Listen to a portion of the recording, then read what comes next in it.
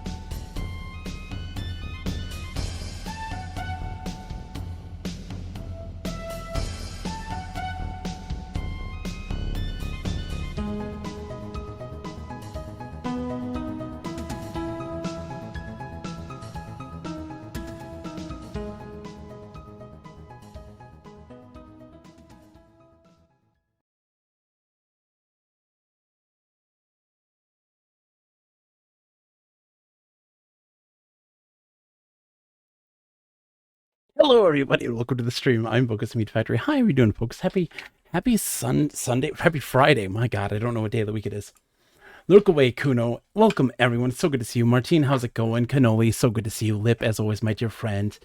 I hope everybody is doing well. In real life bedroom hype. I know, right? So today we're going to be celebrating more of Dawsember, as usual, with the startup of a playthrough of a game that is very near and dear to my heart, a game that is one of my all-time favorites. For folks who have who know me, the regulars here in the stream, you know me. I typically don't play through a game I've already played. If I've beaten a game before, I typically don't revisit it. You don't typically see me going through a lot of old stuff that I've played or beaten before. I rarely ever play the same game twice on stream.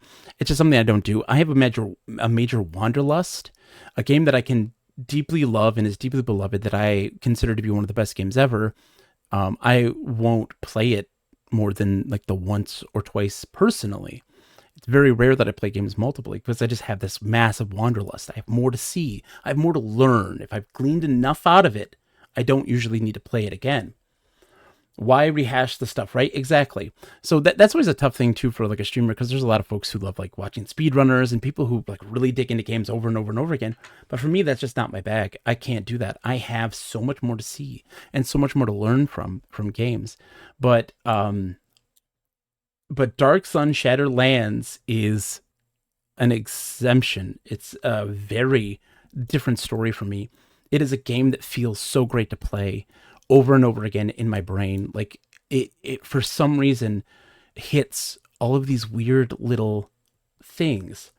So, Martine, I have beaten the game 3 times in my life. I have played it and done like fresh playthroughs more than a dozen in my youth. I only beat it. So like I had the game back around the time that it launched. We had a copy of Dark Sun, 2 different copies of Dark Sun. We had it in the like the Forgotten Lands collection. Um, there was also a another weird amalgamation of games that Dark Sun was included in. But we also had like the original copy of it too. So 3 times I think. Um, you never had a legitimate copy. Oh my goodness, yeah. So we had like the original as well, and so I played that a lot as a kid. That was a game that spurred this massive obsession on real world culture and because Dark Sun is a D&D campaign setting that takes influence from a lot of world cultures like Mesopotamia, Aztec, all that stuff, and it's really fascinating to kind of see how those influence its world. And I became obsessed with it because I would like want to research real life um, cultures then because of it.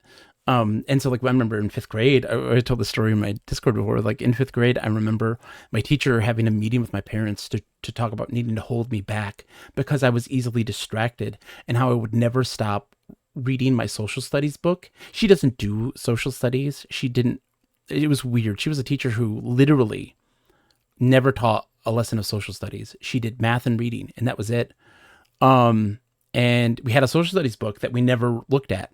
And so I would spend all of my time looking at the social studies book, looking at it talked about the Aztecs and it talked about like ancient Mesopotamia and Romans and the Greek and all this stuff. And I just read all of those things because Dark Sun had inspired me to kind of look and see those comparisons. Um, and but yeah, she tried to tell my parents to hold me back, and they were like, "How is he doing with his grades?" And she's like, "Oh, he's doing perfect. He's getting A's on everything, and all that stuff." And they're like, "Well, then, fuck you. We are going to keep him going along the path. Then don't tell our kid what to do." It's like the only time my parents ever like stuck up for me, and it was very nice. I was very like, "Oh yeah."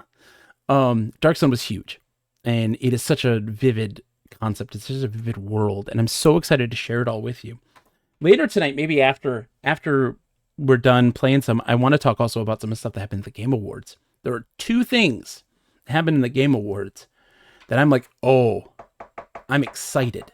I'm excited. I watched the Game Awards last night, and we'll talk about it after, like in the winding down process. Um, uh, there wasn't a lot of game stuff that got me excited, but that was one for sure. Martine says, sounds like that was what Little Big Adventure is to me, sort of. I was obsessed with Little Big Adventure. Little Big Adventure 2 was another one, Martine, that was huge. I remember seeing reviews for Twinson's Odyssey is what it was called here in the States at the time. And I had a demo disc that had a demo for it, and I played it, and I was like, this is absolutely amazing, and I want this. But I was like, oh, it's a sequel, so I want the first game, and my parents got it for me, and it wouldn't run on our computer.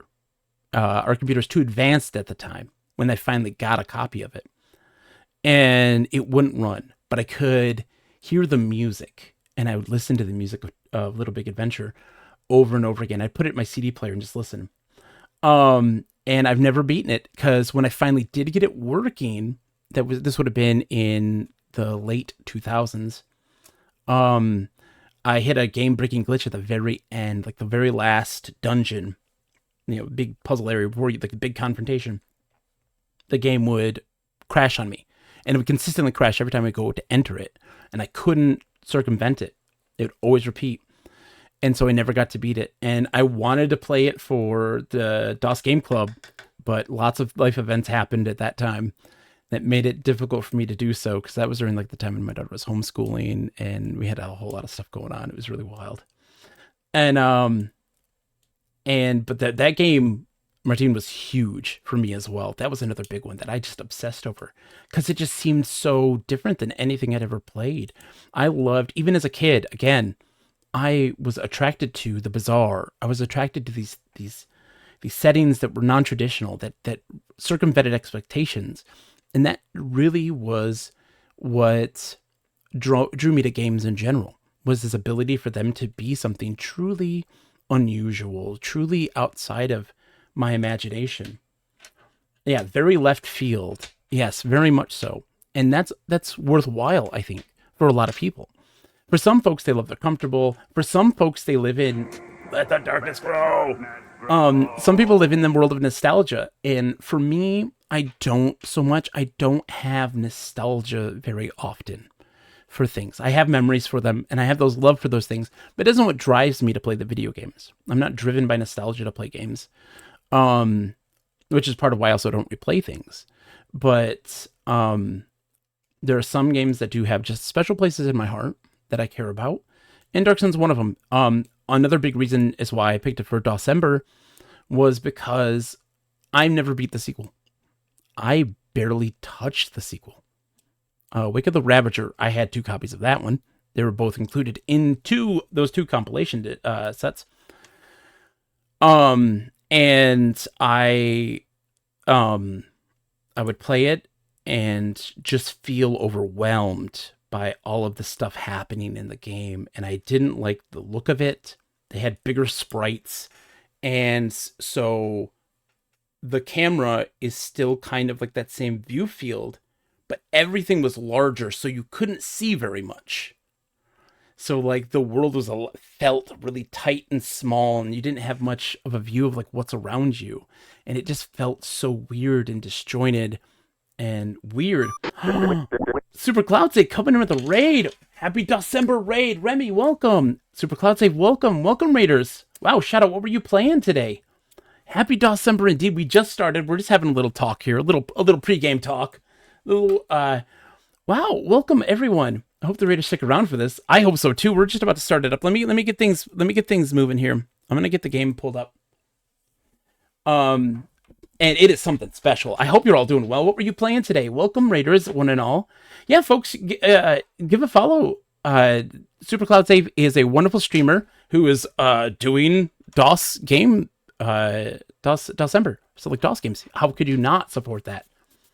And for those coming in who've never met me before, hello. I'm Bogus Meat Factory. Let's go into our main here. I am a streamer of. I'm a variety streamer. Hold on. Let me switch the dimensions. Oh, that's the wrong one. Switch the dimensions of this bad boy so you can actually see everything.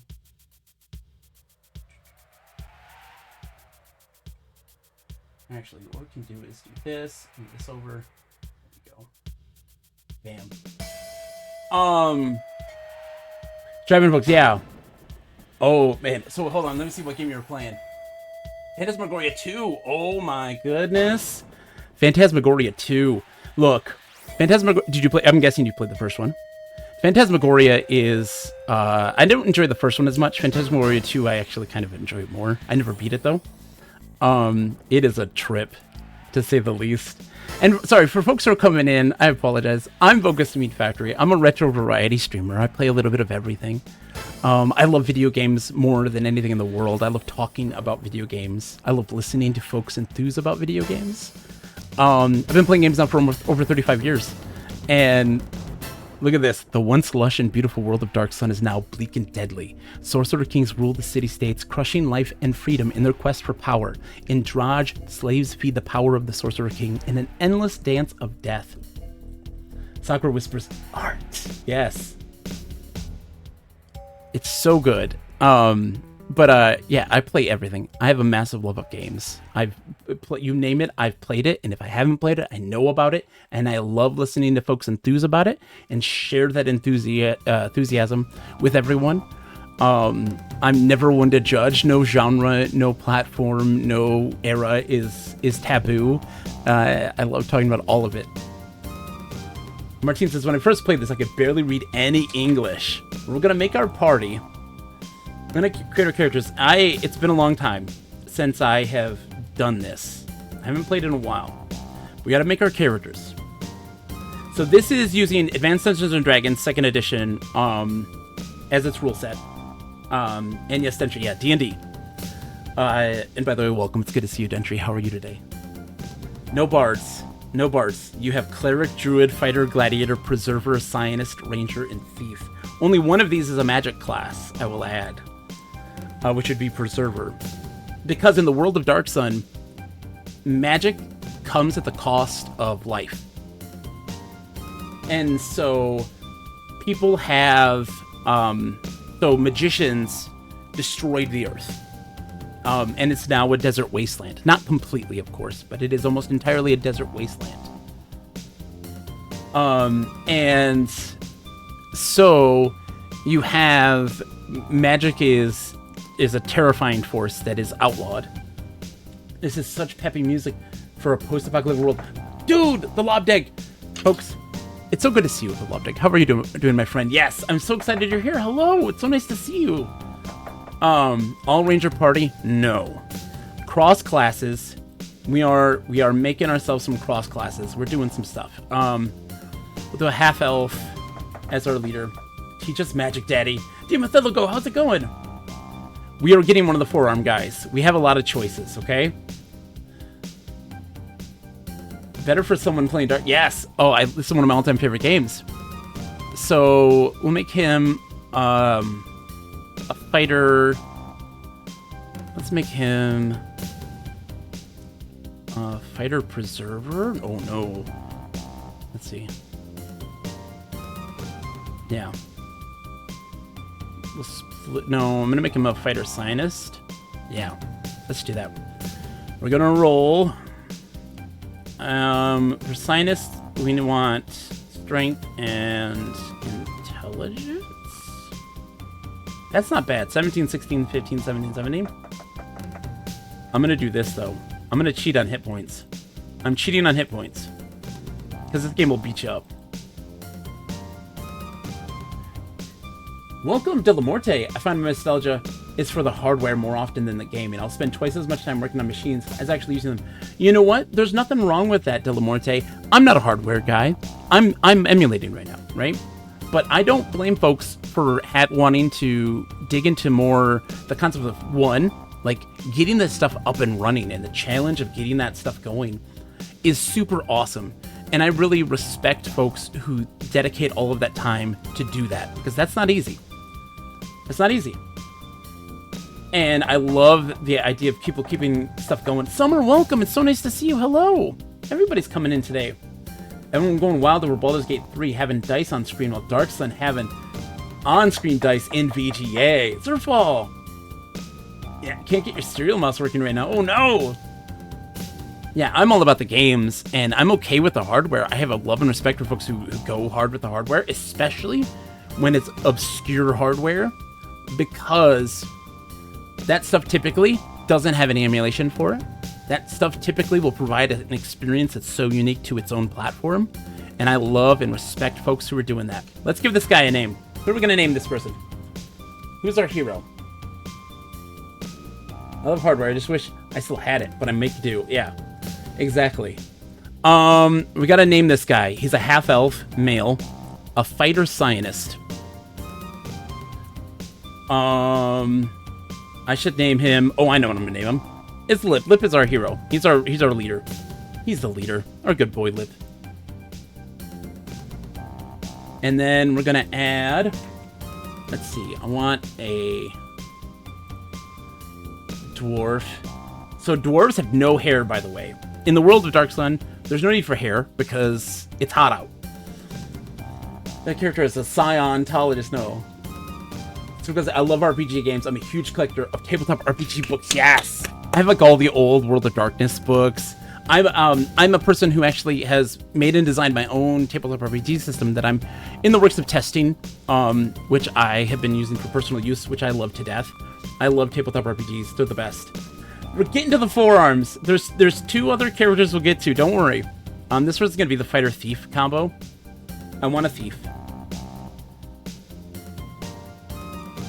You want a Fishmas hat. Nice. Congrats on the Fishmas hat. Let's give him Pima Tab. And then let's roll our die. So strength and dexterity are big for this guy. Ooh, he's got big constitution buffs. Oh, 21 constitution. I like this. I like this. We're gonna keep him like this. This is good. 21 constitution's really good. Who's our thief gonna be? Balthbjorn is a great name for a dwarf. We're gonna change it. Oh, it's gonna be Didi for Dwarven Dad, and it's a male name.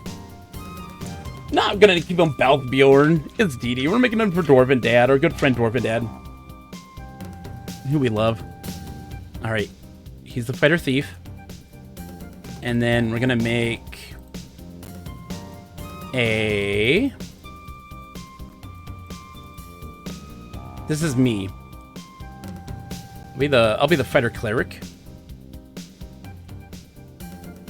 Yeah. Okay. Let's see.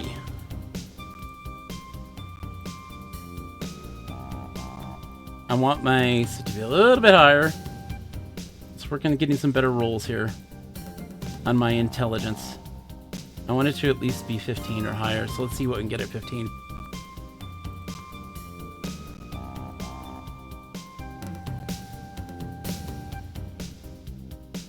Oh, I'm rolling bad on the int.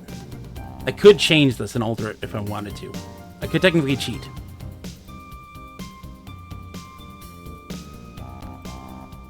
$13. I might not get a 15 here. 9. Oh god.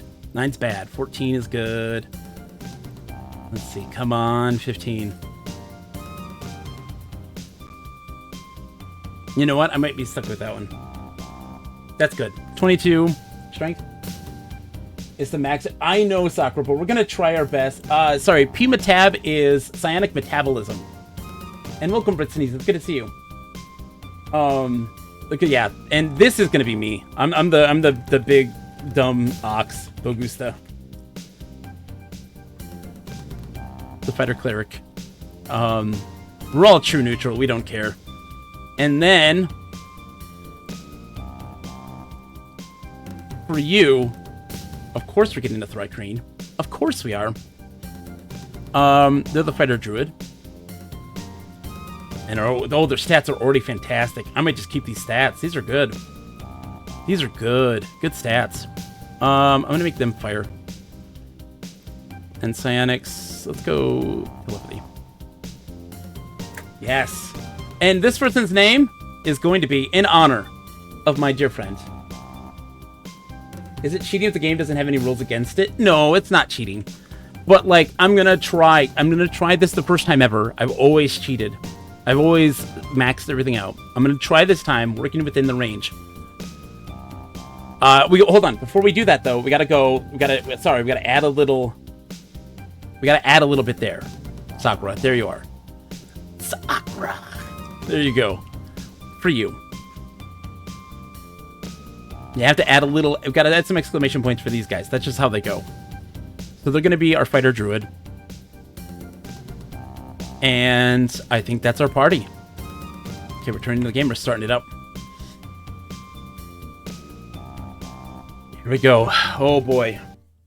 By order of the mighty and omnipotent King Tectectle, all slaves fit to carry a sword shall fight in the arena. Death shall be the gladiator's payment for weakness. Let the games begin. Patacle. There's no rule in the book that says a dog can't play with max stats. The clap. That doesn't happen unless you have Roland. Is the sound okay and everything? I'm so excited. This is like... We trust you to keep us alive. Oh, I hope I can. First, we get a little introduction. We get to meet. We get to get like an introduction to the world here. Opening scene is literally a fight to the death. It's so awesome. It's such a great introduction. And the announcer guy, oh, he's the best. This day, the mage Kelgor will battle a fearsome rampager. Watch and enjoy. Do not worry, the Pelagos. Your turn will come soon. Stand back and watch the battle. Oh, dude, he killed those two right off the bat. He will die. Yeah, he's already... Oh, he's not dead yet. Holy crap, he's not dead yet. I've waited for the day where I could see this guy survive. Oh, he's not gonna. He's just whacking him. This isn't good. No, he's dead now. I want to see him win. Gladiator, step forward into the arena. Okay, so this is how the game works. Citizens of Drage, before you is a handful of gladiators. Watch and be entertained as they fight to the death with the denizens of our land. Behold the gift of your king, Tectectle. Vicious defenders of Drage, the gift of battle and death. Monster trainer, release your hordes. Here we go. Okay, oh shit. Okay, so the Sligs. There's no, like, typical monsters. No goblins. None of this nonsense. We're starting off strong. Alright, Sakura. You get to attack so many times, too. Oh, that hurt.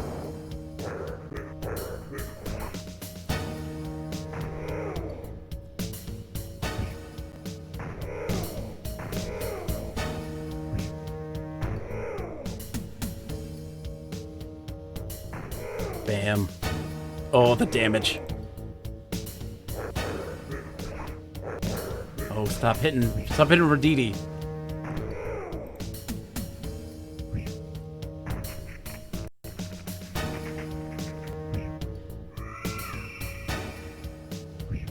Come on. Gotta land some hits, guys. There we go. Attention gladiators, go back to the pens and heal your wounds. The citizens of Dredge grow impatient with delays. The crowd throws the money down at you. Luck seems to be on the side of the gladiators this day. Do you want to say something back of the announcer? You're damn right we do. That wasn't luck. So anxious to kill her, we technically would be pleased. Monster Trainer, another fight for our heroes. Let's go. What do we got? So TD is hurting. We want to hit this guy. We want these dudes dead. The Threat Queen quick. Oh, TD, you gotta make those hits, buddy. Is TD gonna die in this process? I hope not.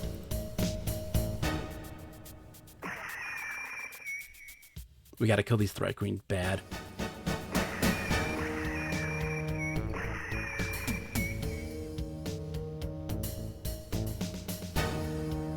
Hesh! By all means, offer advice to my friends. How are you today? Shout out to Hesh, by the way.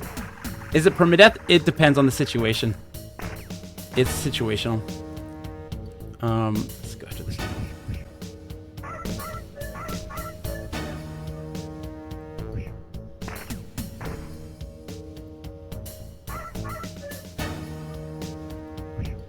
Oh, come on. Shit. Okay, we might be dead. We can't hit worth a crap right now. Bad rolls. They did expect you to? Well, we might edit our guys then and start over.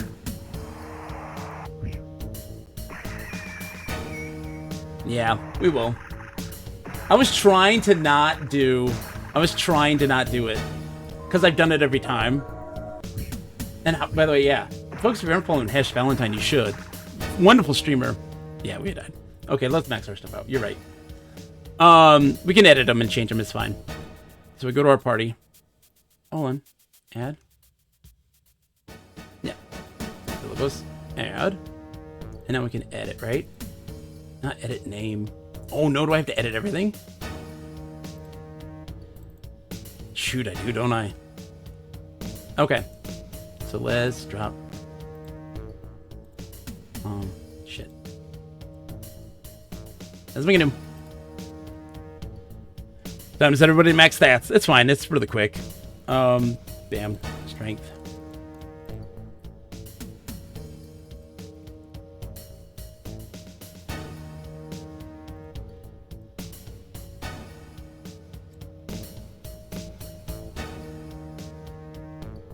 Bam. And then we'll go down 28. And he was gonna do P-Matab. And his name's not John Boy. It is DD. And I'm gonna drop you.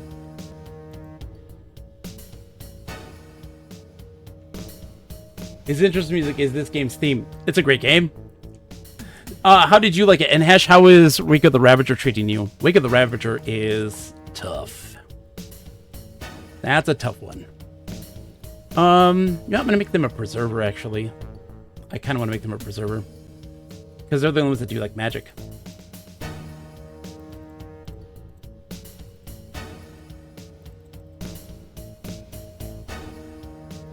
This game gets tough, though, man. This game gets legitimately super tough.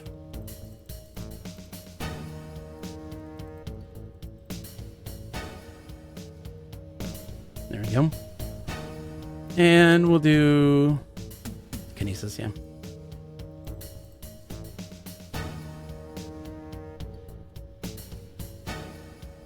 No Bilagos.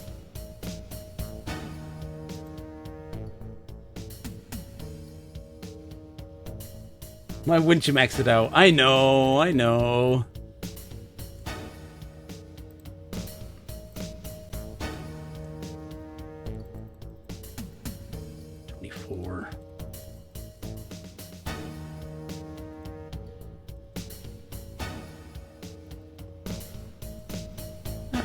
His wisdom is set at 17. Charisma doesn't really do much. And then the health goes super high. Hook bolt. It's a really busted up game. It is really busted up. And I have never beaten it, although I want to. I want to. Water.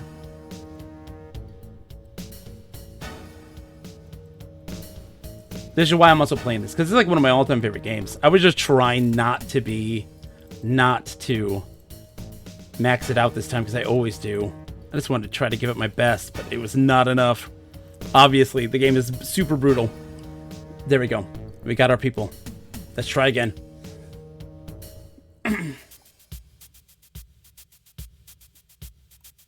Oh, it's not really the first playthrough. Sorry. Oops. That's just an old tag. Shit, I better warm up. Yeah. Oh, no. This is an all-time favorite. This is an all-time favorite. One of my all-time faves. And doing it for December, baby. It's a good time. I'm super stoked. How are you, by the way, Hesh? I haven't seen you in forever. I hope you're doing well, my friend. Oh, the door's leading up.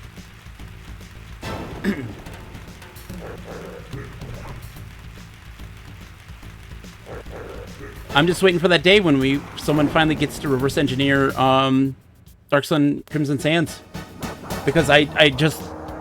How amazing would that be to be able to actually explore the entire world of Dark Sun in an MMO?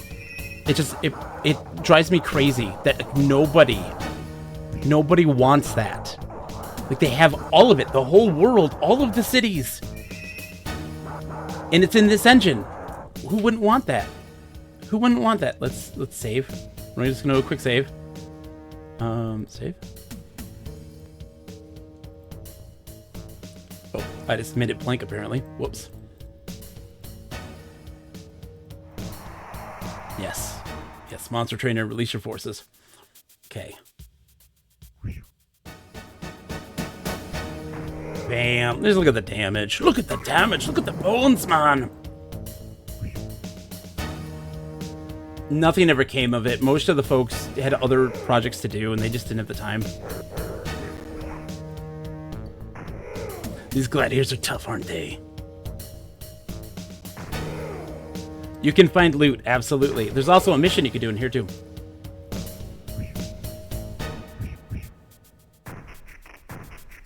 Maybe they're acceptable gladiators after all. That was too easy. Perhaps these monsters could be more of a challenge. Oh, we didn't rename the Bugaboo. Oh, shoot. I can absolutely rename... I don't know if I can rename them here. Let me see if I can. Edit name. Yes, I can. Gotta rename it. Sabak. Oops. There it is. Okay. Who do we got? Is there any... Okay, there's no... Okay, there's no mage dude, which is good. No mage guy is good for us. Sakura's honor is restored. Look how much quicker we're beating these guys up now with those different stats. The Strine.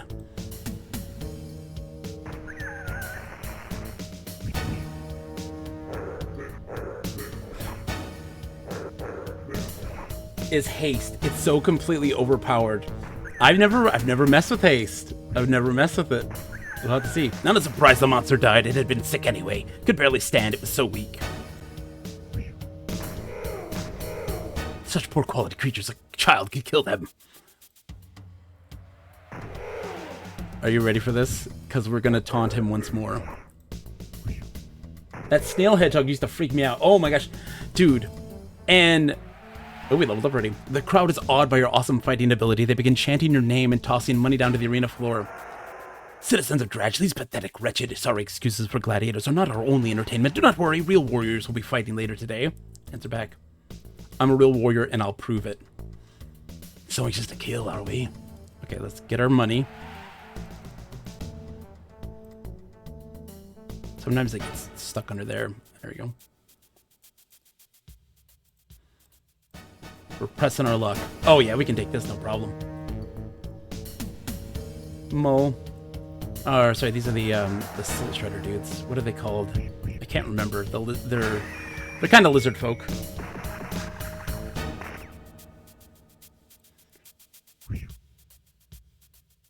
Sugar dueling half giant to get 68 attacks around. Oh yeah. Oh, is that how they do it? Because I would just, yeah, I didn't realize that would do that. So yeah. Oh my gosh, how to get haste?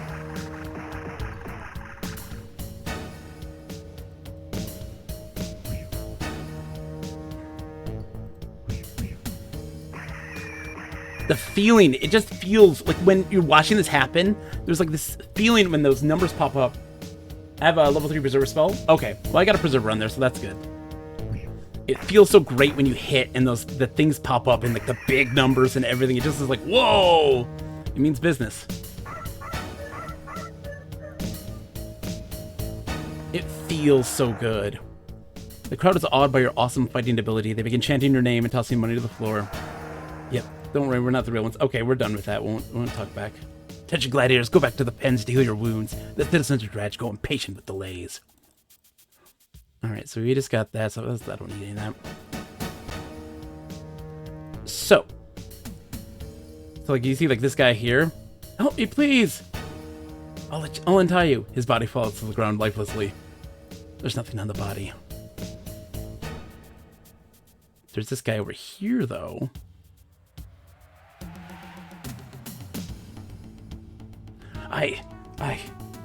Who are you? I'm Dee Dee. Help, water. Just a little. Where can I get water? Should I untie you? Yes! So thirsty, help me. Okay, we don't want to help him yet. Because if we do, he dies. The corridor leads down to the slave pens. Do you wish to continue? Yes. I have the same face as the other guy. We only have so many resources, Martin. It's okay. Oh my gosh, I'm so excited. I love this game. These are the slave pens. I'm Kozak, leader of the gods. Follow me, I'll lead you to your cell. They were twins, exactly. They were twins. Tell me about your job. Guard work's pretty routine. I take him to the arena. Sometimes I bring him back to the pens. Beats working in the pyramid. Working on the pyramid? Yes, that's where most of the people are working. Why is the pyramid being built? The pyramid's being built for the Sorcerer King. Everything's been slowed down since his disappearance, but that's all you're entitled to know. How many slaves have escaped? No one escapes. Keep in line or else. Who is the half-giant? Oh, that's the monster trainer. His name's Leg Crusher. He's not too bright, but he's good with monsters. Could you give me some water? I'm not your water boy. However, I could sell you an empty flask if you got 40 ceramic pieces. I'm not interested. Fine, have it your way. Okay, lead the way. I'm not gonna ask him. I'm not gonna try to bribe him or anything. The one question could be, so how's the security around here? Why? No reason. Yeah. I'll come get you when it's time for your next fight. If you want to fight before that, knock on the door. Okay. So time goes on no matter what, unless we go into like the look mode here. Time is now stopped. And so we're in the slave pens of Dratch. This is where all the gladiators sit and fight. There's a bunch of different warring factions we're going to learn about. And a whole cast of characters we're going to get to know. Big lore dump in the beginning here. So get prepared. Okay? We also move incredibly fast, as you can see. This is Merlon. Hello there. It's good to see you. Please forgive my appearance. I've been here a while. I'm Dee Dee. It's a pleasure, Dee Dee. Can you help me? I doubt it. I'm not much for concocting ideas. Let's talk escape. Escape? I've considered it, but I don't have much chance of succeeding by myself. Together we could do it. I'm sick of this place, however. First, we'll need money. How can I find money? I only happen to know the location of a very valuable gem. If you find it and bring it to me, I'll be able to apply the proper bribes to effect an escape. Where's the gem? It was owned by a slave named Semyon. He's chained up in the arena. It's probably still on his body. The deal. I'll be back soon. Good luck. I'm not following that deal. This is Scar's henchman. Hey, we don't say nothing if Scar don't tell us to. The one sitting on the hay, assuming it's hay, is the most curious. as everyone else is standing around in the hay. Yes. Don't worry. We'll get there. It's a Scar. Hey, I don't know you. You must be the new gladiators. I'm Scar, and I run these pens. Don't cross me, and there won't be any trouble, understand? Maybe after a couple more visits to the arena we'll talk. Yeah, he won't talk to me, and these are all his henchmen. Yeah. He doesn't want to talk to us yet. Here's the trustee. I love scheming. There's so many scheming. Ah, so you're the new gladiators. Pretty scrawny. You should be thankful you're here and not in the villages. Did I ever tell you about how I got to be the trustee? No.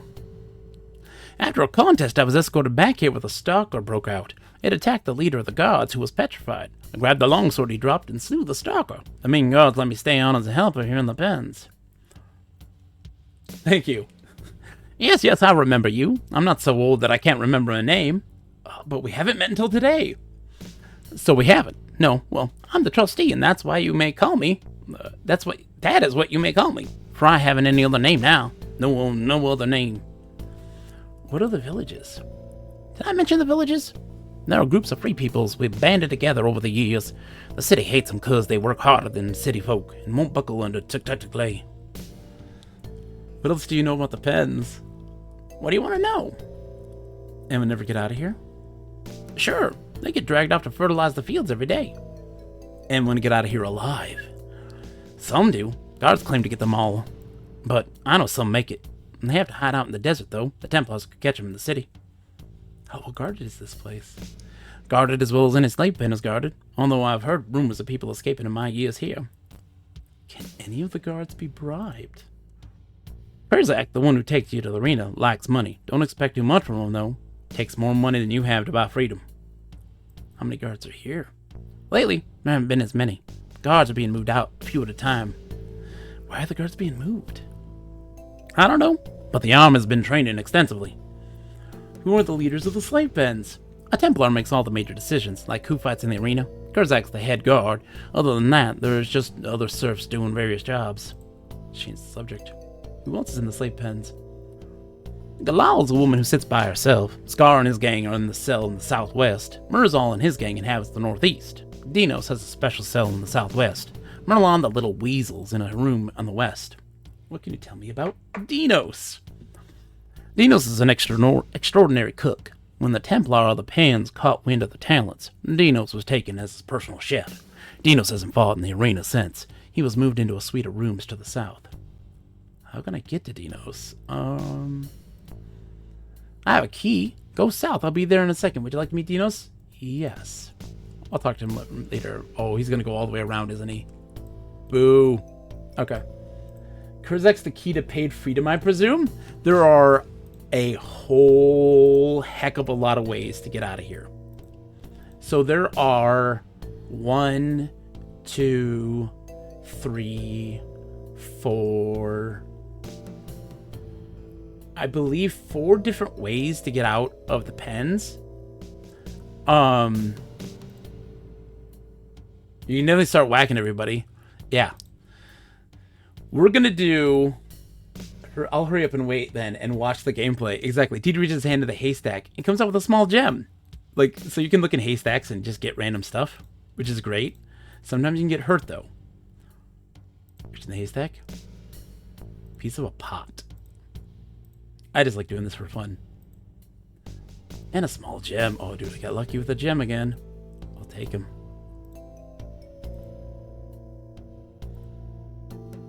Ceramic coins. Oh, we already picked them up. Oh, I got hurt. Something pricked me. Is the haystack a euphemism for something? You can actually find a needle in a haystack and get XP for finding it. Let's talk to Galal. Hello, who are you and what do you want? I'm Didi. It's nice to meet you, Didi. I'm Galal. Why are you in here? I stole a loaf of bread to feed my family. They were starving. I had no other choice. A neighbor turned me in for the reward money. His family was starving too. How long have you been in here? I've been here for a couple of months. What's all this straw for? But we sleep on a course. Dragi's gladiators may be respected, but we still sleep on the cold ground. Have you fought in the arena? This game feels like a game where we'd be able to use the loot that body channel alert quite a bit. Absolutely you can! After I was arrested, I was immediately thrown into the arena with 5 other gladiators to fight a pack of screamer beetles. I was only a survivor. Luckily, I haven't fought since. What creatures do gladiators fight? Initially, all you fight are screamer beetles and sligs. Later, they throw some wild moles and renegade halflings at you. Once you get really good, they start putting you in with things like mountain stalkers. I'm glad I never got that far. I wouldn't have survived. Has anyone escaped? That's a good question. Who else? We'll get to that question. Who else is in the slave pens? The only other person I've talked to is Trustee. How many guards are there? I'm not sure. I was brought here by Kurzak, and I saw a few guards in the guard station to the north. Other than them, I'm not sure. Has anyone escaped from here? Has anyone escaped? I think I... Oh, my head! The pain! Are you alright? I don't know. I feel fine now. What happened? A sharp pain went searing through my head. What could that be about? Did you stash the stuff in the haystack? Quiet, someone's outside the door. Did you stash it in there? Shh, not yet. I'm gonna get this pot. It's aliens. Always aliens. So yeah, what's his name's gonna walk all the way... Oh, there he is, Caesar. Okay, it's open. Don't tell anyone I did this for you. I'm gonna go back to work. Better grab her some ibuprofen. Exactly. First off, we are going to get our water. Bam. Fill it up. Would you like to fill the water jug? Yes. Did you receive 200 experience points? He just gets random headaches whenever escape is discussed. It's definitely a coincidence. It absolutely is. And there's Dinos. Did you hear someone screaming? I'm Dee Dee. I'm Dinos. You must be new here. How could you tell? Let's just say you look a little wet behind the ears. Not that I'm anyone to talk. Why are you in here? I was a chef at the Red Plume Inn in Drage. A High Templar asked for the best meal in the house, which was Hafalon. The Templar was allergic to Hafalon and assumed that I was trying to cause him an undue illness. I was immediately arrested. Yeah, exactly. Yeah, filling up water, getting XP. Dinos in the fancy cell immediately hate him. Why is you still so nice? I cook for the head Templar, so he makes sure that I'm not killed by the others. It may be a nice room, but I'm locked in here. How long have you been here? Been in here for about a year, and let me tell you, the food is great. Just grab a glass and fill it in the sink. Sweet, I leveled up! Have you fought in the arena? Heavens no, I haven't fought in the arena. I'm not a gladiator. They would be wasting my talent if I were put into the arena. I'm too good a chef, and they know that. Who else is in here? If you ever have any questions about anyone in here, I should be the first person you ask. I know everything about everyone. The guy who walks around the cells is the trustee. There are 2 gangs, Mirzols and Scars. There are also Merlon and Gilal, who keep to themselves. Reading about Merlon.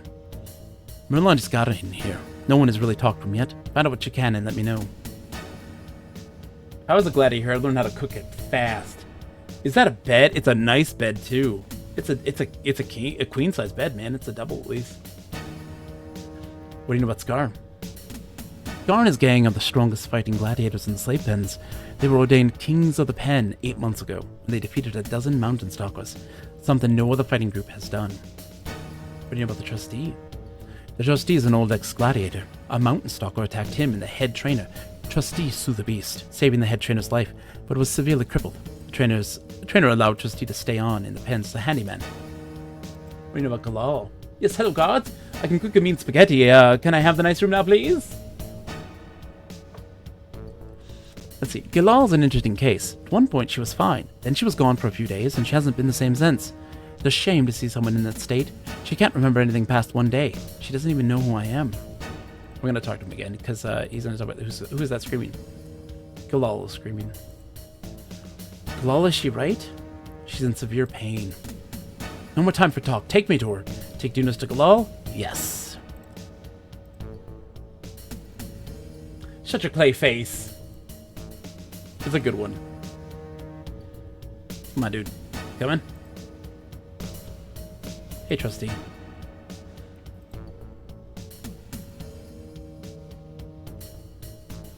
Dinos lays his hands upon Galal's head, concentrating. After a few moments, Galal regains her senses, and he turns to leave. It worked. I must go now.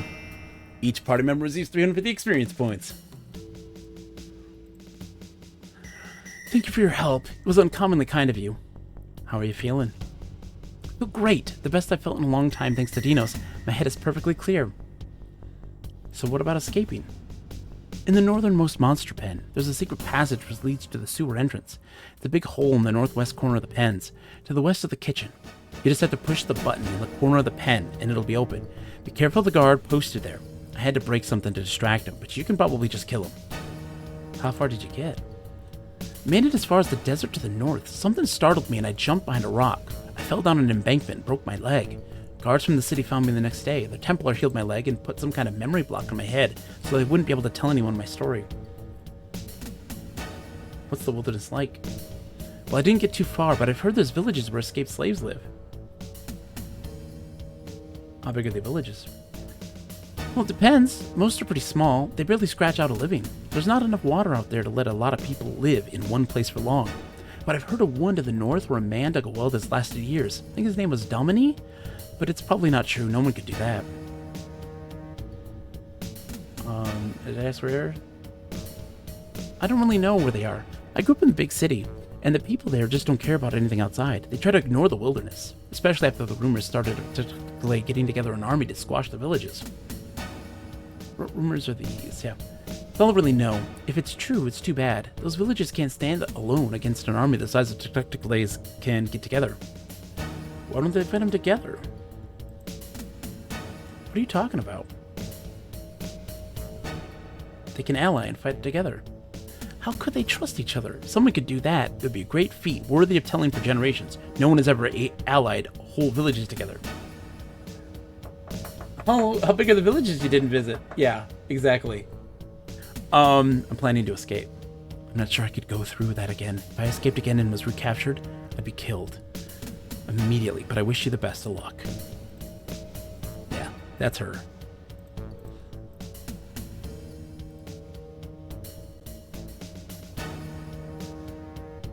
Hi, Merzal.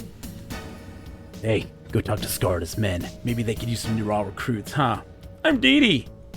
What do I care what your name is? I'm Merzal, and I'm the toughest son of a rampager you'll ever meet.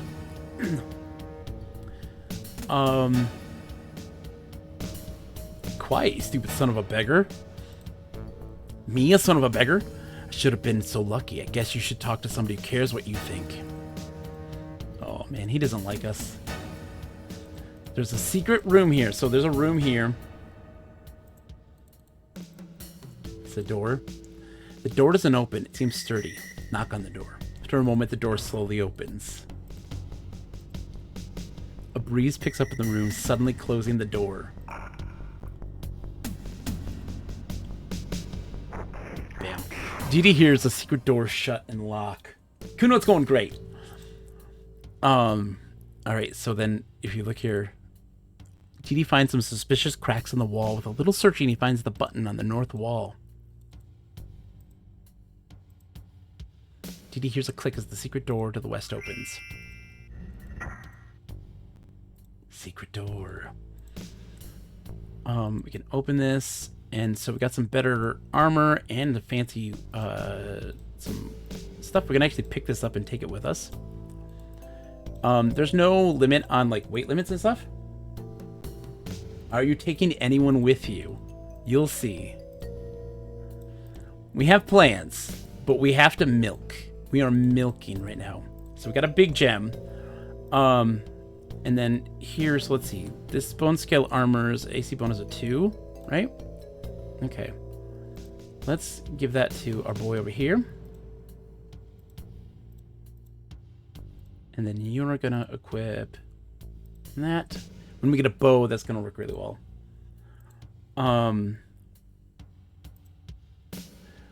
We have plans, but we have to milk. We're milking right now. No weight limit. Hear that? Yeah, hear that, Baldur's Gate 3? Thank you, Liv, for adding the wonderful quote. That's a perfect quote. Yes. There's no handle on the side of the door. Take the hinges off the door. With a little work, you completely remove the hinges on the door. So we have kind of done everything that we can do right now. It's almost Eye of the Beholder equipment screens. Yes. The Lob Egg. Yes. So we now have to sleep until it's time for the next fight. And this is how you sleep. This is good right here. Boom, you rest. Any campfire you see, that's your sleep. Straight to the sorted, please. Baldur's Gate 3 coat. Yes. That's a good one. All right, let's save our game. All right. Let's see. All right. Fight. So the thing is that we could leave now, right? We could plan our escape, but we are going to do, I'm going to do the Scar plan. Summon Kurzak, I want to fight. I'm on my way, slave. Yeah.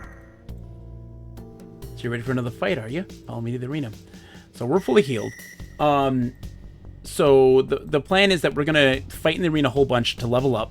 Oh, also, you can talk to him ahead of time, Leg Crusher. It's Kurzak you want to talk to. I'm just a monster trainer. What am I fighting next? We'll throw some moles and halflings at you, I suppose. You can talk to him every time. He has something to say for each one that you fight. Give us a good show. Draw the battle out enough to make it interesting. And we're gonna help the one remaining twin. Yes, we are. Don't worry. Don't you worry. But we're gonna, what essentially is we're gonna fight until we get Scar's attention and team up with him to escape. Citizens of Raj, behold these gladiators as they fight in melee with a terrible beast that exists beyond our walls. Thank your King Tuk-Tuk-Tuk-Lay for his protection. Hail our Lord Master, the great Tuk-Tuk-Tuk-Lay, whose protective wings smother us all in their malignant glory. Okay. Should be an easy fight. The Kaneko, how's it going? It's so cool how they quickly established a routine. Yeah, it's great. I want to take out the moles first because they can do the most damage. Oh, no hits. Jeez, come on. There we go.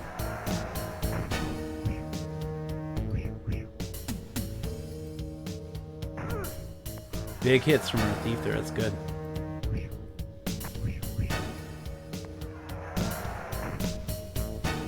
And bam. Bam. Not surprised the monster died. It had been sick anyways. It's a halfling. It's not a monster. The plane level. Attention. Go back to your pens. No. Put the bodies on it. Look on the bodies if you want. It won't help you. You're still gonna die. Body now. Beat the motherfucker. Bitch! How's it go, Kaneko? 10 minutes ago, this was all new. Now you're on day 2 of your job. Exactly. Answer back, yeah. Is that the best you can do? You starts take this. Monster Train, release the monsters. None of this stuff is really necessarily good, but I can, I guess, equip 2 swords at the same time. I'll take the slings too, just because.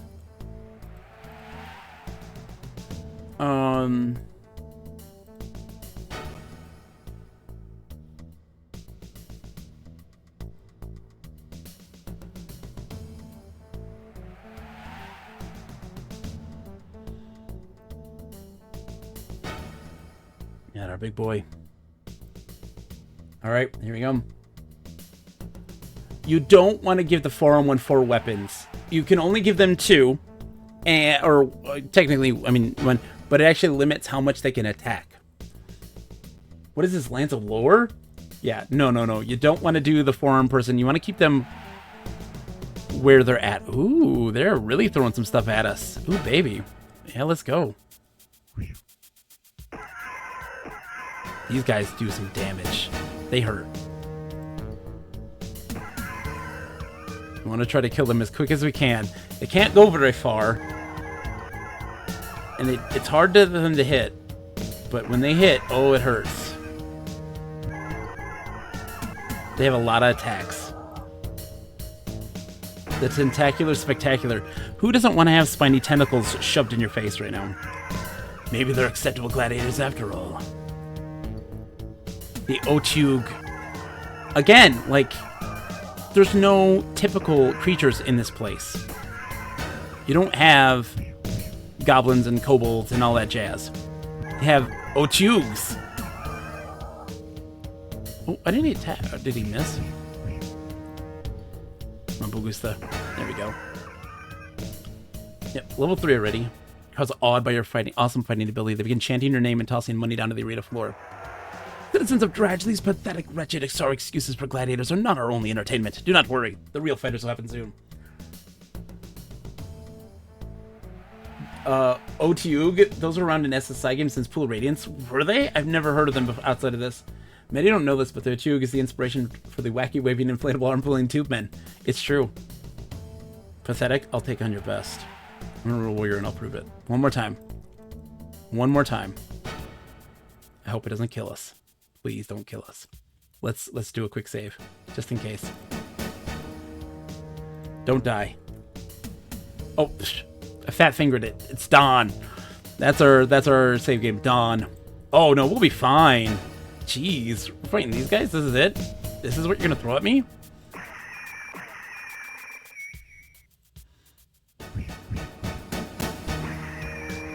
They're tough, yeah, we're not really that tough.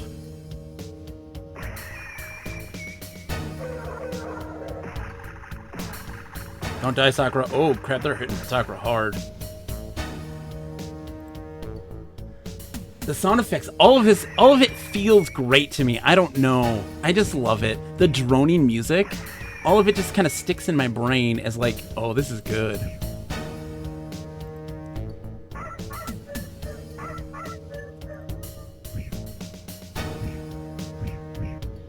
The Silt Runners. Augusta's just smashing everybody. Everybody's leveling up. Ooh, Dip gets to pick a spell. Web, Strength, Stinking Cloud, Invisibility, Acid Arrow, Mirror Image, Protection from Paralysis, Scare, Glitter Dust, Fog Cloud, Flaming Sphere, Detect Invisibility, Blur, Shocking Grasp, Enlarge, Armor, Burning Hands, Charm Person, Chill Touch, Color Spray. Okay, we'll do Flaming Sphere. That's huge. I can cast Stinking Cloud in real life. Crowd's odd. I want to do it one more time. I'm a real warrior and I'll prove it. Let's do it one more time. This is it. We're not pressing our luck after this. Oh, there's some money over here.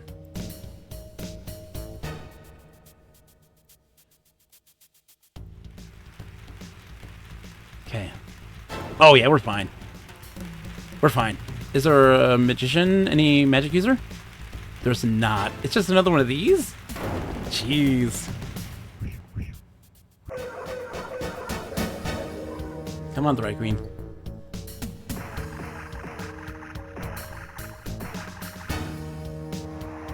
Okay. Sending Boogus over there to fight those guys.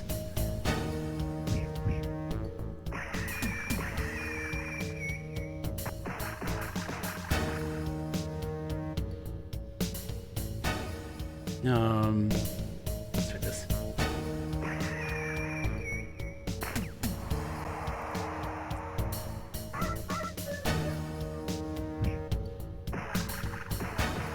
Leave Sakura alone. Yeah, Sakura's close to death, so we gotta protect Sakura.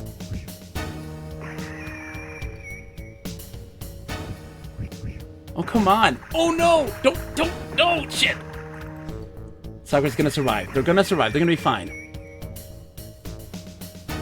They're fine. They're fine. Think you can get it inside? They haven't died yet. It's not for sure that they've died. Crowd's odd by your awesome fighting. Yes. Answer back no. Let's see. Hold on. Let's look at our party. It'll tell us. They're okay. See, they're okay. They're fine. They didn't die. How do battles feel in this? They feel so great, Cannoli. Because, like, there's a sense of impact. So, like, when you hit someone, and there's, like, this brief kind of pause, and the numbers pop up. And it feels great. Bitch! Help me, please. Hold on. Oh, yeah. Hold on. Oh, hold on. Goodbye. Hold on. Hold on. I gotta do the water on him. This and this. I think I feel better. Thank you. 750 experience points. And now I can untie him. Where's this gem? Heh. I knew there was a reason you helped me. You want to know where the gem is, huh? It's one of the grain pots in either the kitchen, the storage room, or near the fountain. I'll free you. You cut him from his bonds. And then... Dude, you coming? You must really be from the Veiled Alliance. I thought they were a myth. Tell me what to do, I'll do anything. Why are there 3 possible locations? Do they rotate the pots? I don't know, Martine. The kitchen, the storeroom, or near the fountain. That's specific and yet a bit general. Exactly. Meet me in the holding pen. Right, see you there. Alright, so wait till he gets in there, because you can actually trap him. And that's a bad idea. Let him get through the... There we go.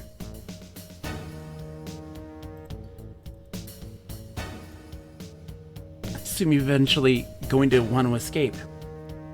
What do you know about the... What do you know about the Veiled Alliance? Nothing. That's the trouble. I was turned in because I was looking for the Alliance. Just tell me the name of one contact, anybody. I'm not from the Veiled Alliance. Fine, have it your way. Can't blame a soul for asking. Hot today, isn't it? It was a little cooler just before you came out. A slight breeze died out around half an hour ago. Want to help me in the arenas? You mean me in the arena? I don't think it'd be any help. I'm much more of a scout than a warrior, really. Yeah, back in the pens, it's in one of the green pots, yeah. Okay. Healings were part of the Veiled Alliance. And that is, like, the secret rebel faction working to try to overtake all the Sorcerer Kings. It's, oh man, oh, baby, I can't tell you how stoked I am. It's impressive you can track time in such detail while stuck to a pole for days on end. Exactly. See, you made it back. Well, back to the pens until the next fight. Thank you for the lurk, Supercloud, and thank you for the raid. Lurk away. Lurkers are always welcome. Thank you so much for the raid again, too. I'll be coming for chatting, because, oh, I love talking Dark Sun, baby. All right, go through the door. I'll come get you when it's your time for the next fight. I'm just going to go talk to Scar and see if he's ready. I don't think he is. Oh, no, that's Simeon. Oh, no, I'm not doing his plan. His plan sucks. It actually, like, is a really bad plan. Come back and do a couple more fights, okay. Let's talk to Trustee. I see you're still alive. Still no gladiators last long. Did I ever tell you about the slave pens? No. The city of Dradge prides itself on its cruelty and violence. Dradge warriors are supposedly feared throughout Athos. The arena keeps the populace happy and feeds King Tuktuktuk with violence.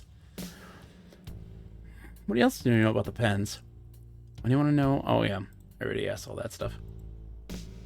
I love that your jailer looks like Big McLarge Huge from Space Mutiny. I love all of the profile pictures in this. There's just something wacky about it that is just special. I'm gonna talk to Dinos again.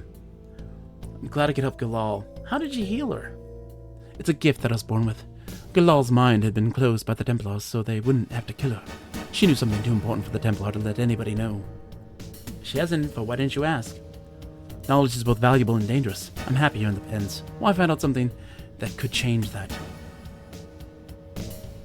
Let's see. Where can I get some water? There's a water trough in the room east of here. Just dip the empty pot in and fill it. Yeah, okay. That's all from him.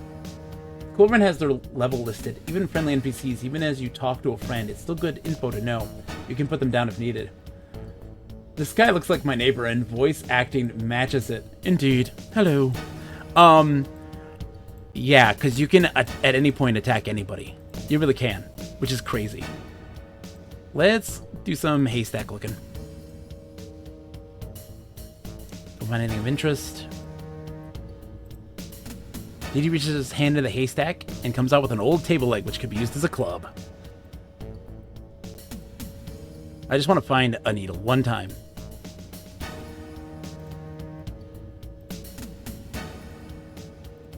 It just is random too. It doesn't run out.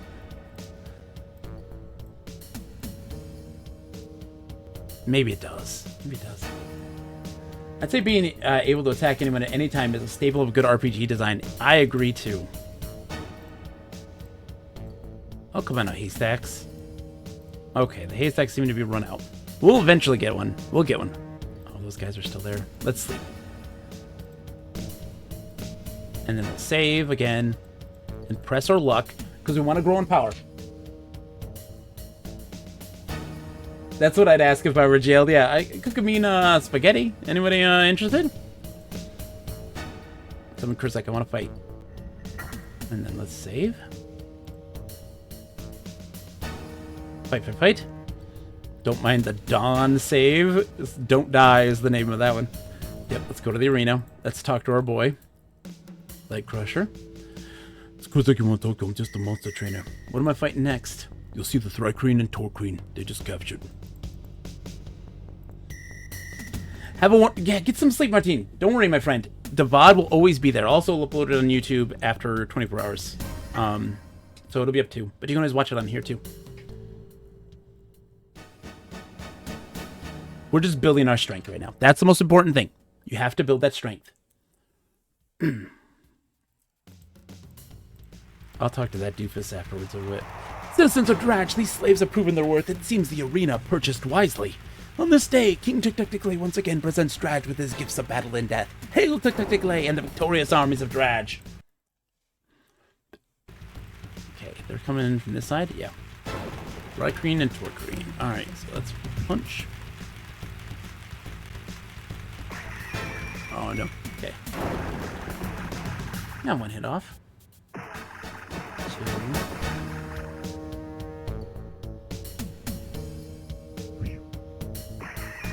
Gliders are tough, aren't they? Yeah, we're just killing the stuff we haven't attacked yet. Gonna be understand like exactly whose turn is what.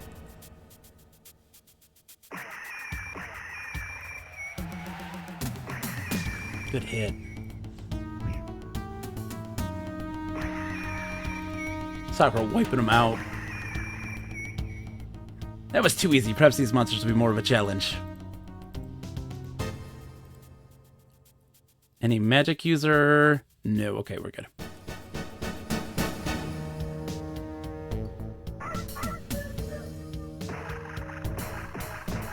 Careful. We gotta keep an eye on Lip's health. It might be low.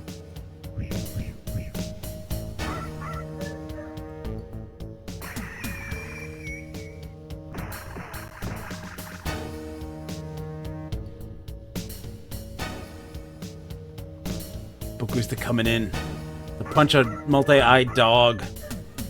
Keep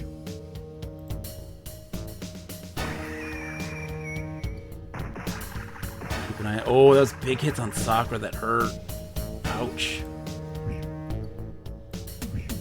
Oh, come on. And some hits, man.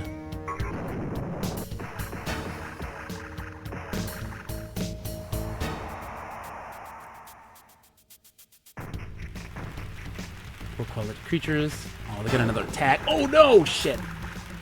Wow. What the hell? They got some major damage on them for some reason. Damn it. That's... What the heck?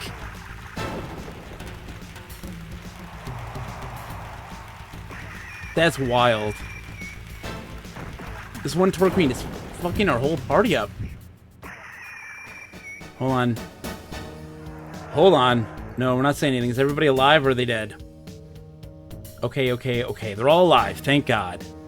Jesus, that was wild. They're not normally like that. That's not normal. Normally we can take those guys down really easy and really quickly, but they were just doing so much damage all of a sudden. Everybody has 1 HP now. Semyon, I assume you're eventually going to want to escape. Yeah. Okay, yeah, all the same stuff, okay. Probably cheated when rolling their stats. Exactly. Like, what was that? That was wild. We survived. We got a bunch of money. I'll take it. Let's get back you back to the pens. You obviously need some rest. We do. That one sucked. So we're gonna probably do about 2 more rounds of fighting. I think we'll sleep. Back to full. I'm gonna go talk to Scar real quick before we get into the next fight.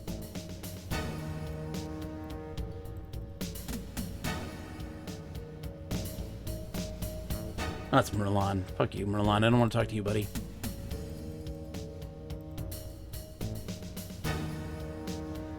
Be patient, come back to me after a couple more bouts. I mean, okay, so he's not ready yet.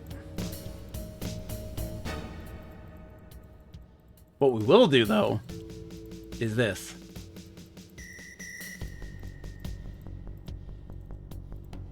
Hi, Merzal. Sure, how to escape. Why are you in here?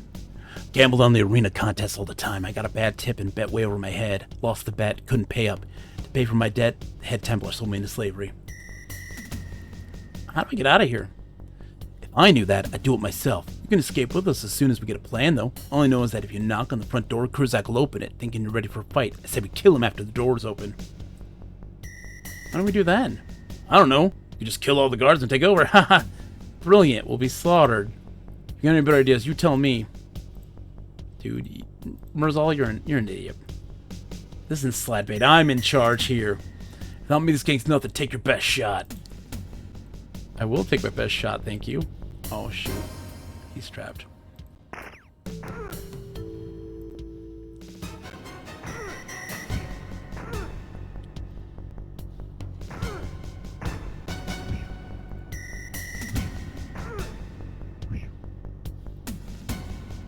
Bonk. Bonk. Bonk. Bonk. Bonk. Bonk. Dead. But he's got an obsidian sword there, which is really great. And is this one? We'll take it. We'll take him. And then his haystack has a gem in it. Or ceramic pieces. That's what it is. He had 100 ceramic pieces.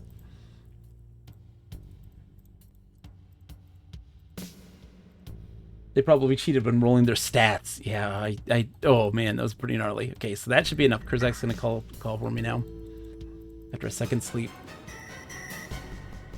Good thing you got here. I thought I was gonna have to send out Leg Crusher. The crowd's waiting. Get moving. Leg Crusher, what you got for me? They decided to test you with a Mountain Stalker and some Sligs. See if you're as good as you think. Mountain Stalker stuff. Let's save. Save. Fight, fight, fight.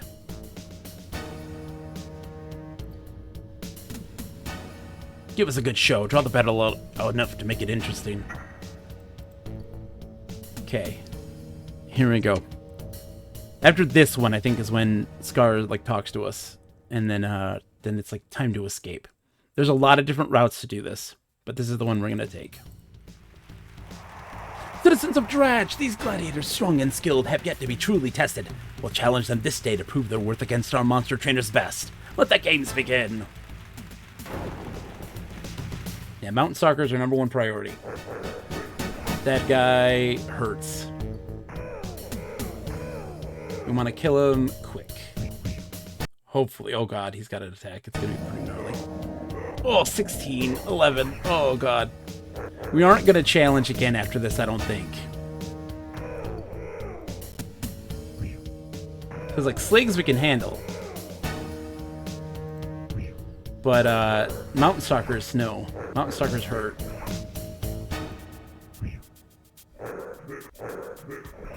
Stalker's down to 2 hit points, yeah. Oof. I'm going to have you step back.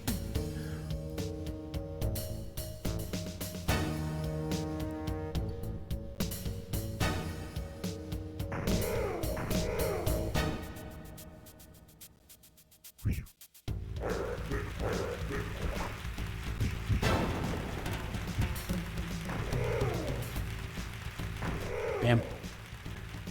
Go back to the pens, crowd those money down at you. We're not gonna fight again because poor Sakura's almost done for.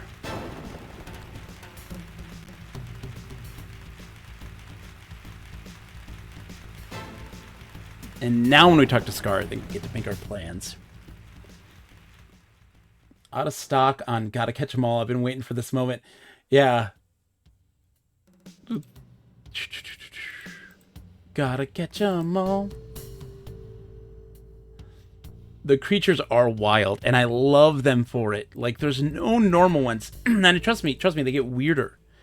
They get weirder. Excuse me. It's crazy.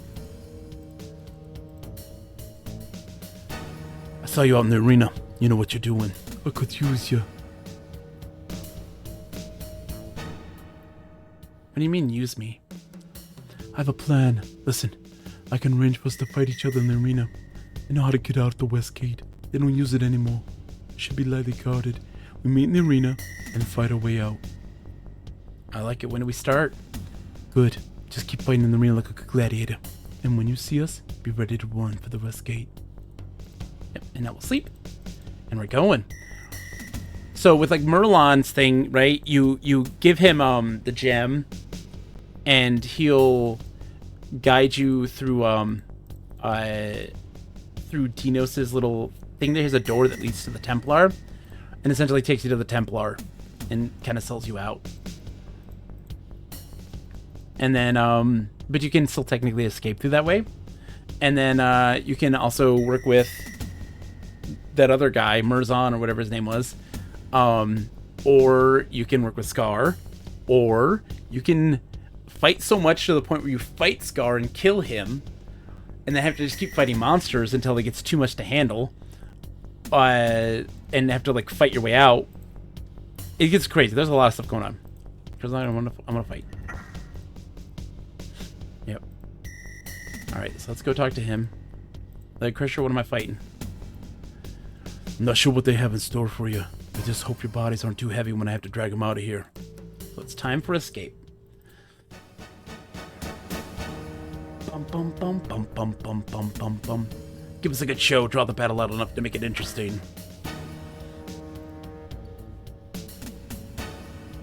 This is so great. I love this.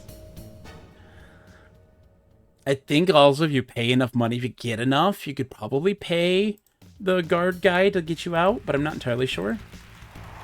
This day we have a surprise! The king of the pens, Scar, has become so disgusted with the survival of these scum that he has offered to kill them himself to make room in the pens for real gladiators.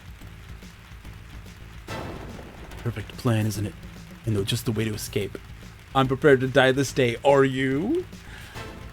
Well, what are you waiting for? Breaking out, get in my way and die. No more talk, I'm committed. Let's get out of here. And make a break for the west exit on 1. Ready? 3, 2, 1, go!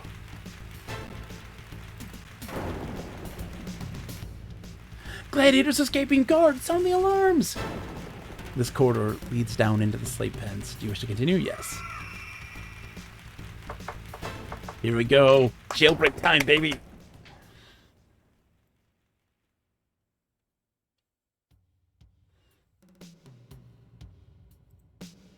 The doors to the arena slam shut behind you. Help! Somebody is on the alarm! Call for the reinforcements! Come on, guys. Come on, crew. What do you have to say, Scar? Keep fighting, we're doing great. Oh, I didn't equip my new weapon. I didn't put that on. Let's put it on this boy.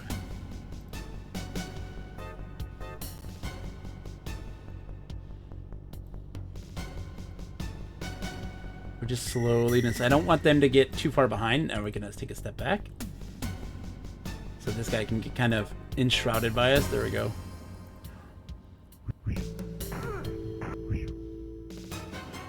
Now the henchman can deal with these guys.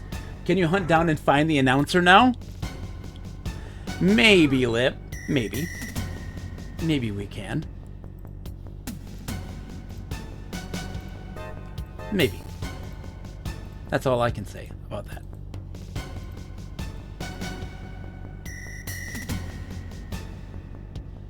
Let me do guard. Guard is important. So guard, and if you run out of move, you do guard. And so if anybody walks by you, you attack them.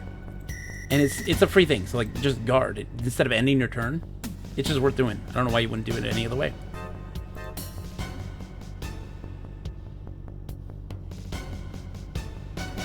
Guard.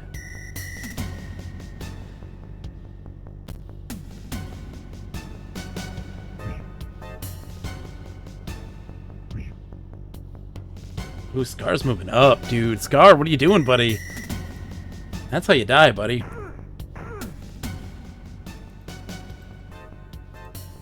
So these guys, they got arrows.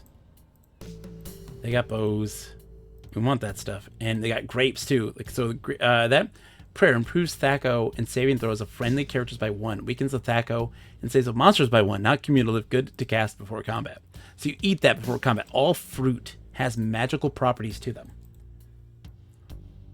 This is where our paths diverge. Continue to the north. We'll try to escape down south. Good luck. Yeah, but you went north, dude. What just happened? The pot is filled with grain. It could be almost impossible to find anything inside. And there's the gem.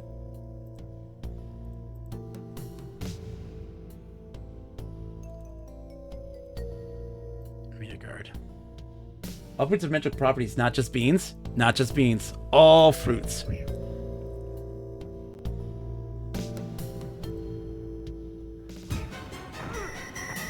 The more you eat, the more you toot. Or so they say.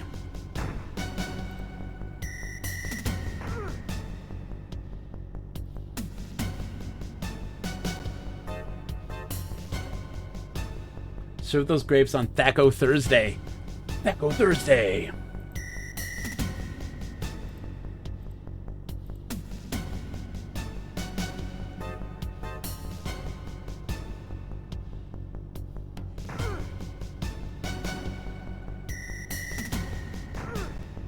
Oh boy, there's a bunch of arena guards. This'll be a fight. But we got a henchman who got scummed into joining us. Oh good, we can run this way. Are they coming? Ooh, a belt. I should equip my stuff too. I'm not equipping my things. What? We're getting a raid? Holy crap, Jakey-Sor! Welcome everybody! Welcome raiders! Aki! Whoa, Megamerts, Yo Sarah, Nermi, Jakey-Sor themselves, welcome! Happy December indeed! Welcome one and all! It's a pleasure to have you all. What were you playing today? Star Fox is so cool. Megan Hertz, welcome! It's a pleasure to have you. Oh, thank you. I love me some Star Fox too. And of course, I'm a Slippy fan, man. I'm pro Slippy in this household. Leon Squallfart. Dude, Leon Squallfart is the greatest name ever made. Welcome. It's an absolute pleasure. Welcome, Raiders, one and all. Hi. Yeah, what were you playing today? I'm Bogus Meat Factory. It's a pleasure. I'm a retro variety streamer. I play a little bit of everything. I've been playing games now for over 35 years with a massive love and passion for games of all genre type. I love enthusing about games. I love listening to people enthuse about games. I'm one of those kind of people that nothing is sacred. Talk about all the games you love. I love to hear it. I love to encourage it. Games are awesome. I was not playing a DOS game tonight, but doing some Donkey Kong Country. How was Donkey Kong Country treating you tonight? Man, I'm a Tropical Freeze guy. Donkey Kong Tropical Freeze, Donkey Kong Country Tropical Freeze, maybe the greatest 2D platformer of all time. Donkey Kong Country on the SNES, solid platformer, don't get me wrong. A little janky here and there, but still super awesome game. But Tropical Freeze is like the pinnacle of awesome. It's such a good game. But that's awesome. I'm glad you're enjoying it. Yeah, folks, yeah. So, I love video games. I mean, I've been playing them since I was a kid. I have so many memories. I love to talk about them, about what makes them so magical and so awesome. Tonight, we're playing Dark Sun Shattered Lands, a computer RPG that's near and dear to my heart. It is one of my all-time favorite games, and it's set in the Dark Sun campaign setting of Dungeons & Dragons. This is made by SSI. They are the ones who made the Gold Box games, the notorious Gold Box computer RPG games. This is part of like the Silver Box era. It's like 1992. Greetings, traveler. Greetings, traveler. Thank you for the follow, Leon Squallfart, with the greatest name ever. And this is a game I've beaten many times as a kid, which I've loved and adored. And I'm partly playing it for December because I never beat the sequel, and I really want to. So this kind of incentive to do so. I know authors use subtext, and they're all cowards. Mirsua, Pina, happy December indeed. Welcome. Oh, yes, yes. That, by the way, Leon Squallfart, is an emote that is from one of my all-time favorite adventure games, which is, oh my gosh, Callahan's Cross Time Saloon. And, dude, to humor is a saying that we do here on the stream. And it is near and dear to my heart. To humor. Callahan's is such a good game, and I highly recommend it to anybody. We played that on stream, and the developer of the game came in and talked with us about it while we were playing, and it was such a delight. It was one of my most memorable streaming moments. It was so awesome, and he was such a nice guy. He's one of the funniest people, and made some of the best puns you'll ever see in any game. It's so good. Anyway, sorry. Yeah, we're doing a prison break right now in Dark Sun. We are gladiators imprisoned by the city-state of Dradge. The Sorcerer King Tic-Tac-Tic-Lay is amassing forces to wipe out all of the villages within the desert wasteland that is Dark Sun, and in order for domination, and we're trying to escape in hopes of uniting these villages into fighting back and maintaining independence. The world of Dark Sun is such a fascinating world. It really eschews the stereotypes of typical fantasy. It's very post-apocalyptic. The Sorcerer King Tic-Tac-Toe. Tic-Tac-Tic-Lay. And so what it is magic takes life. And magicians and wizards were using magic to a point where it destroyed all life on the, not really all, but almost all life on the earth, and left it a wasteland with no hope of any life. Also, all the gods are dead. Indeed, all of the gods are dead and or missing. And all that's left are these various different city-states that kind of have a correspondence to real-world ancient civilizations. Dradge, in particular, is parallel to something like the Aztecs. And they have sorcerer kings that rule them and pass down their power to their servants. Magic killed a life. Call in Captain Planet. Dude, get some Mati action in there. And so, of course, some of them have other, aspirations to achieve, immortality and dragonhood. These sorts of things. It's really cool. I love the setting so much. It's such a fun setting. Alright, so let's get these guys decked out in better weapons here. And we got arm stuff. I want leg. Do we have any leg stuff yet? I don't think so. Bam. And let's see, you're getting this dude here. We're just upgrading our weapons here a little bit from our loot. I'm doing great, Mnemonic Man. How are you, by the way? It's such a pleasure to have you. It's good to see you. I haven't seen you in forever. I hope you're doing well. Let's start dual wielding. That's just the way to go.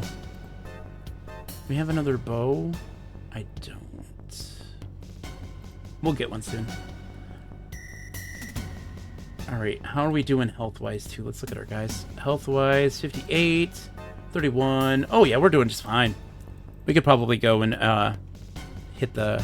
Oh, here we go. Oh, we got some stuff going on. Yeah, here we go. We ran into the Templar over here in one of the half-giants. We gotta kill this Templar quick, because they can do magic. Done. Sakura's coming to whack the half-giant. Done. What do we got? We got another one. There we go. That half-giant's gonna be something to worry about. He can do some damage if he hits. Trying to get into Battletech Advanced 3062. Only got to play it a bit today. Sakura's the person to talk to there if you're interested. They love themselves some Battletech. Alright. Looting those bodies. Get some guava. Here we go. One of these is... Oops. One of these is legs. That's arm. That's the leg armor. That's what we want. And that's 2. So the bone is what we also want. That's a big bonus, too. Is this 2? No, it's just 1. Alright, so who's got those? I think Flip does. Yep. Let's pass those down. Just keep it going. And the leg armor. We still got legs left. Mnemonic Man's a very good friend of mine and knows more about the computers than I. Oh, there you go. And it's such a pleasure. Thank you so much. Again, I cannot stress enough that for the raid, that just means the world to me. Like, it's very kind for folks to come in and share their stuff. Chicky Sword, thank you so much, because it's very kind for people to share their communities with me and get to meet new people. This is my first year doing December because my good friend Sakura, of course, and they highly encouraged me to do so. I love meeting new communities of people. Like, to give you guys an idea, like, I love MMORPGs. That's not a very common thing for a lot of folks to say. But one of the big reasons as to why is because you get to see this kind of communities that form around these older MMOs. The older kind of lost MMOs and stuff like this that most people have forgotten. There's this dedicated and beloved community, and getting to understand community and get to appreciate that stuff is huge. You're getting to hear people talk about the stuff that they love dearly, and getting to experience that stuff from their perspective is such a valuable thing. Very shy but excited to meet new people through December. I totally understand that. You never know who you're gonna get, you know, who you get to have come in, and I'm glad that you decided to choose me. I think you made a good choice. And I'm definitely gonna give a follow back too and check out your streams too. Sucker says, how I've been saying it is, I'm making an effort to make new old friends. Indeed, we're all bound by our love for video games. I should play games. I rant a lot. You'll hear me rant endlessly. I have a massive love for, like, the connective tissue of video games. Why do we play games? I play them because I love the connection of them. When I was a kid and a youth, like, playing locally with friends was always a huge part of my life. I'd always have couch co-op experiences with friends. We'd always just sit around, you know, the living room and just play games together or watch each other play and just experience this stuff together. Because, like, I was never... Thank you for the follow, Spewy Tree. Oh, no. You're gonna hit. I was always terrible at survival horror games. Like, they scared the snot out of me, and I couldn't do it. And so, when I had a friend who wasn't very good at video games, except for survival horror games, he was, like, ridiculously good at them. And so I just watch him play and cheer him on, because I was, one, supporting him because he was really nervous about it, but like, getting to help and encourage people is awesome. No worries about being FK. No worries at all. And thank you so much for the follow, Spewy T. How are you today? Haven't gotten into your channel yet, Jakey Sword, but I love your profile pic. So unhinged. We love unhinged. Yes. And so part of why I stream, I've been streaming now for 10 years, almost 10 years in the end of February. It'll be 10 years. And part of why I streamed is because I love having to create that feeling of that community, of people sitting around together, playing games together, and sharing those experiences. And I'm one of those people who also very much is like share your thoughts on the games. If you've never played the game before and you notice something or have an idea, like, say it. You know, like, I do a lot of text adventures, and one of the fun things about text adventures is it's a great community experience. It's better to play with friends. And so everybody, not a lot of people, we love text adventures, yes! A lot of people haven't played text adventures, so they don't really know the answers to the problems. So everybody's working together to try to figure that stuff out. Because, one, it's not a common thing that people stream, and then also, like, just people get to have a chance to all play together and solve stuff of interest. It's good.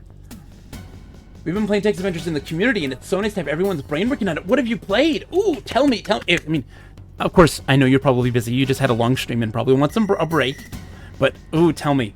My dear friend Nick and I, we were doing all of the Infocom games chronologically. He had to go in for his doctorate, so, like, he couldn't continue the process, so I'm waiting until he's ready. And we went through a whole bunch, like 12 Infocom games, and beat all of them with such minimal hints, because everybody's just working together and really putting their brains together and having a great time. Oh, that's so great. Lobdig says, the best multiplayer experience I've ever had were with single-player games too. Absolutely. We only started recently, but we beat 4 so far with Jackie. Oh, really, Jackie Sword? We played through a bot that has Infocom and some indie games on it. Oh, so we just beat Wishbringer. Great game. I haven't played that one yet. I haven't I haven't beat that one yet. I've played it. That's a good starter. Hollywood Hijinks, also really good. Ballyhoo, great. Favorite one is Lost Pig. I beat Lost Pig recently. It's a really great interactive fiction. That's a really fun one. I enjoyed Lost Pig a bunch. That was very silly. That was one of the winners of the awards for interactive fiction. Such a fun game. That's my jam. That's my jam. I've made a few like a tabletop version of a text adventure game using it's kind of there's a guy who made a system called Parsley, and we kind of took Parsley and did our own adventure game with it. It's really cool. It's a really simple game. I will stress it's nothing special. Oh, here's the Templar. Virginie got you, worship. Your death has drawn nigh. So if you sneak in here without alerting all the guards and stuff, he'll like try to convince you to join him, and he'll have a job for you. And you can't actually do the job. He's like, go into the city, go to this place, and meet with so and so. Tell them I sent you, and they'll set you up with this job. You can't do anything about it. He's actually lying to you. But I was so like hoping that there was a part in the world where I get to actually go and do this job. It would have been so cool. Okay, we're gonna take this. We're gonna do some inventory management soon. Grunk. Oh yeah, the big bad for this dungeon is Carrot Top. Yeah, it's so silly. A feather. No, I don't need any of that stuff. We're clearing everything out right now, is what we're doing. We're going into this area here. This is the fountain area. Look at that statue. It's like, what is that?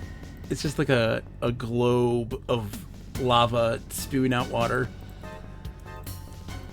We're just clearing out the pens completely.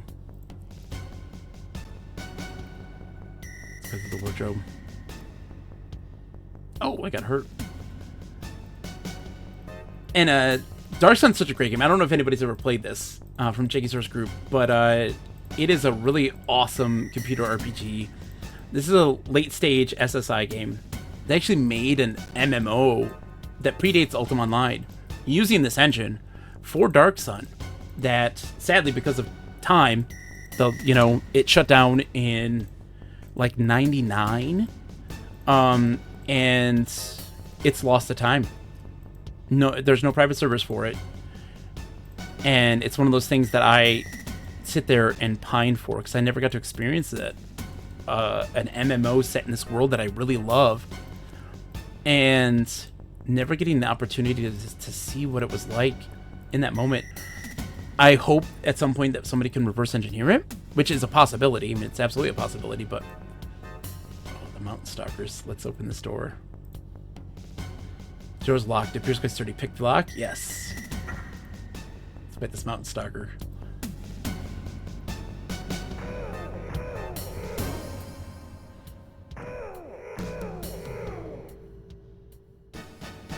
Can I backstab? I think you can with the thief you're like behind them. He's dead. We're just getting XP. But anyways, I would love to see that stuff, to see these kind of things, these communities, these games that were lost to time. Digital preservation is like super important for me. It's something that I dearly love, and I hope that we get an opportunity to see more of. And because there's so many multiplayer games, online multiplayer games that are just lost to time completely, that no one will ever get to play again unless people put the work in to try to procure and like reverse engineer them. And that can be a major challenge. It's a lot of work and a lot of time. And it's sad to say like that stuff it's just gone. It's just gone.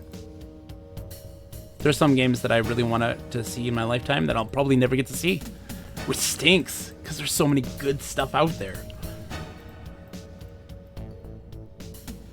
All right, so we have cleared out these areas. This stuff's all empty.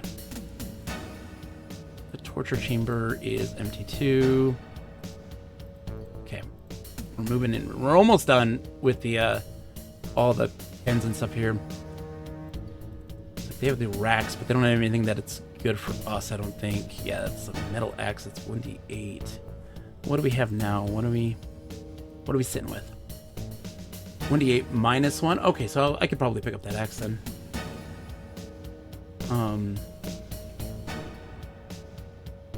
Let's see. Oh yeah, we got this, also the Obsidian Blood Wraith. Yeah, let's put that on there. Major damage.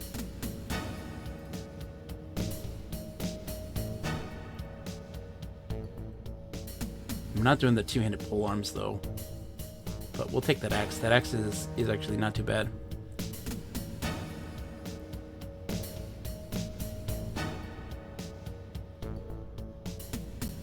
We go dual wielding the whole way. Like, there's no reason to not. You get extra attacks and stuff like this because we're all a fighter and kind of dual classing, or you know what I mean.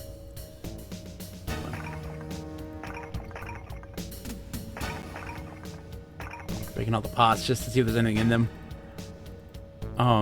Because it's actually really beneficial to kind of have those bonuses and benefits of those characters, those classes.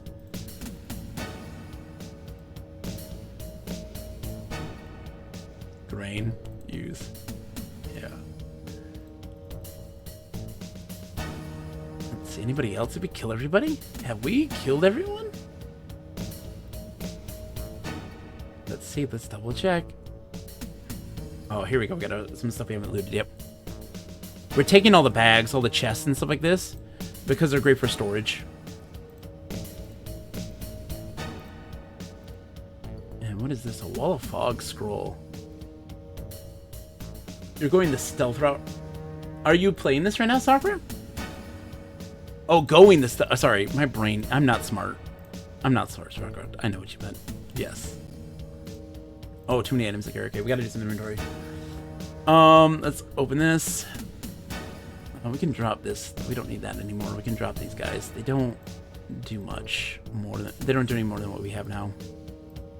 And they're not worth much. But we're gonna put all our gems in one thing.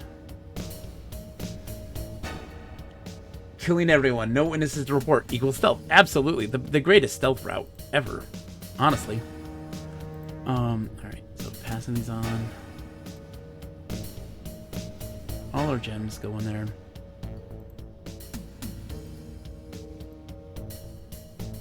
There we go, that's good enough.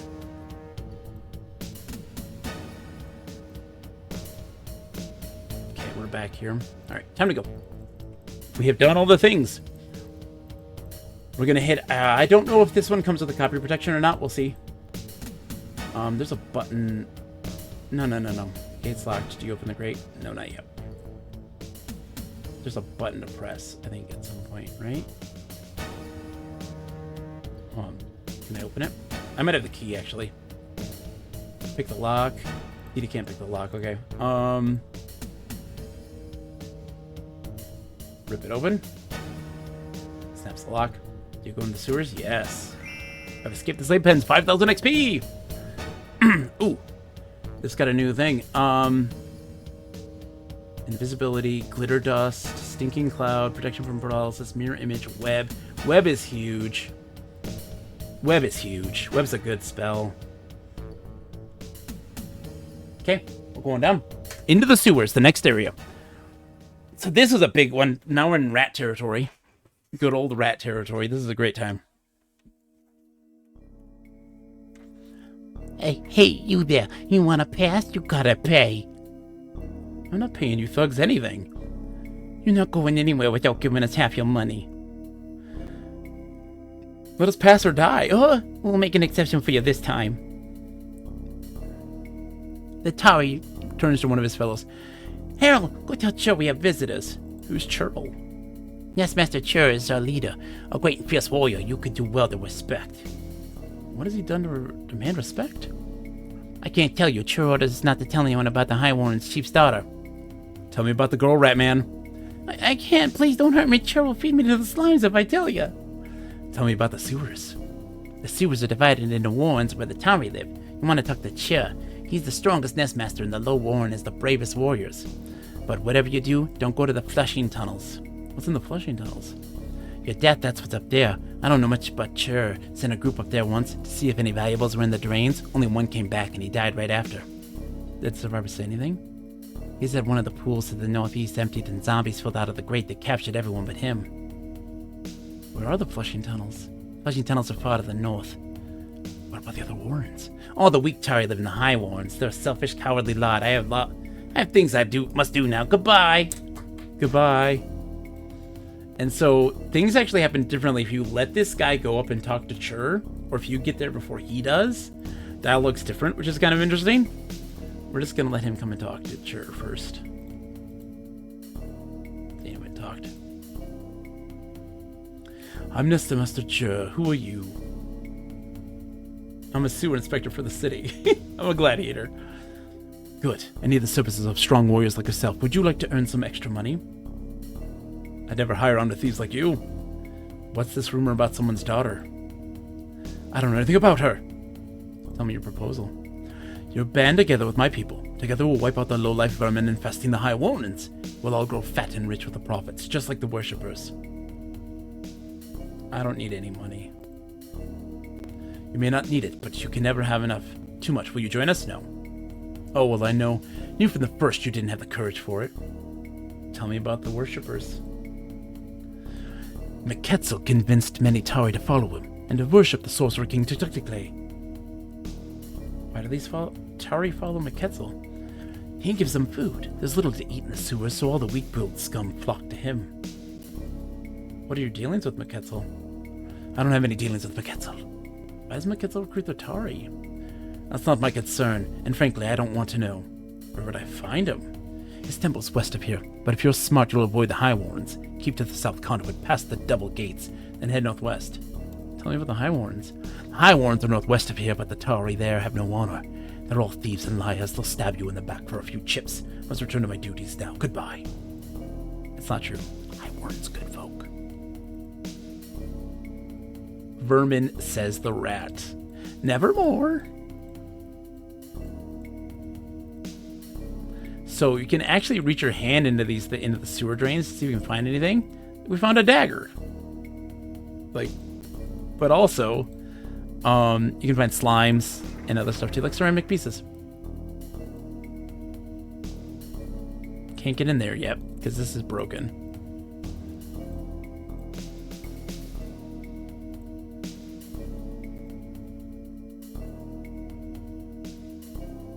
Oops.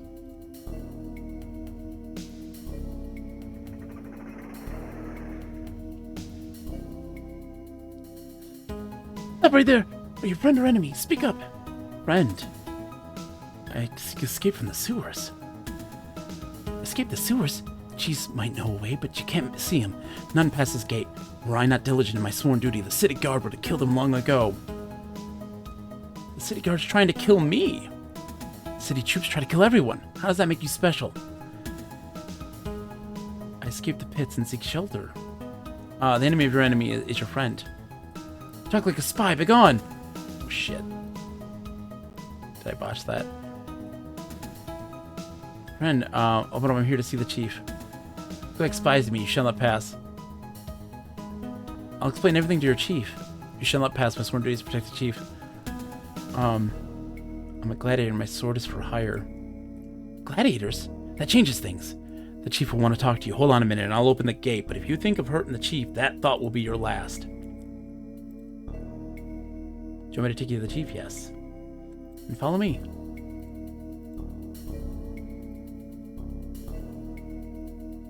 This guy's moving, dude. He's booking. Greetings, noble warriors. Your escape from the slave pens is fortuitous. You see, I have need of your formidable skills in a personal matter. What is your problem? I need warriors to rescue my kidnapped daughter. I shudder to imagine what they've done to her in these days since they stole her. I want more information before I go. What do you want to know? Do you know who took your daughter? It was Chur, the Nestmaster of the Low Warrens. How did they kidnap your daughter? She was coming back from the Skull Temple when Chur's thugs grabbed her. They slaughtered my best warriors and disappeared, not even received a ransom note. Why was your daughter kidnapped? They had no reason to take her other than her great beauty. So far, they've made no demands for her return. What do you know about McKetzel? McKetzel descended into the sewers months ago and began recruiting Tari to worship Tiktaalik. The worshippers are fanatical, and we avoid them if at all possible. Why do McKetzel's worshippers follow him? Who knows what goes through the minds of such fanatics? They attack anyone who does not claim to loyalty to Tiktaalik. What will you give me for rescuing her? I'll offer you my most valued treasure to see my daughter again. Also, I'll give access to the Skull Temple. The elders will help you escape the sewers. Please, we have no time. My daughter's safety is too precious. For other thoughts, find her and bring her to me, I beg you. Okay, I'm doing it. Go. Another fight's gonna start here in just a second, I think. Let's save. Or rest, at least. If you're talking to these guys, let's see. Hello, warriors. This is a nice area. We take pride in our homes here. This is truly an excellent sewer. The wealthy ones in the city above dump riches down their drains. All we must do is retrieve them. Tell me about your chief. The chief's the bravest and wisest Otari, and surely will become an elder when his time comes. What is an elder? Elders are those who have gone before, the ones who guide and teach. What do you know about the kidnapping? I only know that thugs from the Low Warren took the chief's daughter. Tell me about the chief's daughter. She's very beautiful. Do you know a way out of the sewers? Way out? There's no way to get out of the sewers. Why would you want to leave the sewers? It's nice talking to you, but goodbye. I think they're all the same, right? Yeah. Yeah. Okay.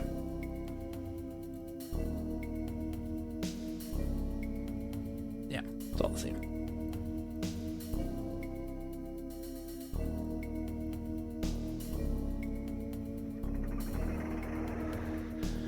Alright, we're gonna save, because we haven't saved in a long time. It's a good idea to save.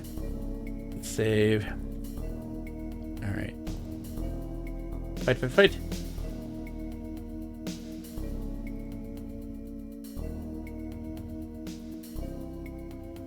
Thank you, Lip, for the save reminder. Hello, stranger. Have you come to join us in the glorification of the mighty and omnipotent Tiktaalik? You worship that baboon? Tell your leader I'm here to see him. Praise the mighty Tiktaalik! Praise Tiktaalik, father of life and master of the two moons. How do I join your order of worshippers? Go to the temple. Lord McKetzel will see to the blood initiation. Praise the father of life. You go to the be reborn. Why are all these skulls lying around? The remains of our sacrifices to the glorious Tiktaalik. What do you accomplish with your worship? Lord McKetzel prepares to bring down the blessings of our great Lord Tiktaalik. What do you get out of it? We shall share in the glory and bounty. That is Tiktaalik's blessing. Tiktaalik, say it 1,000,000 times fast. Already Lord McKetzel has led us to stores of grain. Where do you get the grain? We take it from the unbelievers. The faithful must be strong to carry out the work of Tiktaalik, master of the two moons. I must return to my devotions. May you find glory in the radiance of Tiktaalik.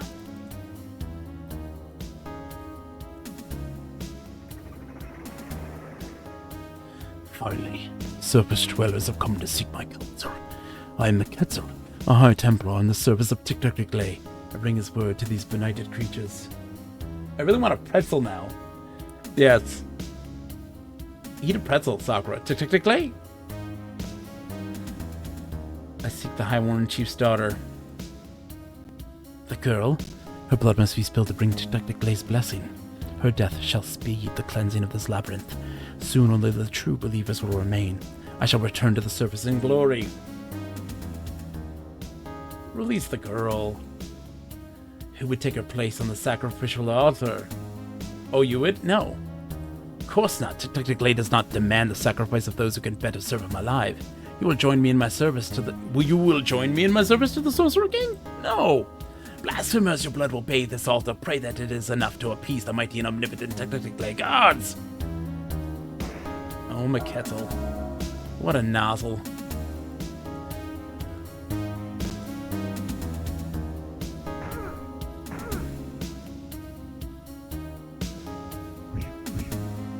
Shoot. I'm Bogusta. Gotta look at who we're hitting, too. We gotta look at who we're hitting, because I think she's in this mix, or is she in the other room? She's tied up, okay. She's tied up, we're fine. We can kill everybody with Reckless Abandon then.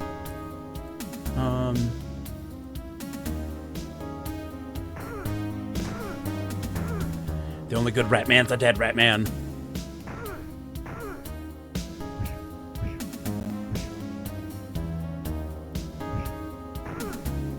My favorite kind of abandon. Reckless abandon.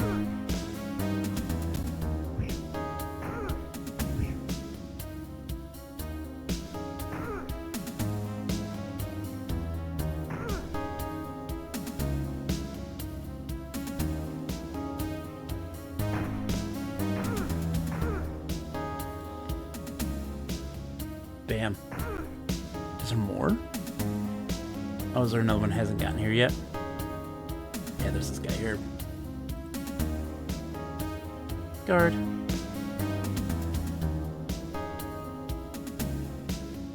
Let's take their shit while we're looking around. Let's see, anything good? There's him, yes. Oh yeah, we gotta put those gloves on. That's perfect for Sakura. Those gloves are perfect for Sakura because they can wear them and it's considered a hand-to-hand thing, and it does stuff. It does stuff. It's great.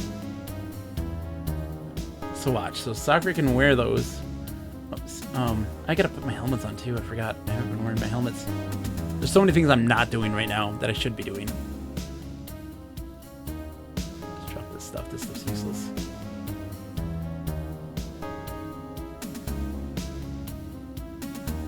Yeah, they can't wear armor. Let's drop it. Drop it.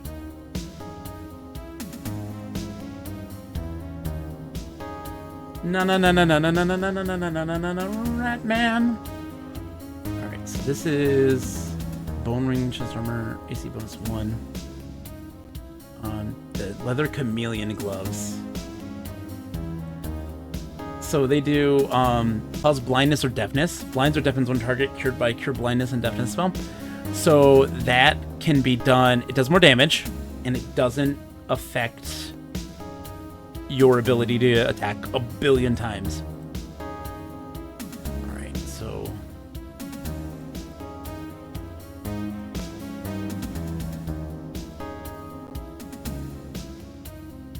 close. Get him, DD.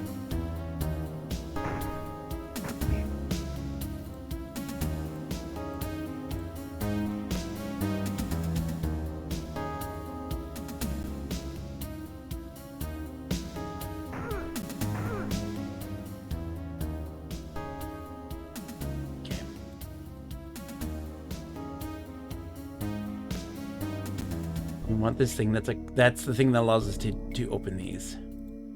It's very important to have. There's all the grain. Okay. Let's go save the lady. Oh yeah. A scroll of color spray may stun up to 6 creatures with this overwhelming wedge-shaped cascade of colored light. Higher level creatures may be unaffected. And then this is a... Oh yeah, this we have to actually like drop and use.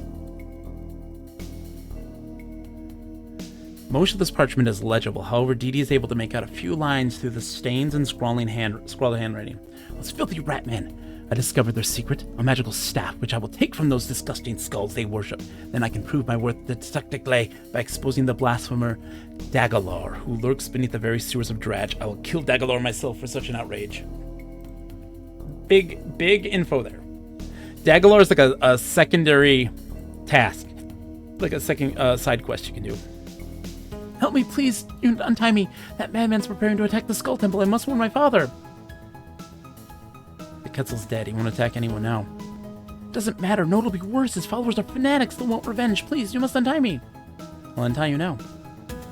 Thank you. I'm sure my father, the High Warren Chief, will reward your bravery, but we must go to him immediately.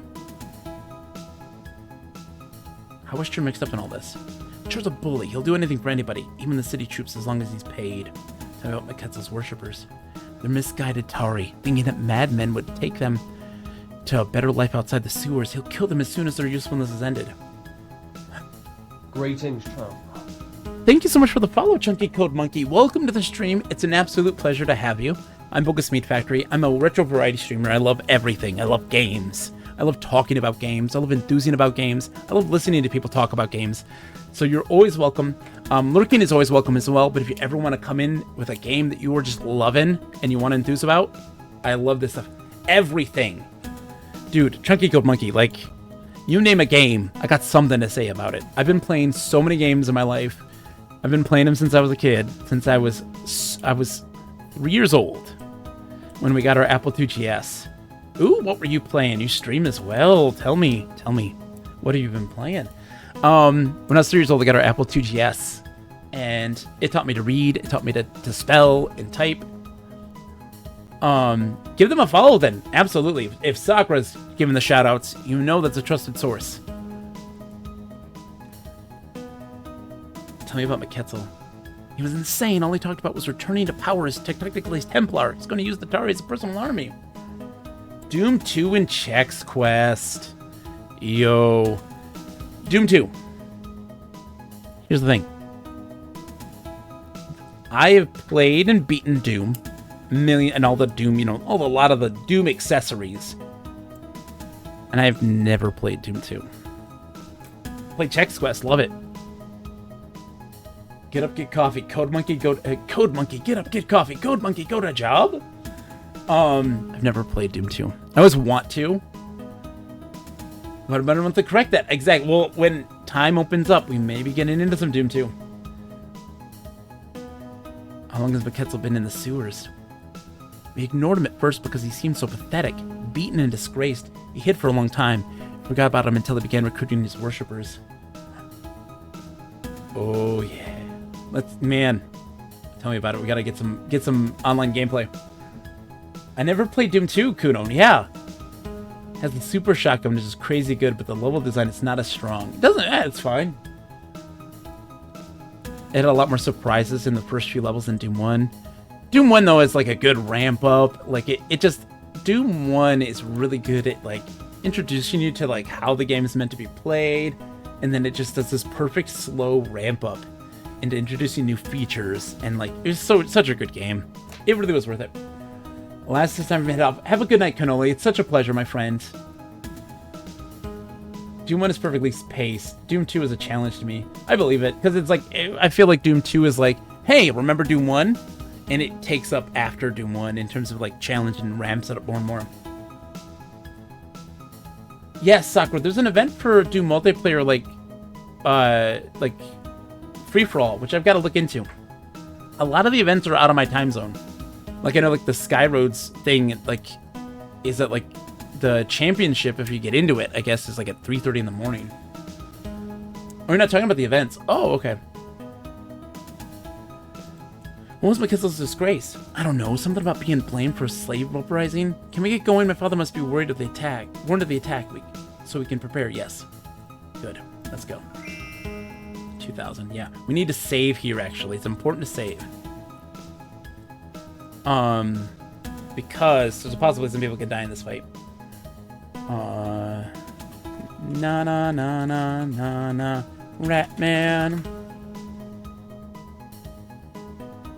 I know more about the events than you do. Oh shit, did I hit quit? Whoops. I didn't mean to hit quit. Whoops. We'll start it back up again. MT32, baby. Whoops. Don't mind me. Oh, man.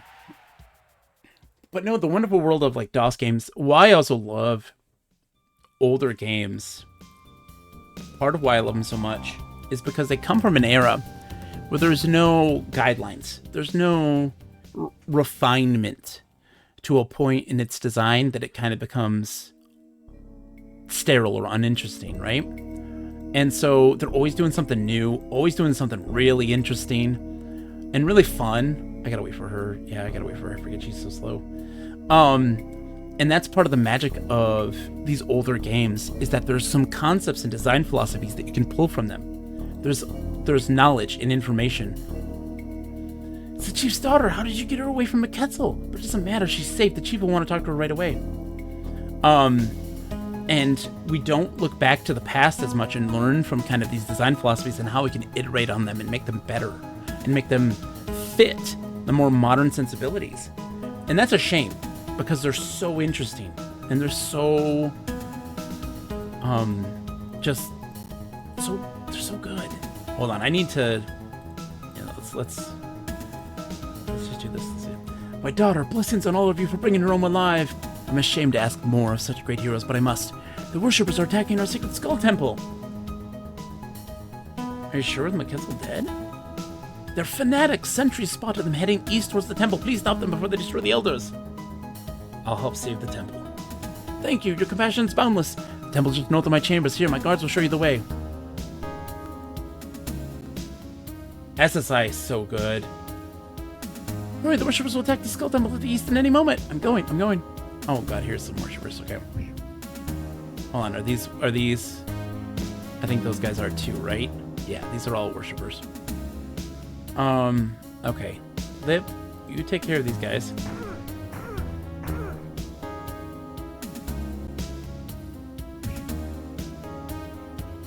Sakura, you're going this way.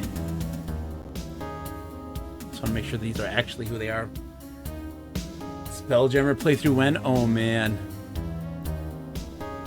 Going to die, Kank Breath. Okay, dude. Sure.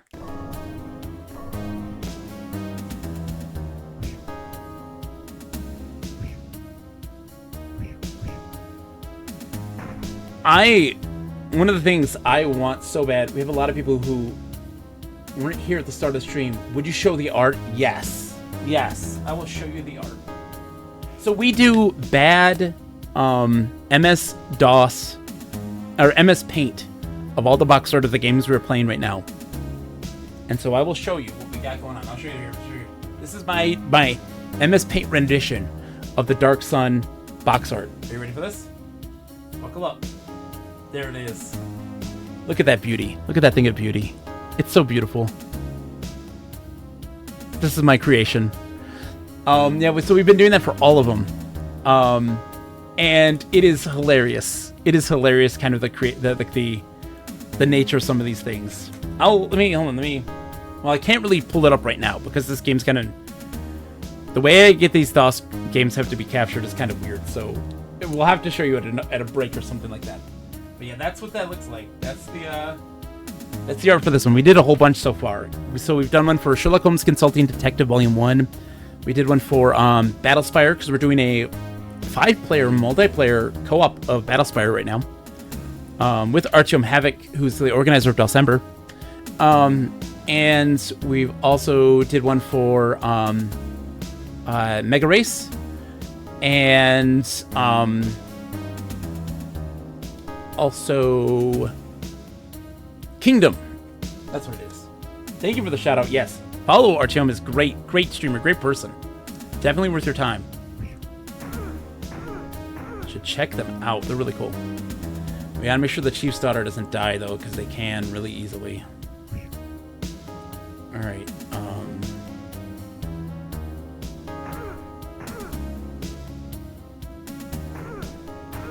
yes, Bogusta, good kills. Which brings us to Dawsember. Thank you, Sakura. For folks who don't know, Dawsember is a month of DOS games. Endless amounts of DOS games. It's a virtual cavalcade. And what's great about it is if you're interested in finding some great streamers who are playing DOS games, check out the site there. Not only that, it has really awesome merchandise. So you can see all the good stuff. The Dawsember shirts, they have really awesome Dawsember shirts. They've got beanies, all this good stuff. Totally worth it. It's super cool. And the proceeds of all that stuff goes towards a member of the community in need who has a project they want to fulfill or just needs help monetarily for anything. It all goes towards them, which is really awesome. 154 participants, it's just wild. That's wild.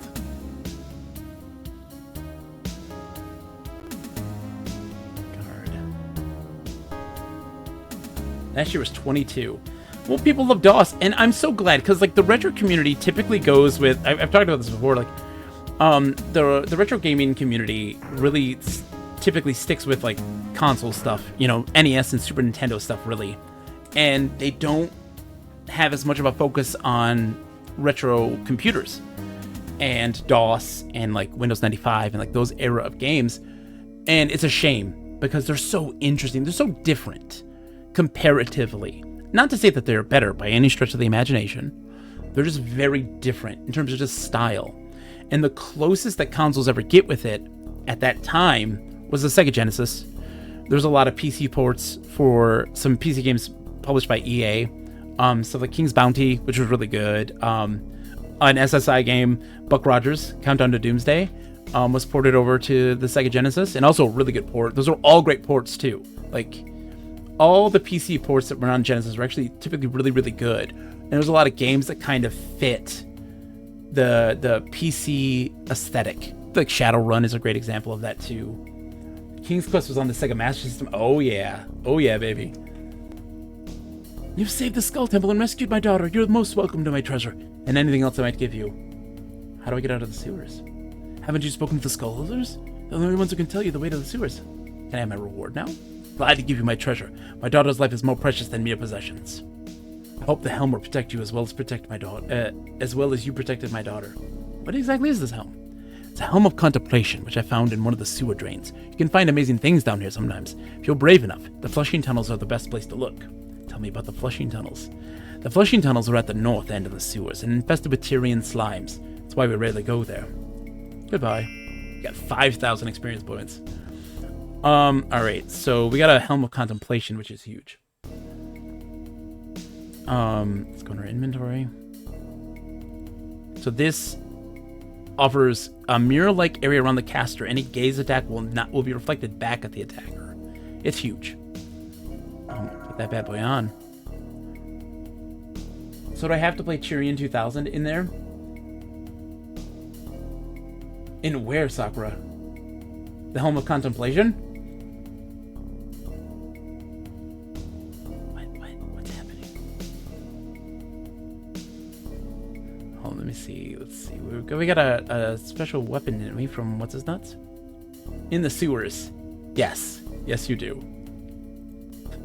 Oh, you can't wear a helmet. There we got the helmets.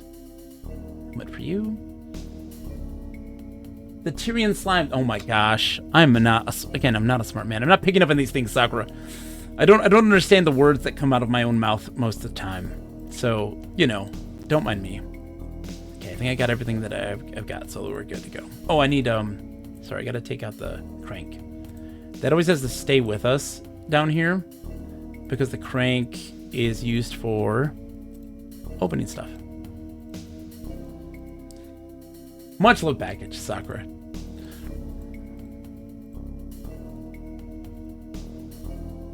Oops. Greetings, enter and hear the wisdom of the ancients. The elders of the Skull Temple are grateful for your brave defense of the temple. What is the Skull Temple for? The Skull Temple is the sacred home of our ancestors. In times of crisis, the Tari who are worthy seek the advice of the elders. Who are the elders? The elders are the living memories of Tari who died. How are the elders' memories preserved? The remains of Tari who proved themselves worthy are given to Dagobah. Sometimes a new skull later appears in the temple with the memories of that elder. Who is Dagobah? His nature is a sacred mystery to the Tari. You must not ask those questions. Why doesn't a skull always appear? Only Tari who are worthy become elders. We often misjudge what makes one worthy. What advice do the elders give? The elders possess the accumulated knowledge of our entire history. There's no question they cannot answer, and their advice is the sagest you can receive. You're different from the other Tari. We are once like other Tari, but our devotion has changed our appearance as it has our minds. How were you changed? We have no memory of that mystery. All I know is that long ago, a group of Tari was called on to seek Dagobah before their deaths. They returned as you see me, to become the guardians of the skulls. How do we get to see the elders? Use the bone crank. It'll turn the wheel. Goodbye.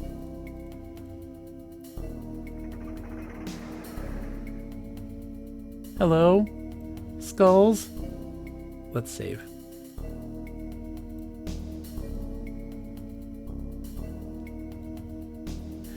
Skullman. Skullomania. Okay.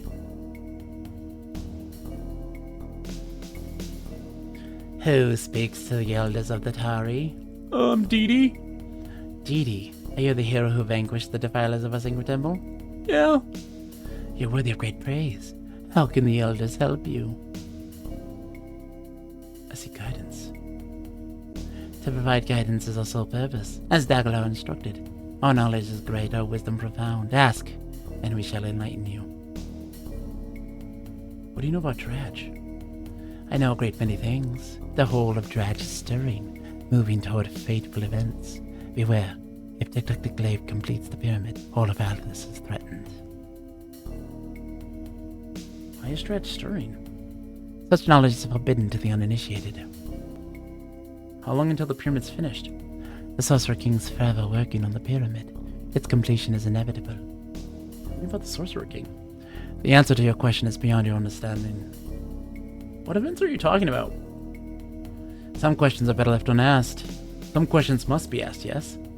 The wisdom of the elders must be given out carefully. Young minds are fragile. So nothing more you would ask? Who is Daglar? Daglar is a man of infinite knowledge. It was he who preserved our thoughts in these bones.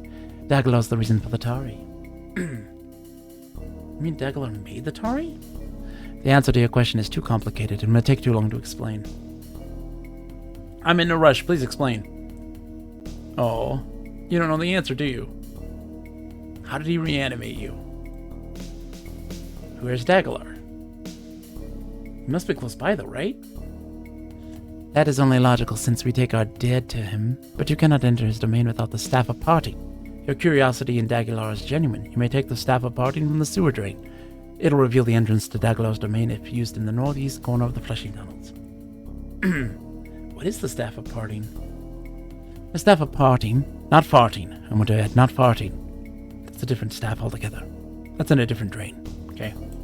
Just understand. It allows our guardians to enter Daglar's domain beneath the waters, but you have not the years of wisdom to understand its magic.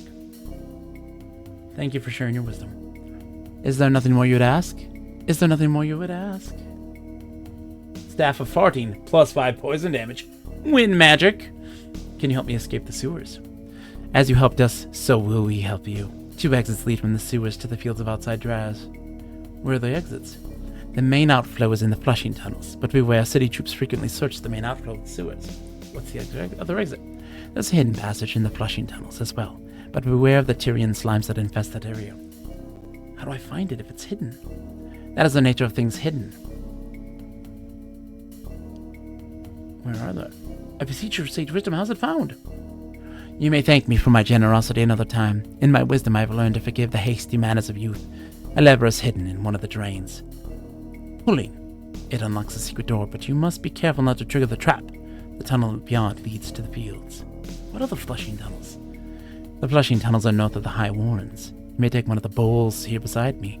If you become lost, I will speak through it to give you guidance. How do I avoid the dangers in the tunnels? That is a question that has no true answer. Oh yeah, the bowls. Yeah. Oh, shit. Here. We need that crank. Hasty manner of youth. Are they calling us impatient? Answer me! Didi finds a magical staff. Staff of Parting. Bam. Okay. Goodbye, talking skulls. Let's go sleep. And then we got a few things. We can do.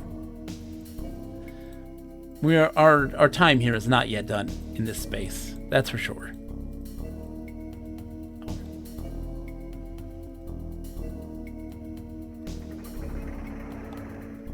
Oops, shit. Pick up the crank.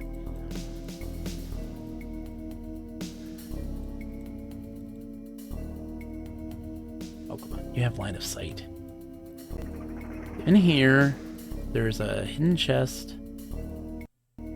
I guess I still play for Give Me a Day. Yeehaw! Oh my gosh, dude, Knight Rider. How are you today? 13 months? Dude, thanks so much for the resub. How are you today, my friend? I hope you're doing well. I've got another scroll here we gotta look at. Use. The scroll written with a meticulous hand is worm-eaten and the edges are frayed, where rats have gnawed it. However, Didi can still read much of it. I found my brother's lair, fiendishly hidden beneath a pool of water. Soon I'll confront Daglar with his evil and the abominations he creates. He cannot refuse his own brother. I fear I must hide the Staff of Parting before I enter Daglar's tunnels. My brother's too likely to twist its magic, so I must trust it in luck that no one finds it and follows me into Daglar's lair. Taking that with me, for good measure. Oh, wait, how are you doing, man? Dude, we're doing fantastic. We're playing some Dark Sun. How could we be in a bad spot right now? We're playing Dark Sun. I love this game so much. I hope you're doing well. Folks, shout out to Knight Rider Sakura. If you love computer RPGs, Knight Rider's the guy to see. So good. And he loves himself some classic EverQuest. He loves himself some Path of Exile. He loves himself some Baldur's Gate, some some Pathfinder. Really good guy. Really awesome. Hi, Chur. Welcome, mighty warriors, brave defeaters of the vile Meketzel. The worshippers were weaklings. You're truly brave. I knew when I first saw you that you would rid the sewers of Meketzel. There's only one trifling matter. If you find any bags of grain, I'll trade with you for them. What will you trade for the grain? I'll give you 5 chips for each bag of grain. What are you talking? The worshippers had a vast amount of grain. They ordered it all to themselves. I'm sure the High Warren has some.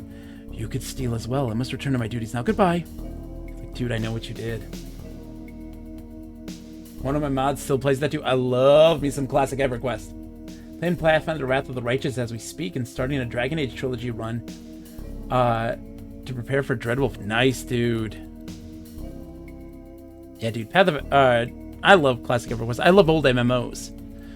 And I've talked about it already before ad nauseum, and I'll continue to talk about it ad nauseum.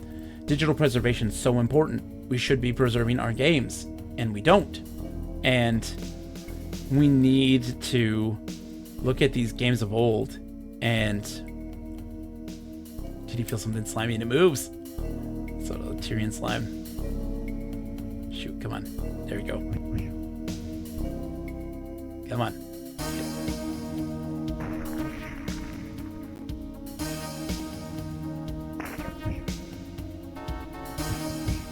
Hit the slime. Thank you. Whew. I love, old MMOs are so fascinating, just design-wise, and I think that's a genre that is grossly misunderstood, even by the people who develop them. And we need more. We need more in this world of good stuff. I find a scroll. Is that a scroll of? Oh, hold on. That might not be the scroll. Well, a fog, yeah. Hold on. Which one is this?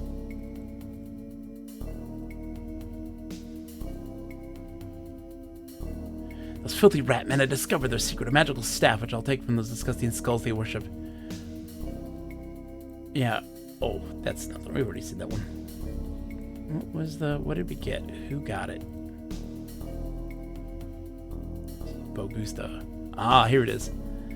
Enlarge makes the recipient larger and stronger, allowing it to do more damage in melee combat. Higher level casters produce greater effects. Dude, that's great. We'll use that for sure.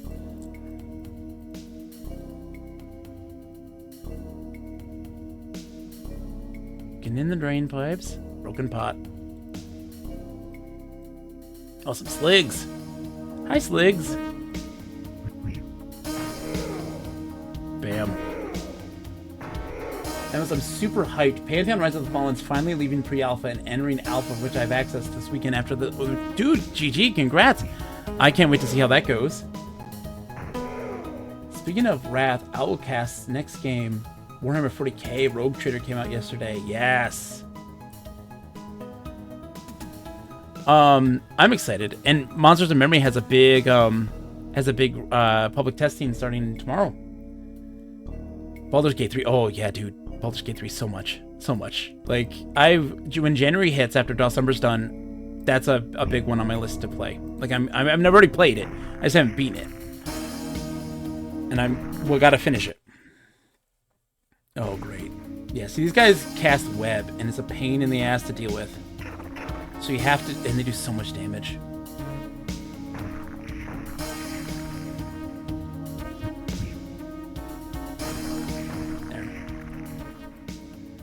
Web is such a pain. Something moves.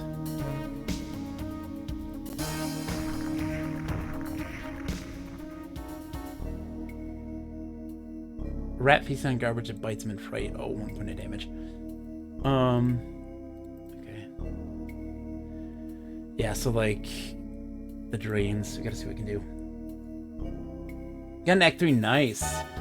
I'm almost done with the game too. We almost beat it, but I had I was playing Return to Moria came out. It's a game I've been really looking forward to, so I had to stop to play that.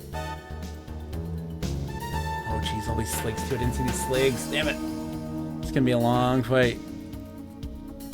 No. Not going all the way around. Oh, damage.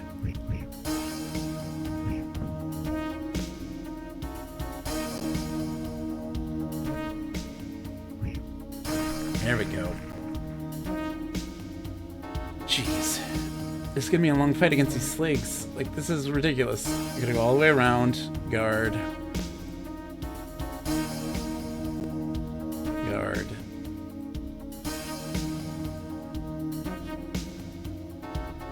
I did find it absolutely worthwhile, Lip, to go through Return to Moria. I loved it so much, and we're gonna play some more Lip at some point, don't worry. It's just wild, because, like, Sea of Thieves just did its Safer Seas, and I have a dear friend, Keeglef, my dearest internet bestie, who has been waiting for that for so long, and that just dropped, and so, like, they want to play with me there, and there's just so many... I wish I had all the time in the world. You know? I'm a full-time stay-at-home dad. I got kids. I got to take care of my kids. But man, do I wish I had two times as much time in this world to play games with everybody and to still spend time with my family, because there's just so much. Now they're running away. Sligs, come on, buddies.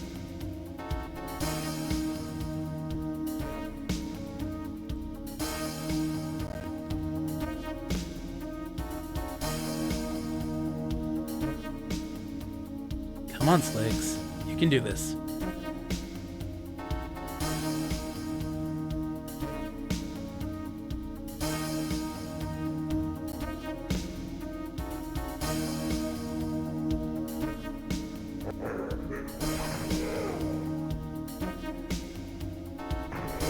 Big hits from Bogusta.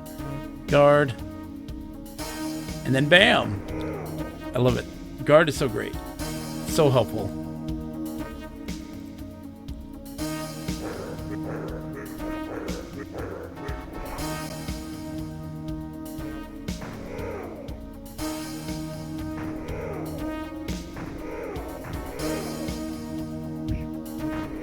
And that's it. How is... Okay, you're at half health. GD's in half health right now. That's not so good.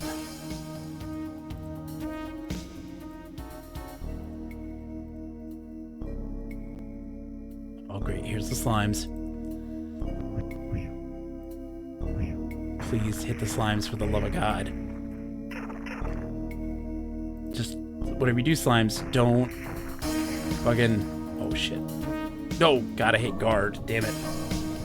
Yeah, they're keeping those guys stuck.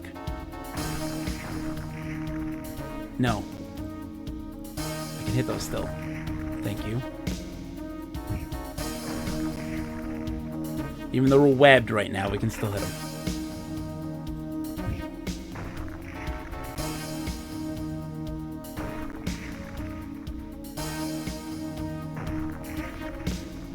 There. Whew, thank God. Alright, we need to heal. Ooh, some graphical glitches there. We gotta heal real quick, and then, oh, hello? Hold on a minute, open the gate, thank you. Game's glitching out on me. We'll sleep, recover, and then we can go up and we're going into Daglar's realm.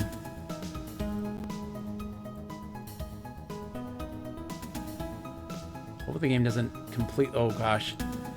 It's all starting to fall apart at the seams.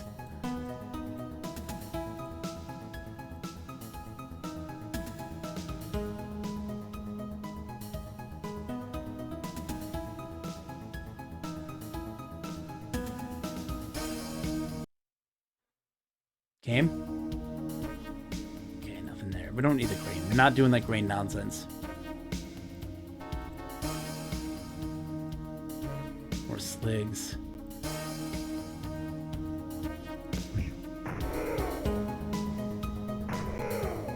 Surprisingly didn't see us. I'm guessing because he was a thief, and then maybe they didn't see him because he's quote-unquote stealth. I don't know what that was about.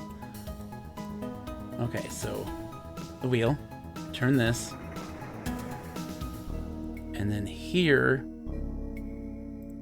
pickaxe. Is it here or is it over here? I forget where. There's more sligs.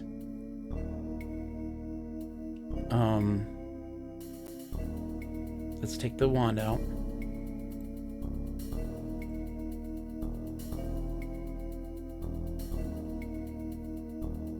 Use. Water's calm, surface stirs briefly. The staff pulls slightly toward the northeast. Okay, so it is that way.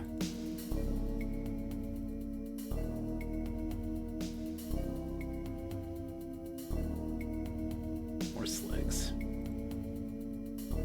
And slimes. Sligs and slimes.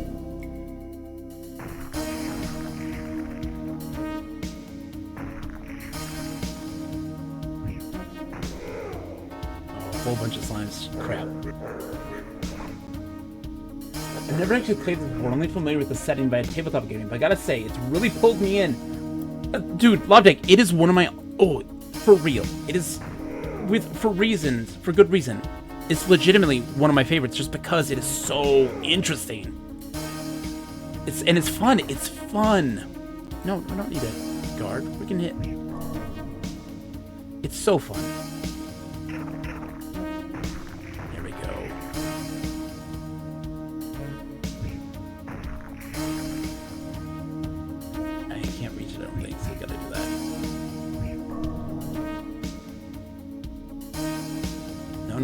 No, big guy. Damn it. There. Whew. Okay. The music will get in your brain. It's very droning, and it gets stuck in your head for sure. It's very droning, but it's good. 500 experience points. Ooh, it levels up. Ooh, vampiric touch, spirit armor, slow. Protection from normal missiles, monster summoning, hold person, hold undead, lightning bolt, minute meteors, haste. That was the one they said was broken. Let's get haste.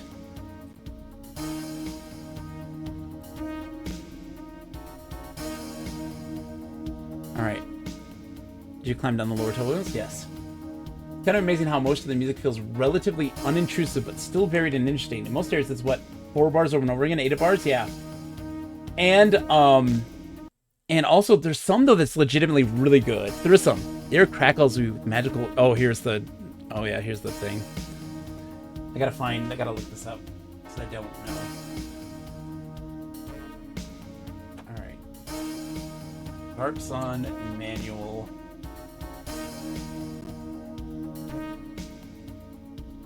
Is it page 21, line 10? Okay.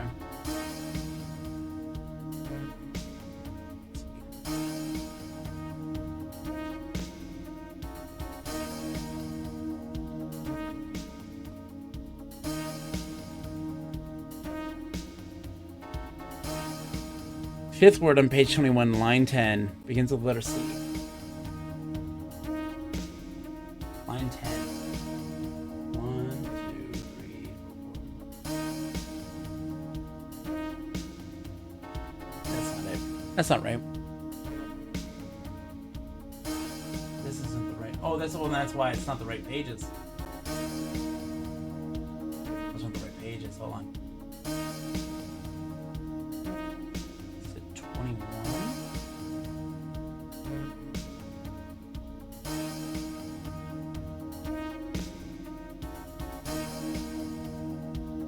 Line 10. 1, 2, 3, 4, 5. Line 10. Sorry. 1, 2, 3, 4, 5, 6, 7, 8, 10. 1, 2, 3, 4, 5. Class.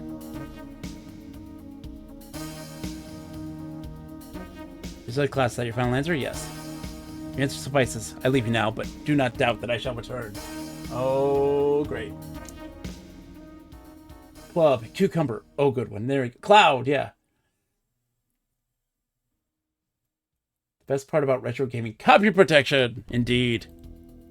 Oh, here we go. Here they come.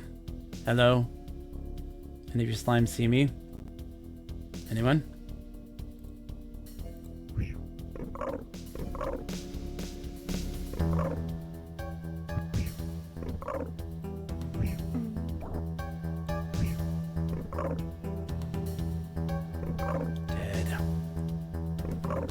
Dead. Okay, good. Whew, man. Is the Tyrion 2000 limes? Yes, they are.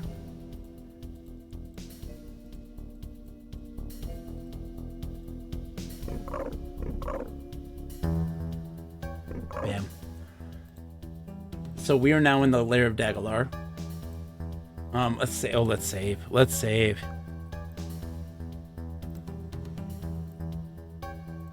Tyrion 2000.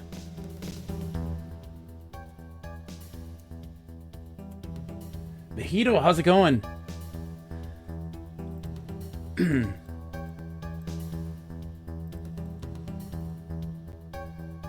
this. What's the necklace? It's just a necklace, okay. DD reaches into the open grate with his hand, but promptly pulls it out when he's bitten by something. Yeah, let's save and restart, actually, because we'll probably need to. Because it's all getting all glitchy. Just save over Tyrion 2000. The Kanaka, how are you doing, my friend? Welcome back. So good to see you. Get this load back up again. I'm gonna go grab actually a drink of water real quick. I'm gonna be right back because I need some water. Take a water break. Be right back. Whee.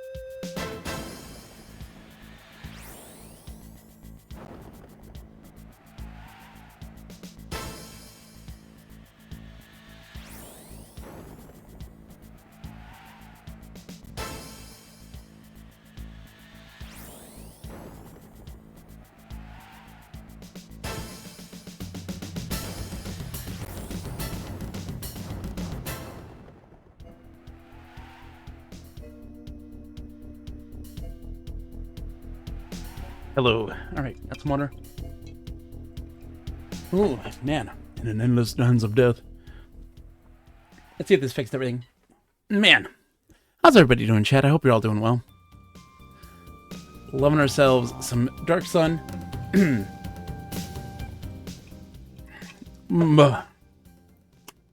Man. So I've been working on getting over being sick, and it's been a real struggle. On the back, I was like 90% coming in. The Venice font, I know. Oh man, this game is just oozing with character and personality, to say the least. Okay, so that's back to the entrance. Look at this thing. Look at this Cthulhu monster. Oh joy! Oh shit! Oh joy! Something. I'm the master of the Watergate. Set here to watch. Boring here. I'll help you with the killing. You're gonna help me kill who? You're sly not to let on. You seek Daglar, my master. All the world envy Daglar. All the world hate Daglar. The name that make your masters tremble. No fear, I help you with the killing. Where am I? You're in the tunnels below Daglar's tower. Here's where he experiments. Here's where his guard is down. You'll defeat him when he's unaware. This is about experiments. Here's where Daglar experiments. I hear screams of the subjects all the time. Daglar does not believe in mercy or in any kindness for that matter. How can you help? I've slaved here for a long time, attended every room. All secrets are known to me. Many mysteries await the unwary. I'm your map. No other will do. Very well, come with me.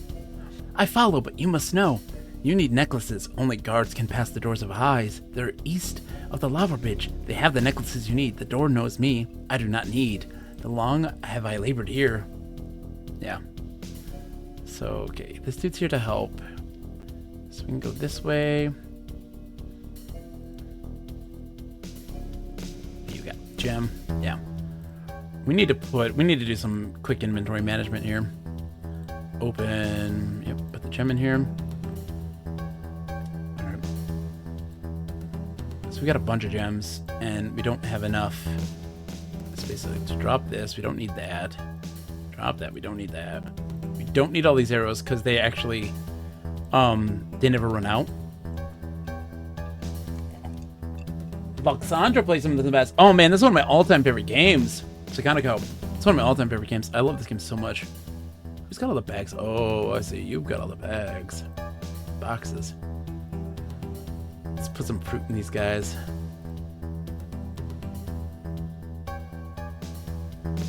Drop this.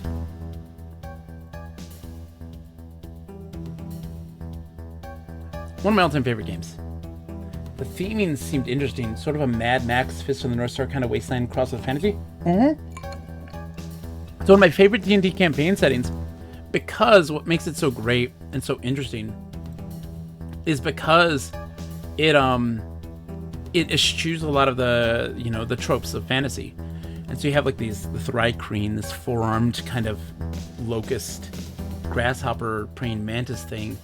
And it's so interesting, and all the characters and their kind of influences with really real world ancient civilizations and just how magic works. All this stuff is really fun to play with and really interesting to explore. And it's such a great game. It's such a great game. You don't need this, drop that. Oh, sorry. Wear your belt. There you go, Boosta. And equip that.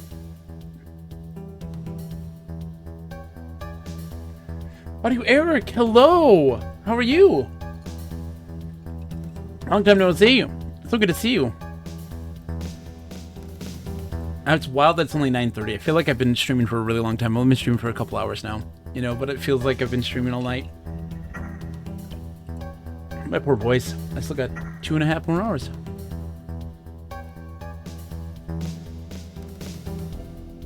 Gems for days. Audio Eric, this is one of my all-time favorite computer RPGs. This game is fantastic. Seen the Dark Sun books around, but I never got around to reading any of its campaign books. Oh, they're so worth it. Truth, I never played much D&D, but I loved reading the manuals. Sakanaco, yes. You and I both, my friend. Hold on. Where's my edition? It's the player's handbook. Where did it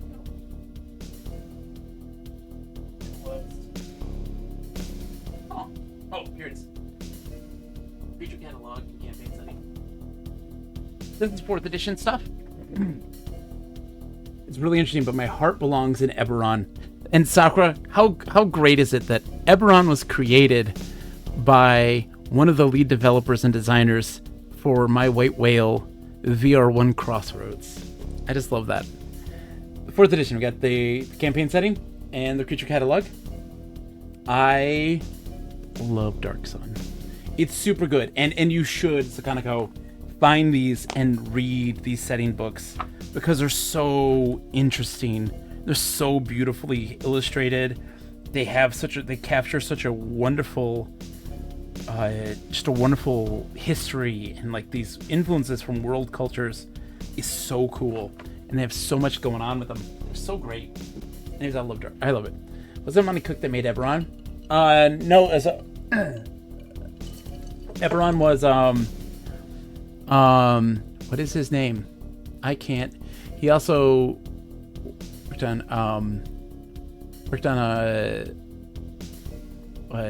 Dungeons and Dragons Online. It was Keith.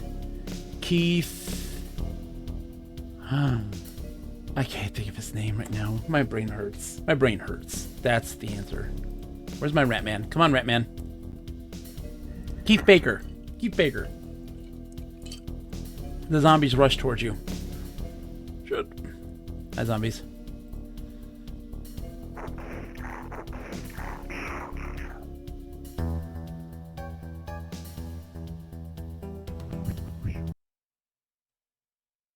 Game.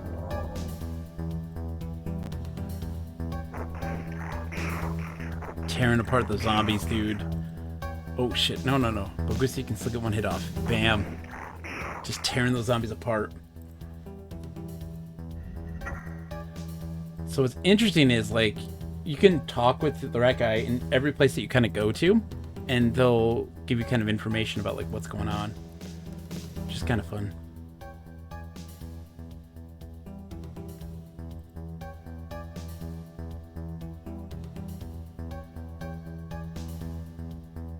Oops. There's nothing I can tell you here. Keep moving. I will tell you what I can when I can. Okay. Let's keep moving.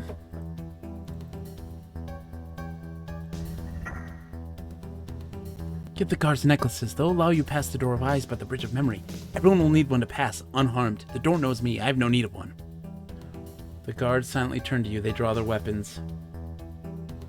I'm lost. Can you help me? The guards open their mouths as if to reply, but no sound emerges. They all begin to move toward you silently.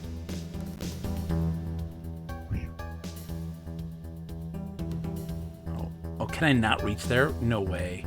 Come on now, game. Okay. Gotta kill this dude. There, thank goodness. Oh, come on. Guard.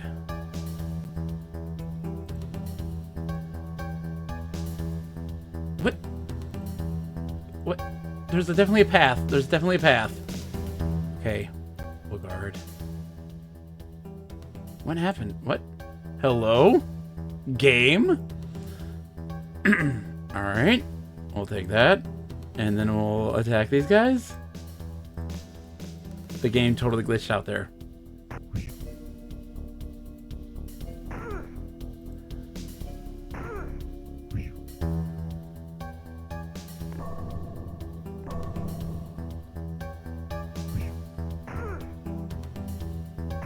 Bam.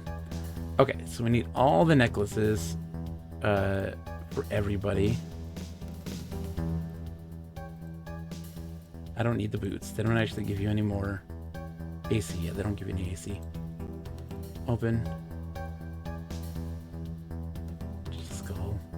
Enemy mace. Open. That one I'm taking.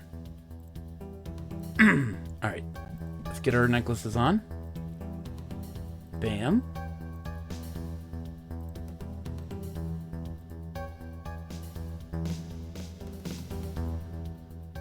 And we gotta pick up one more.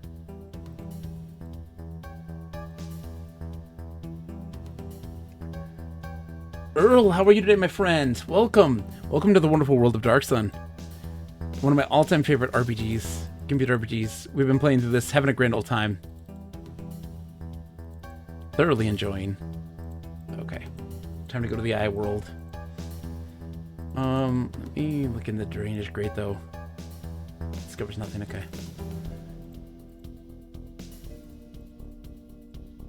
We're in Dagalar's lair. A sorcerer of sorts who is doing experiments, who's kind of revered by these rat men, but we know he's up to no good. Do you have a party of player characters? We do. Our party consists of Didi, the dwarven fighter slash I think they're a druid, right? What are they? I don't know. Cyanist, I think, maybe. Lepilikos, who is our half elf warrior slash. Oh, Didi's the warrior slash thief, and this is our warrior slash preserver, so the big magic caster person. Then we have Bogusta, who is our warrior scientist, who is No, he's the cleric. He's the cleric. He's the warrior cleric. And then we have Sakura, who's our warrior druid. Sakura. Okay. So we can talk to him and he has something to say. What? No, not yet? Okay. This is the Bridge of Memory. Daglar constructed it from nobles who tried to cheat him. Here they roast and contemplate their idiocy. Daglar has an amazing grasp of artistic punishment. The faces in the bridge are writhing in agony. The constant screaming does not make for interesting conversation.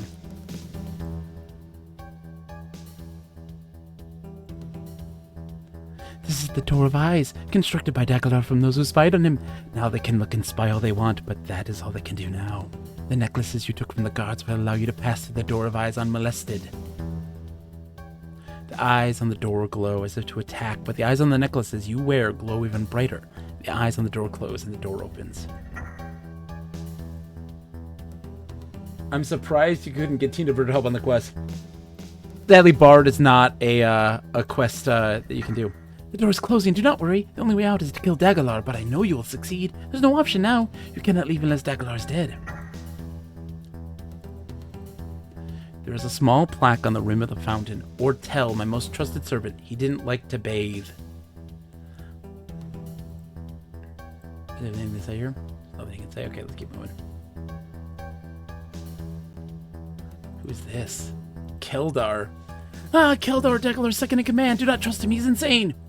Visitors, how exciting. Whoa. Audio Eric has an emote for everything. There's a necklace with eyes on it. What is that from? So you're Keldar. Say, nice hair. Oh, well, thank you. What are you doing here? I live here. This is my home. I should be asking you that same question, but you're just going to die anyway, so why should I bother? I'll be on my way. Leaving so soon? I don't think so. You're just the cut to the chase. Let's start fighting, kind of person, aren't you? Well, fine by me. Jeez. And he ran off. Say, nice, exactly. I love that. Okay, here we go. All right. Shade. Oh, come on.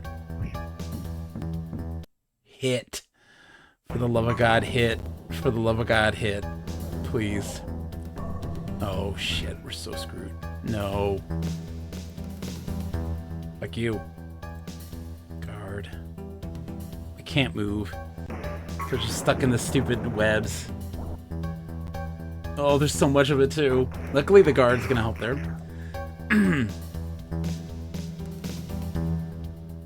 Please. Hit. Hit. Can't attack. Why can't I attack? Am I blinded by something? Oh, come on, man. Really? Guard. Guard, damn it. Oh, damn it. This stinks. We can't move.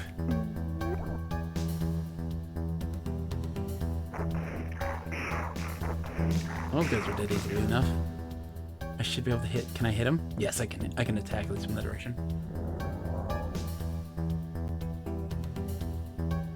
Of course, they can't attack. Come on, man.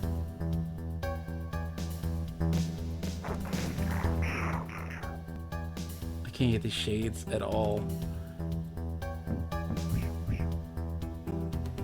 I should be able to move now, can't I? No, I cannot.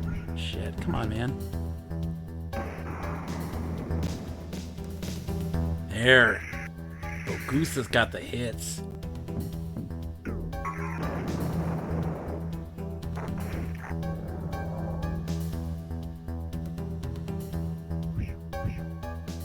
Cease this madness. Cease this madness.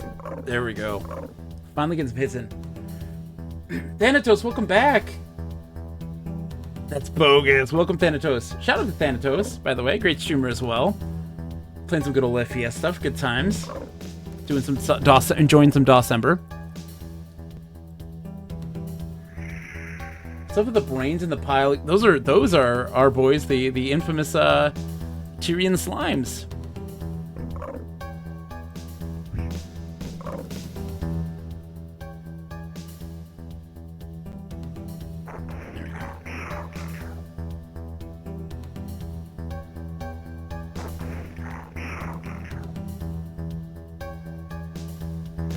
go. Come on, Bogusta. There we go. Ooh, man. Dagalar's an interesting sort. He's a mad magician of sorts. Let's go here and take a look at what's going on over here.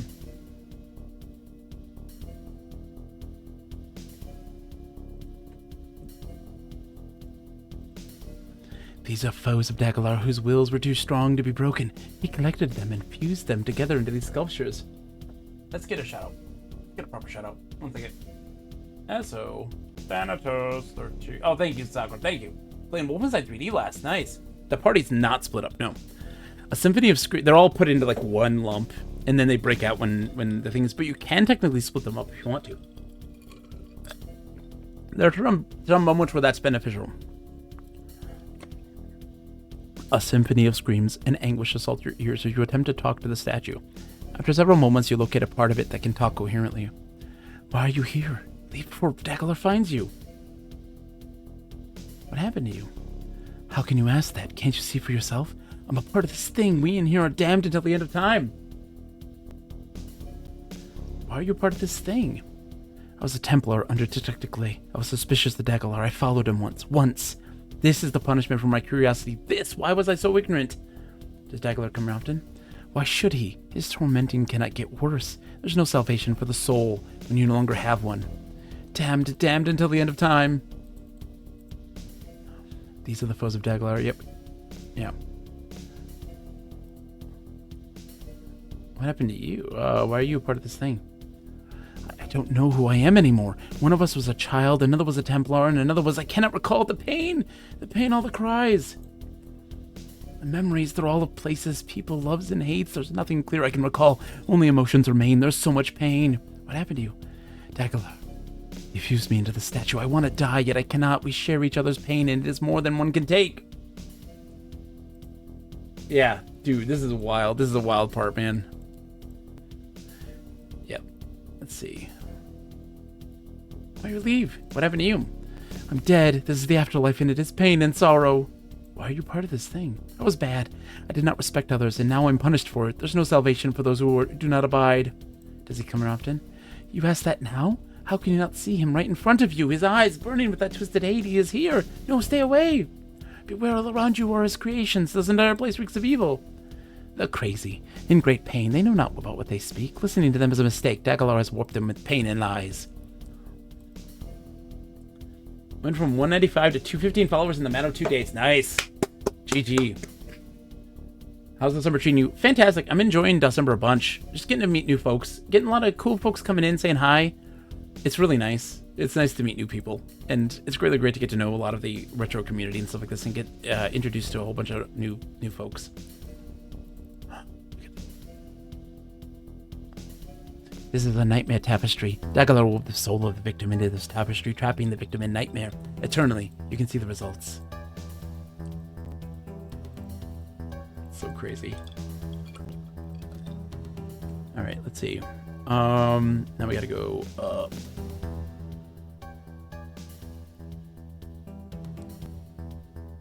Okay, this room is empty. Where's our rat boy? Rat boy, you coming? Rat boy's coming. What's in here? Anything good? Nothing. Oh, there must be a button. There must be something secret here. I feel like there is, but it doesn't look like it.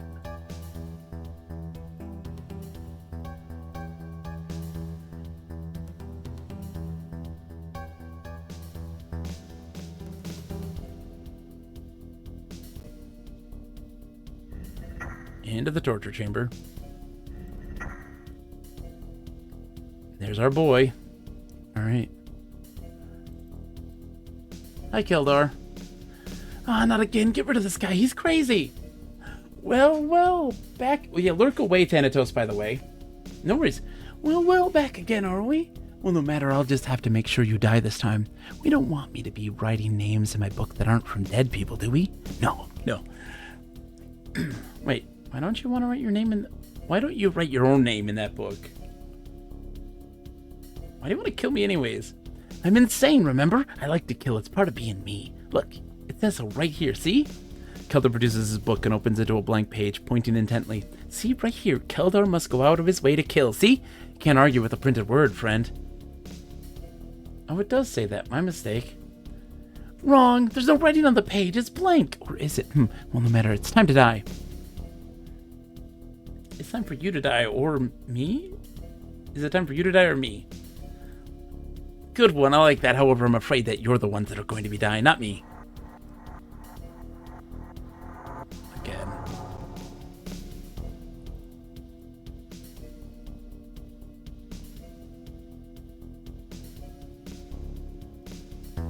There we go. Alright. The slimes are pretty nasty. We gotta kind of prioritize the slimes. And the shades are like the big things. Yeah, oh god. Just worried to death. You're gonna get me. Hi, Mal. Come on, buddy. Good try. Yeah, there's the stuff. But we're close enough to everybody for the most part that, like, it's not gonna be too much of an issue. No, I'm not gonna move. I can find right here.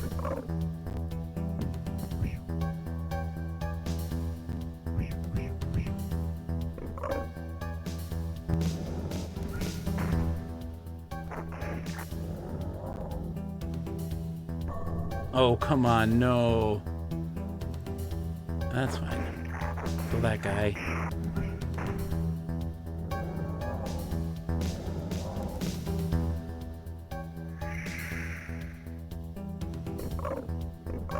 Our boy Bogusta can only is like the only one that can really kill these shades at this point.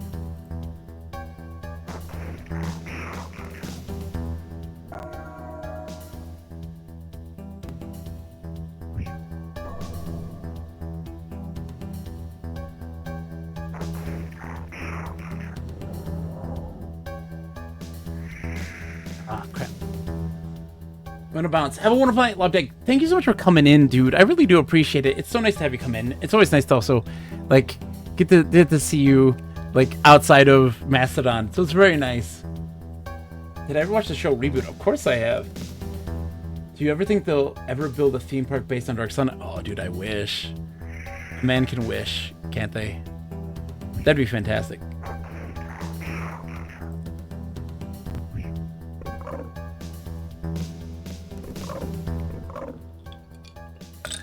Leveling up, we're doing great. Have a great night. But yes, I've watched Reboot. Of course I have. They probably won't make another D&D book based on Dark Sun, which makes me so sad. After 4th edition and all of the things that came with 4th edition, yeah, they're not gonna do any more with it. They're kind of done.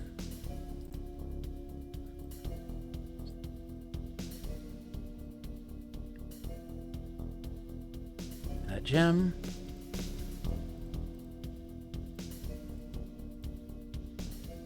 That dark hole. Reaches in the dark hole, nothing. Okay. Hold on. We're getting close to Daglar's lair. Okay. You can kind of like view everything, look around and see everything too, which is really kind of nice.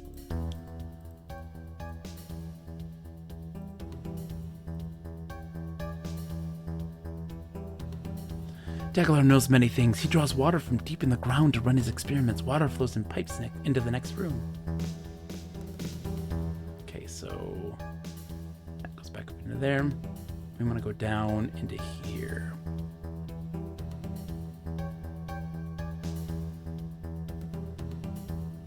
I watched a lot as a kid, but never saw much of the last 2 seasons. I bought the DVD set recently and have been enjoying it. It gets crazy. It gets real crazy. Like, it gets intense. I was not expecting that. When I was a kid, I only saw like the first season, and then I saw like the rest of it later on Cartoon Network, and it was just like, oh my god, this is amazing.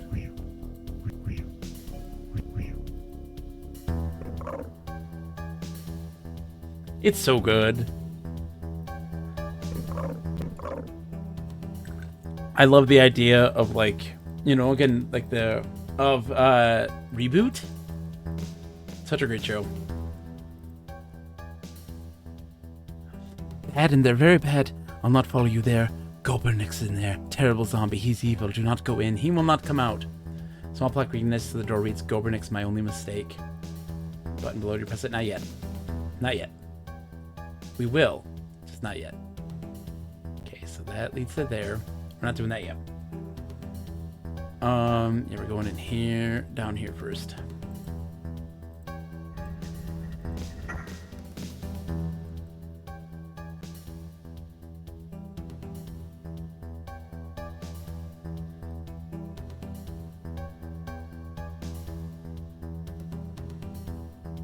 That's to him. Those dudes, some shades there. Oh, I can go in there. I can absolutely go in there, and I should. That's where the... Oh, never mind. Let's just go up here first.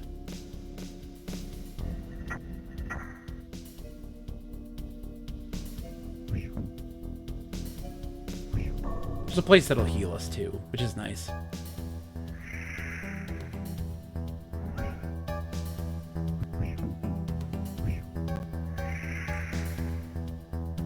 Poor Dee Dee is getting hurt pretty bad, too. We need to find a place to rest and get some safety soon. It'll happen eventually. Kiniko's Dragon, this is a rather janky game, ain't it? Oh, look. Yes, but I will say that it's the good outweighs the bad. Wake of the Ravager, that might not be the case. It's far more janky. This one isn't nearly as janky compared to the sequel. And by the way, welcome, Kinikos. Hope you're doing well. How are you today? So good to see you. Another shout out, by the way, Sakura. I've been doing all right. Oh yeah, dude, I love this game. It's one of my all-time favorites. Shout out to Kiniko's Dragon, another December participant. They've been playing Hexen. Oh man, Hexen's some good stuff. It's a pleasure to have you, my friend. It's the Chamber of Fire. People are placed into those molds. He coats them with magic elixirs and symbols and pours in the essence of fire.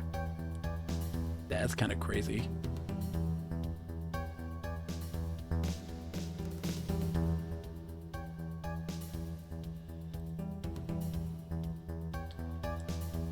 Alright, so that way leads to him. I don't want to go to his thing yet. I'm gonna go in the kitchen here.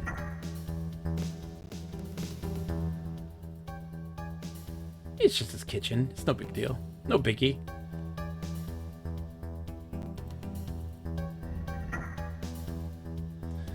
Haven't done a December stream yet. I've been slacking on finishing my setup, and yesterday my PC did the stupid thing where it forcibly shuts off and restarts, and I don't know what the hell's going on.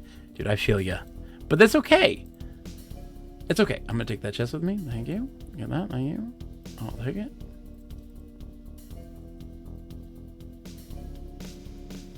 Alright. That's nothing of great importance in there. Okay. It's the spirit of the thing. Exactly. It's the spirit of the thing. I was playing Hexen with my girlfriend's codename Demolitionist. Couldn't finish it because Twitch's ingest servers kept giving me remote host close the connection response. Oh man, that stinks. Trying to finish that before December, but I guess Twitch wasn't having it. I've never come into too much issues with Twitch stuff, but I feel you. There's a lot of crazy stuff that kind of goes on. Twitch is very fickle. Sometimes. And by sometimes, I mean a lot of times. So it doesn't mean a lot of times. Oh, dude, come over here so I can get through. Had to take my medication, and now I'm out of orange juice, and the kind of orange juice I like is hard to find. What kind of orange juice do you like? What's your orange juice type here? Guards suddenly turn to you, they draw their weapons. Die scum. The guards open their mouths as if to reply. Yep.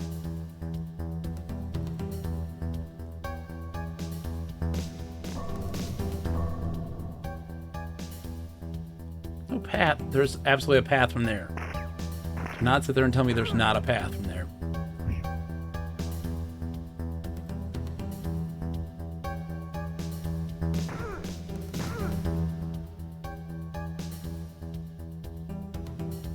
No worries, Kinikos.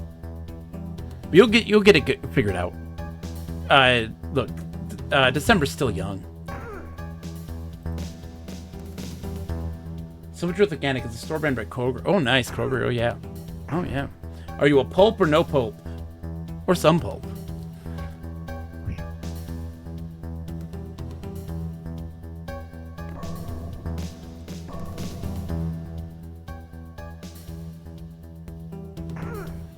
I don't use a lot of spells yet.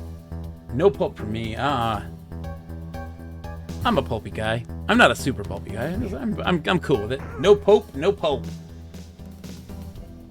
Yeah, they just got the necklaces and stuff. We don't need any of that stuff. And we're...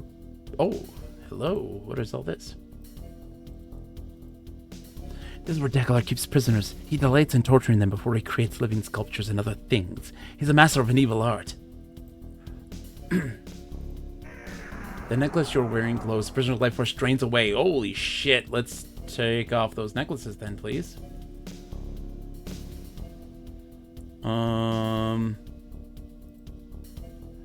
Take the necklaces off, baby. I do not want to drain their life force. That's not a good idea.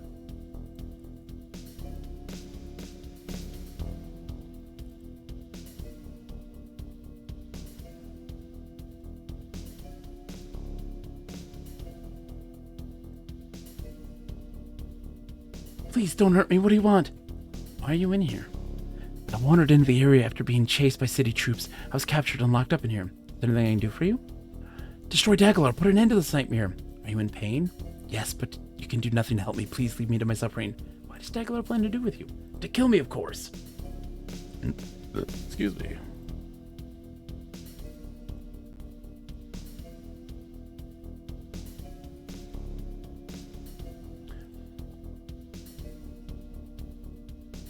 Go away, go away. Apple juice, good times. Fruit juice of choice is apple juice. Always a great choice.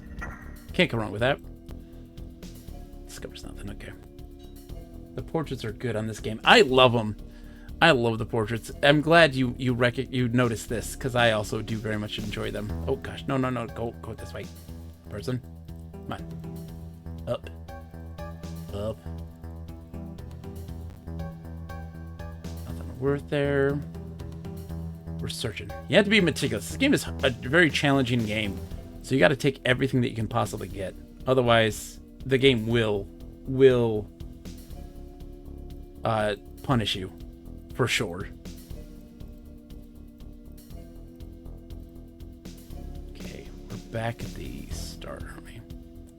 Okay, so let's go into this other room.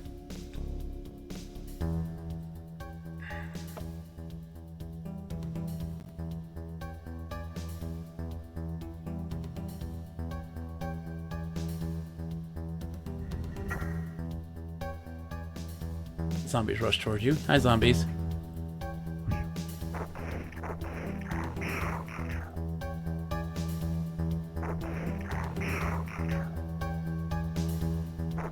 Okay. This is fun. This is a fun one. This is where Daglar creates his slimes. He uses Tyrian slimes and then reads from his book. The slime becomes very evil. Do not play with this, for only Daglar can create them correctly. The book is filled with arcane symbols and hieroglyphics. DD examines the text, and with his magical training is able to decipher the writing on the page. The slime subject must be placed within the circle, where it will remain passive, held by the energies of the glyphs. Then the following passage must be read, and the slime will undergo a transformation. Read the book? Not yet. Now read the book.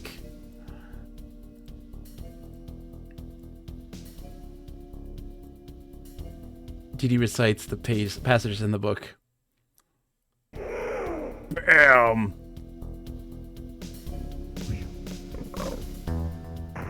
Ouch. I regret this choice.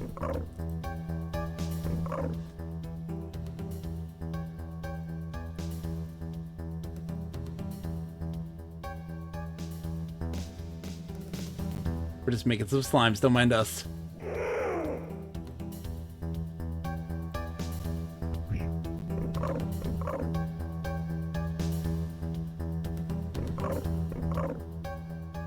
Because we're gaining levels. Like, that's the thing. We're gaining levels right now. We'll do it. We're gaining levels. We're getting XP.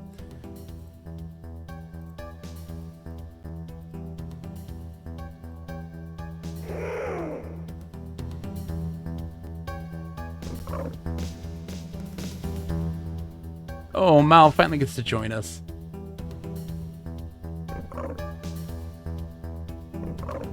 There we go. Level 6 fighter, yeah, like, that's so good. We are gaining XP like nobody's business. I think the max level's 9 in this game, in this one.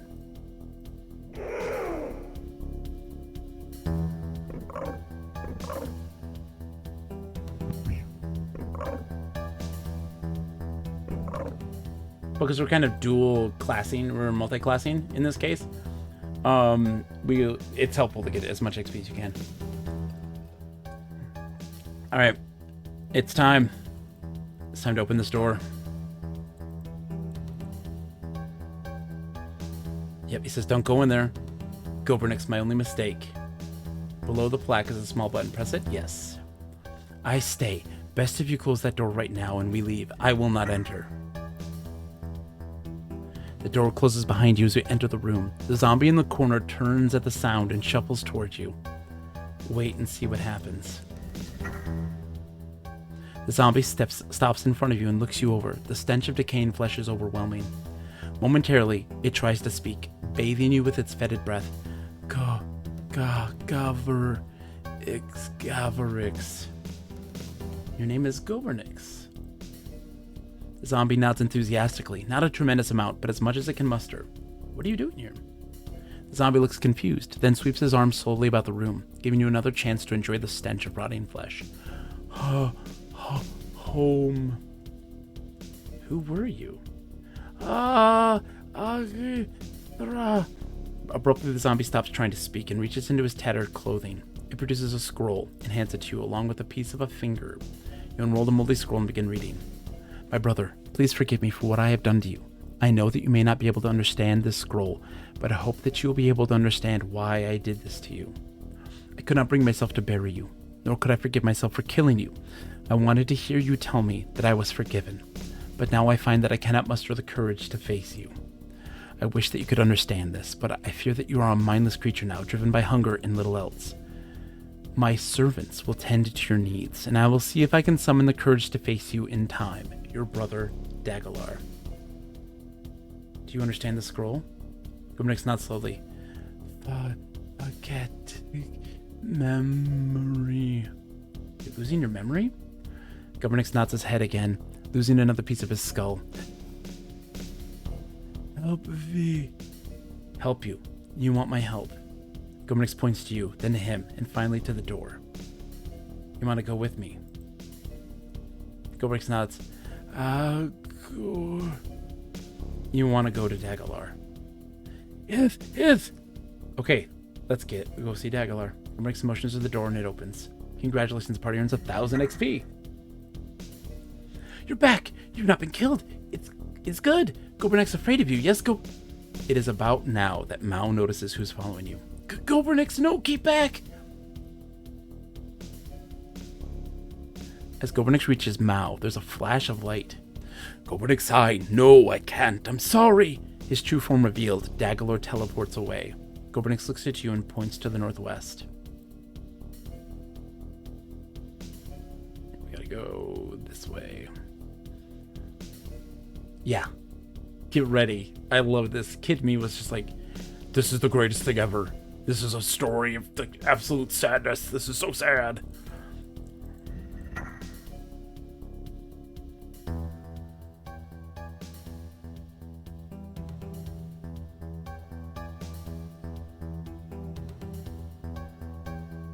Gobernix walks towards the flames. Gobernix steps right into the flames. Gobernix, charred and burned, is standing on the pressure plate. Apparently the flames didn't worsen his condition much. His odors changed from rotting corpse to cooked corpse, but it really isn't an improvement. He comes back to your side. Oops. Come here, Gobernix. Thank you, buddy. Let's go this way real quick. I'd like to heal. Hold on, is this heal? Let's save. Quickly save. Oops.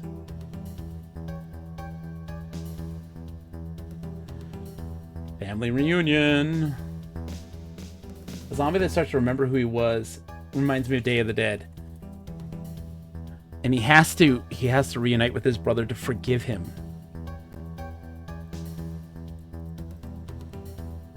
Oh, that's not it. Okay, that's not a thing. I thought that could heal me.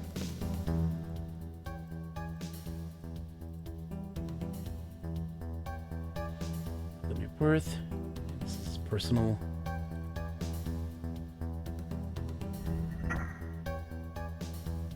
Okay. Gobernix, you're helping these slaves? Why? Gobernix steps towards his brother, arms open wide. No, Gobernix, don't come any closer. I'm warning you. Please, don't make me. Gobernix steps up to his brother, arms still open wide. I'm warning you, Gobernix. Please, don't. Gobernix reaches for his brother, closing him in his arms. Before Gobernix can touch him, Daglar's eyes glow and Gobernix disintegrates into dust. Interestingly enough, Gobernix was not moving as if to attack his brother, but more as if to embrace him one last time. Daglar looks at you, shaking with rage. You've made this happen. I wouldn't have had to kill him if you weren't involved. You've murdered my brother by coming here. For this you will suffer eternally. I will see to it. Keldar, quiet all this time, finally speaks up. Master, calm down. It was only a rotten corpse. Keldar never gets to finish the sentence. Daglar merely glances at him, and Keldar disintegrates too. Never talk about my brother that way, never! Daglar turns from Keldar's ashes to face you. You, slaves, you will suffer the same fate as Gobernix and Keldar. Now I'll put an end to you for once and for all. We gotta get to him first. We gotta kill his ass. Because he will do a lot of damage if we don't get him first. Congratulations, Party Games, 12,000 experience points. 12,000. Can I cast a spell? Fog, shield, magic missile. Let's go level. Flaming sphere, web, no. Haste.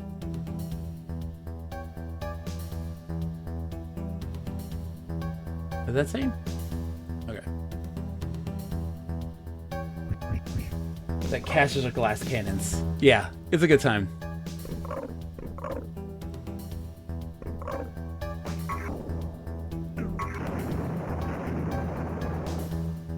Woo! All those spells.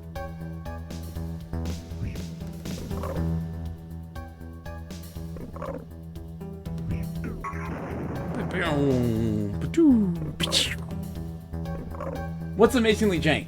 Tell me. Wait, where's my dude? Is he dead? Where's my dwarf man? Did dwarf man die? Oh shit, he did, didn't he? No.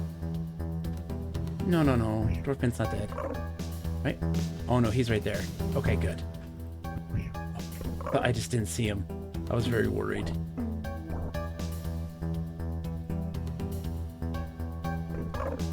When the RPG mod for Starshe's Tribe tried to operate with AD&D rules, which those rules don't work very well for real-time FPS action. Oh gosh, no. Not at all. Traveling caster classes in that mod is a nightmare. An XD character is not only glass, but has very little offensive abilities. My gosh.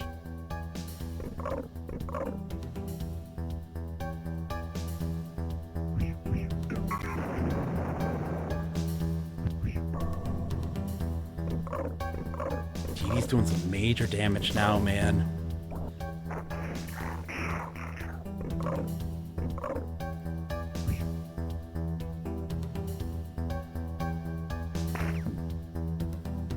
There we go. Bam. Ooh, they've leveled up. Another level 3 spell. What do we got? Minute Meteors, Flame Arrow, Fireball. Hell yeah. Maybe doing Fireball. Fireball's good. Let's do it. Fireball's learned.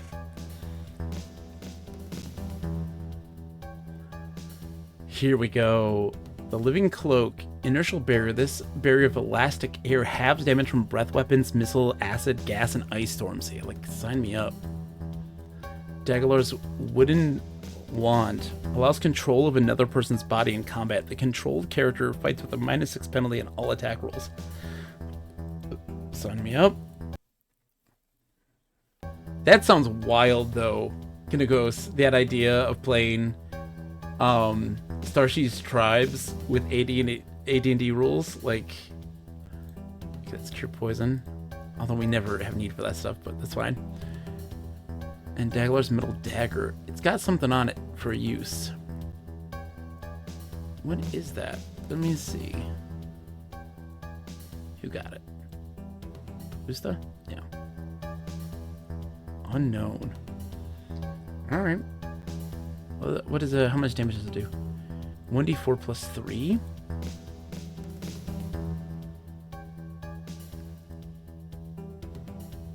And plus 3 dagger. Okay, so let's give that to...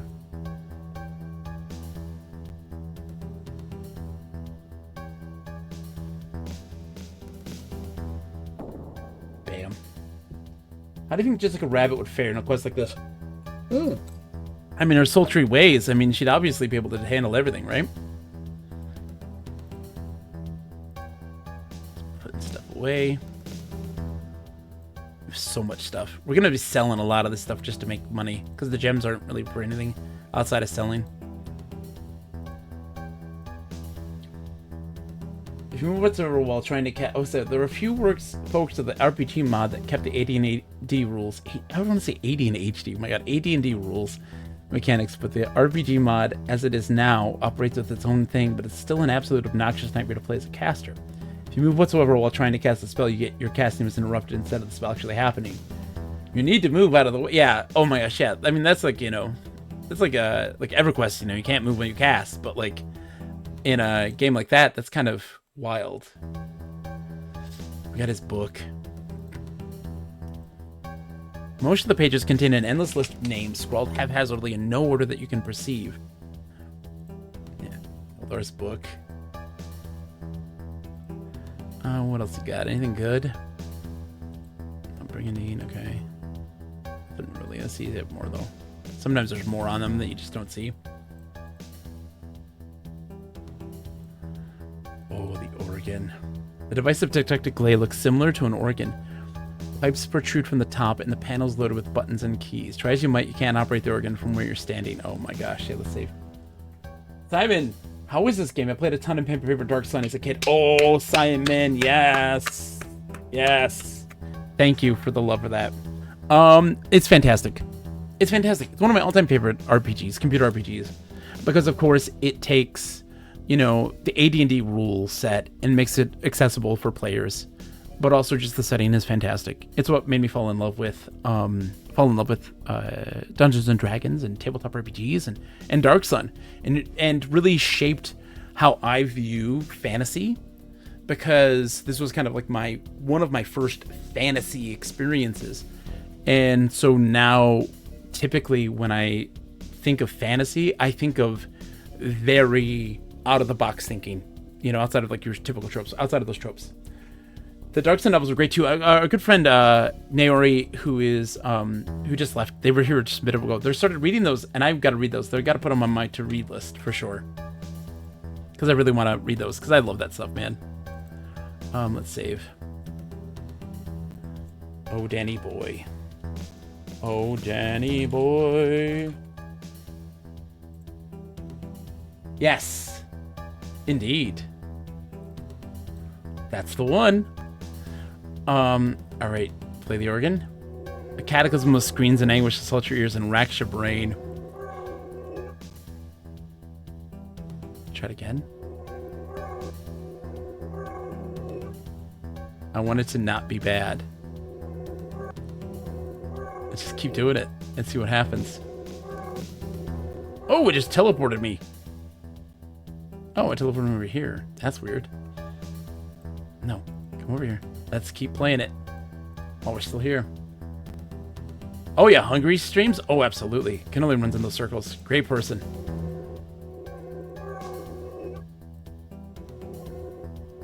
Oh shit. Okay, no. We're gonna go rest. We're gonna rest. We're not gonna press our luck there anymore. Hungry streams are always a good time. Great streamer, great person.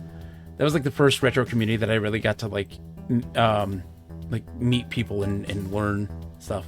Wand of Missiles. Preserver throws 1 missile for every 2 levels. Each missile inflicts 2 to 5 points of damage on target unless protected by a magic shield. Oops. And we also got another thing here.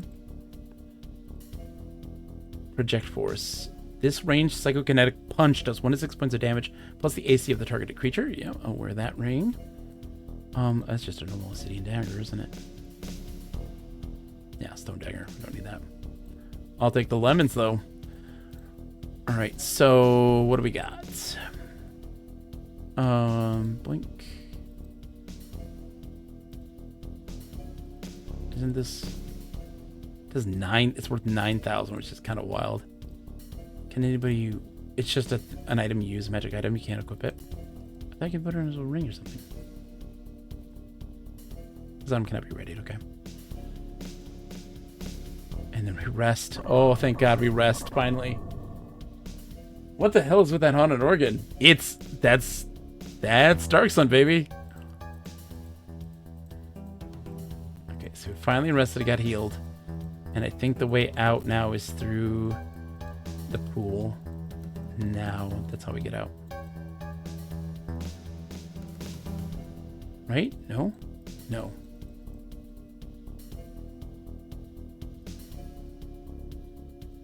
I forget how we get out. I'm gonna go talk to those guys though now that we've killed Dagalar, if anybody has anything to say. All those prisoners and stuff. Was it? No, it's not this way.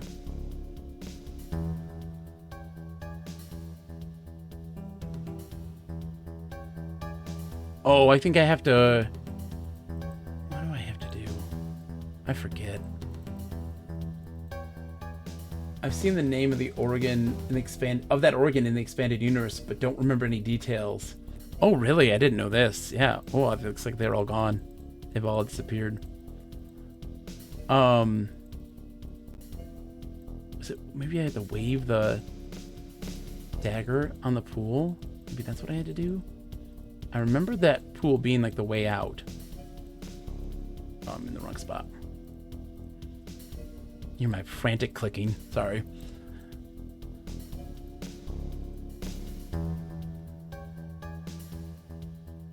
Let me see.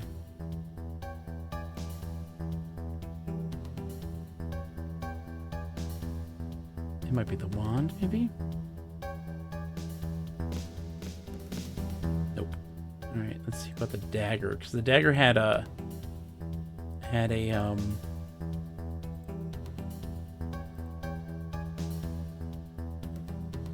Nope. Alright, I guess I have to make the long way around then I guess to get out. Right? There's no other way out, right? Am I crazy? That might be. Or just go out the way I came. I think I just go out the way I came. But man, I love Dark Sun. I have the I only have the 4th edition stuff. I was big into 4th edition. I'm one of the weirdos that is a 4th edition stan. And while I get it, I totally understand why a lot of folks aren't into 4th edition. I don't think they're wrong for it either, for not being into it. Like, all of that makes sense. I can just hit here, let's go. But I just enjoyed it so much. It was so much fun.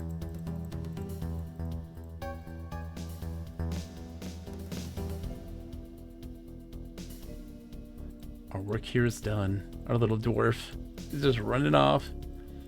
It was right here. Yeah. Wanna leave there? Yes. Okay, good. We're done. Have you played Alishar, the World of Ice? I have not. What is this? Tell me of this. Of course, yeah, I know that. It's like technically Oregon. Pull the lever? Yes, I pull the lever. So there's 2 ways out. This is the secret passage you can get out without having to fight a bunch of dudes. You could also fight a bunch of dudes. It's an indie game from Finland. I think it was by a demo scene group. Interesting. What's it like? What kind of game is it? It's a top-down turn-based RPG? You got me there. All right, so let's say... Oh, let's get our guys into position, and then we're going to save. So let's see. No, Ratman. I don't know then if I'd like it for brutally unfair. Stop right there, you are, slave.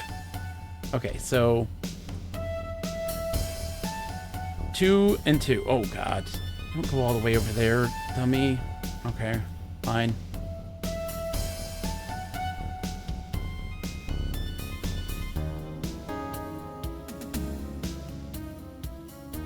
Two on one side, 2 on the other, because they're gonna pour in.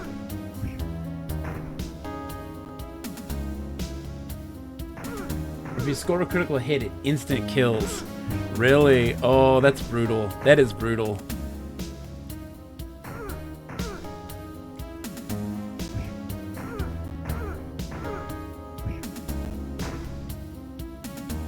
That is brutal. It's a free game now. It might be a bit weird to set up in DOSBox because it requires Gravis ultrasound. Interesting.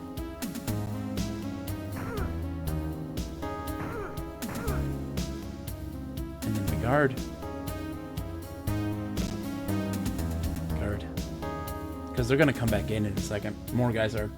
Lost Wolf, welcome! Yes, by all means, yes. Link it in the December thing. I'd love to see what that is.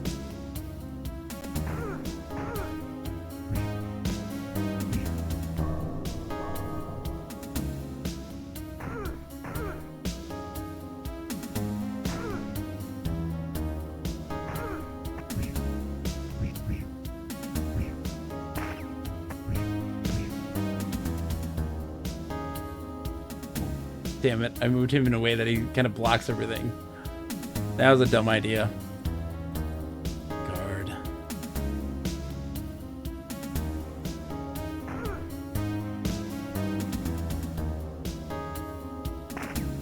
There we go. Out of the way. More should be coming in just a second. I think.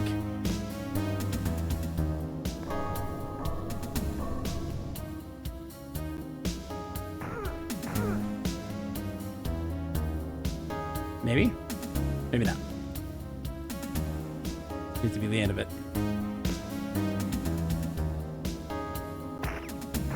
There we go. Perfect. How are you doing, Lost Wolf, by the way? Shout out to Lost Wolf as well. Awesome streamer as well. Loves to play some computer RPGs. We got to see some really cool stuff from him. They had done Dungeon Hack, and they moved on to that. They were doing, what, King's Quest 6, right? You're doing King's Quest 6 last? Super awesome. How is that treating you? Out of curiosity. Do another RPG. Ultima Zero. Interesting. I gotta get through some Ultima games, man. I love Ultima, and I've never beaten a single Ultima game. Oh, snap. Hello, gentlemen. Don't mind me. I'm just a friendly neighborhood.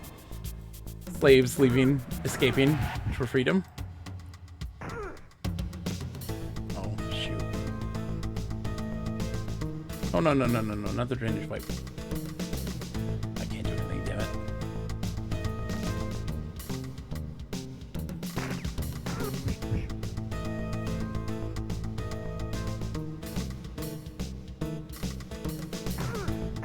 There we go. It's winding down, started the end game. Nice.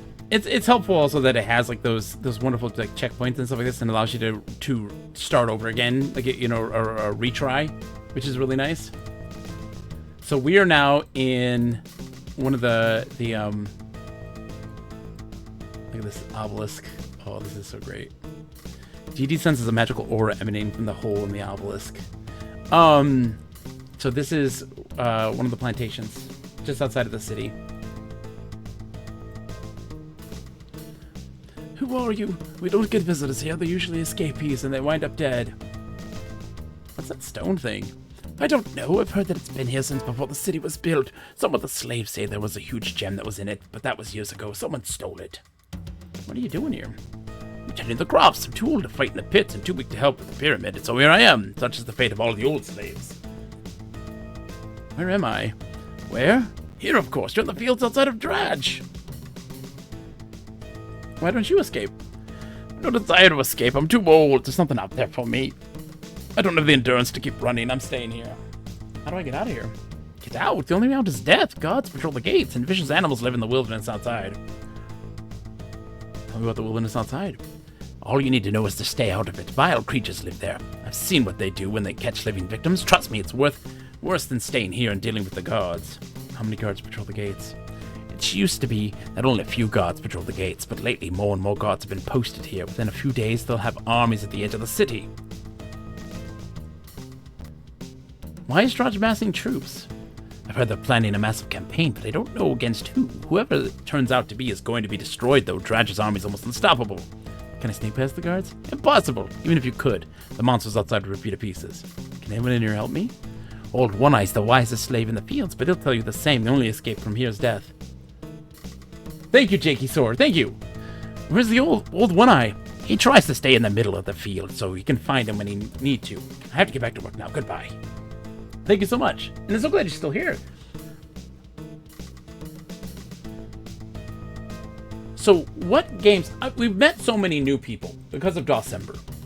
If anyone out there who wants to engage in this, again, you're more than welcome to lurk, or you don't have to answer these things. Don't ever want to pressure people into conversation. But, what are some of your favorite games of all time? I've got a big list. It's enormous. But, to give you like a small understanding of this, so like some of my favorite games are... one of my all-time favorites is a game called Myst Online Uru Live. It's a Myst MMO. A commercial product made by Cyan Games. It's still around. It's free to play. And it is an absolutely massive adventure game that's multiplayer. And you get to engage with other people, multiplayer puzzles, and a meticulous level of craft that is Tolkien-esque in nature. It's so intense. It's so good. That's one I love. Shenmue 2. I love Shenmue so much. Shenmue is one of my favorite game series. Shenmue 2 is so good. It's so big and so sweeping and such an amazing dramatic piece. It's so awesome. And a massive love letter to martial arts. I also love of course, Dark Sun, Shattered Lands, one of my all-time favorites. Outer Wilds, if anyone's ever played that. Outer Wilds, not to be confused with Outer Worlds. Outer Wilds is one of the most brilliant games ever made. It's such an insane design that is something I've never experienced, and is such an emotional, heart-wrenching experience. It was so good. It's so good. If you've never played it, and you love really great narrative mixed with amazing mechanics, it's so good. I've heard really great things about Outer Wilds. It is such an emotional roller coaster, and it is so insanely smart. I've never played a smarter game than Outer Wilds. It is so well designed. I'm currently playing Yakuza 0, and people mention Shenmue being similar. So they'll always say this, and I am a dissonant voice in that regard. They are two drastically different games. Not bad by any means. Not to say that one is better than the other. But Yakuza is an action game, right? It's an action game. You get to go explore. You get to play mini games, and it's a fun action game. It's very good at what it does. Shenmue is an adventure game first. It is an adventure game first. So it is about engaging with NPCs and a meticulous level of detail. So, like, to give you an understanding, in Shenmue 1, okay? For the first half of this game, you're in your hometown neighborhood, and there's always these points where the game is supposed to be going on here, and I apologize for because I go on rants. I apologize for the rants, but I love talking about this stuff. So like every time you have a new point of like what you need to learn, what you need to do, it's a new dialogue that you talk to people about, questions that you ask people, and you could technically talk to a same person. Go on rants all the time. Yeah, we love rant. I love rants. Rant people unite. You can talk to the same person for all of those things and get information that you need to progress the story. And the things that they say help you get insight into that person in particular. and it's different than how you would talk with other NPCs. Polly Two Hats, welcome. It's a pleasure to have you.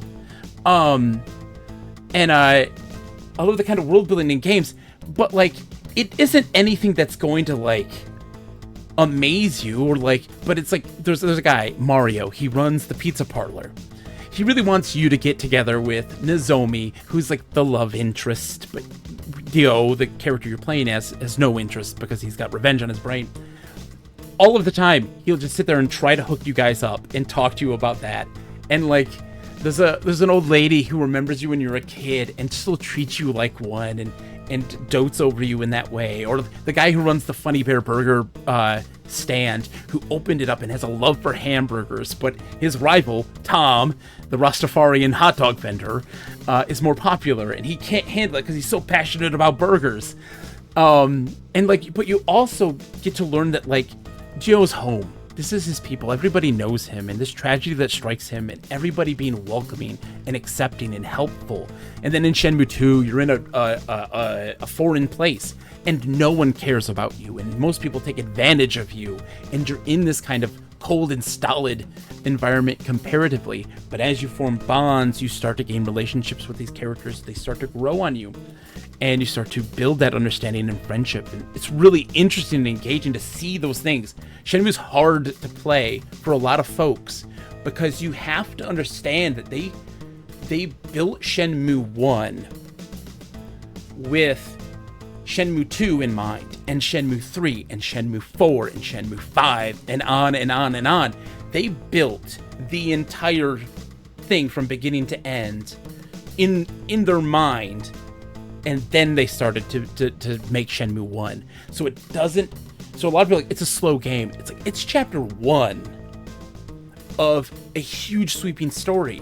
And so it won't make sense, or as much sense, compared to the bigger picture when you play Shenmue 2 and Shenmue 3, and you start to get a better understanding of the purpose and point of Shenmue 1 and what it serves. But it's so rich with information, lore, and passion for the martial arts, and really trying to teach. How I best describe it is, Yu Suzuki saw young people, and he said, I want to make a game that is a message to them, of the impetuousness of youth, of this this need to like just run on raw emotions, and how that doesn't get you anywhere, and how forming bonds with people and connections with people is valuable and important, and a massive love to craft and building towards something is far more important than running on instincts. And is a constant message that is played out through the entirety of the 3 games that are currently out. And it is so beautiful and so impassioned. It's so good. We're Yakuza, again, not dogging Yakuza. Yakuza is so much fun. It's fun. And it's wild. I like hearing you talk so passionate about it. That's just me with games. You name a game, I have something passionate to say about it. Because it's so unique and interesting, and it still holds up as such something so fantastic. It's just, and the fact that like you can sit there and practice martial arts moves, and as you practice them, you become better at them, and the move changes. You add techniques to them. You can see the physical animation change as he begins to master these martial art moves, and how that carries over into the second game. It is so good. And like, just, there's so much about it. I'm a very passionate person. I care so much about games. I think that the most important thing, it's a glue to society and our ability to connect with people, to play, right? And to play games is so great. I love it so much. And I love talking to folks about it. And getting the opportunity to just share that love, because it's so worth it. It's worth it. I don't just play games to like get away from the world. I play games to connect with the world instead of trying to use it as an escape. It's instead a way to engage, and it's valuable. It's valuable to listen to folks. I wouldn't get to meet you all. I wouldn't get to hear about the stuff that you guys love. And then it does when folks enthuse about games and tell me about the stuff they love, I better understand games. I better understand people, because everybody has their own individual values about video games. What is it that they look for? Why do they play games? What is it that they like about them? And then when they talk to me about a game that they like, I can start to understand or view that game from that perspective, from those values. So maybe something that I don't like, maybe a game I don't enjoy, I can find a way to now enjoy it because I see it from a different lens. It's collecting lenses, and in a world of the internet where everybody's trying to one-up each other and always be right, and always try to like be at the top of that ladder of like, I know the most about everything and my opinion matters the most. I feel that my opinion isn't, it's valuable, but it's not important. It's not the most important thing or more important than anyone else's. And in fact, everyone's got this perspective that has value. And so many people who don't talk about games or are afraid to engage in communities because they're afraid of folks talking them down and beating them down because they aren't as qualified to speak out or be passionate about their games. And for me, I'm like, no, I want you to express that. I want you to feel free to enthuse about games because it's so valuable. We learn so much about what makes games special. We learn so much about what makes games engaging, and we also learn so much about the people who love them then. And we can appreciate them better. Sorry. Rant done. Shenmue's a great game. Wandersong's another good one I really love. Wandersong is a really fantastic puzzle platformer made by Greg Lobanov, and that's a really good game too. I very much like that because it's I've never had a protagonist that I felt so connected to, that I felt was me in so much. I just got Chicory on a sale, Lost Wolf. I returned my bottle returns. I got me a Steam gift card. I was able to get Chicory, and that's high on my list because Greg Lobanov is fantastic. But Wandersong is also a game that's near and dear to my heart because it is a character that is very much me. Have a wonderful night, Earl. Thank you for coming in, my friend. Sound the trumpets for Earl. I need to make it a trumpet sound for you, just for you, Earl. Anyway, sorry, I rant, but Wandersong's really good. Because it's a protagonist that is me, who just loves people and loves helping, and a world that is cynical and dying, and like, it's so wild. Thank you, Polly, for the follow. Thank you for the follow. That is very kind of you. Thank you so much. Sorry, let's actually play this game now. Chicory is very good because it talks about the kind of thing that artists feel. I'm really excited to play Chicory. I'm so excited. Wandersong is one of the few times that I played it twice. I remember the first time I beat Wandersong. I streamed it. I've been streaming for 10 years. It'll be 10 years in February. When I was streaming at the time, I was in a walk-in closet in our apartment, and my daughter was born.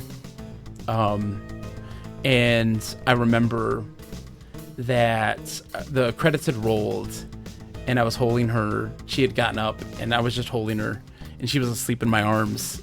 And the end song for Wandersong is so amazing. The soundtrack is so good. And I'm just like trying so hard not to cry, bawl my eyes out. And the game ends, and I'm like, all right, have a good night, everybody. And I end, and she proceeds to projectile vomit in my face. Right as soon as I hit that end stream, I got hit with just an endless torrent of vomit. It was so hilarious, and I was just like, oh my gosh. I'm so glad that happened then, and like not on stream. That would have been so insane. But I loved it very much, the game, and it's one of those things where I had to. Sorry, I'm sorry. I love talking about games. I've been on a lot of podcasts that talk about games. Can you tell? I remember. So part of why I've been doing bad MS-DOS box art. MS Paint, sorry. Bad MS Paint box art. You gotta see this. This is really bad. So this is the one for Dark Sun. This is for fun. It's really bad. I'm using it with a mouse, and it's intentionally meant to be really bad and cheesy. Part of why I made it, or do those now, I just started doing this for like pretty much all the games that we'll play, is because, excuse me, I needed something to attach to the games because I didn't want them to get lost in the pile. When you stream, you play a bunch of games. You play a bunch. I don't want them to get forgotten. I don't want them to get lost, so I have to do something kind of memorable to attach them to that, and that's a really good way to do so. Sorry, let's go look at this game. You're not from here. I'd know. If you're interested, I could sell you some fruit just picked. Why aren't you tending the fields? Shh. Do you want the guards to hear? They found out I'm selling crops. I'd rather not think about it. Oh, you'll like chicory. I will like chicory, Lost Wolf. Yes. What kind of fruit? Only the finest, direct from Drudge's fields. Got some pears, grapes, lemons, and even some corn.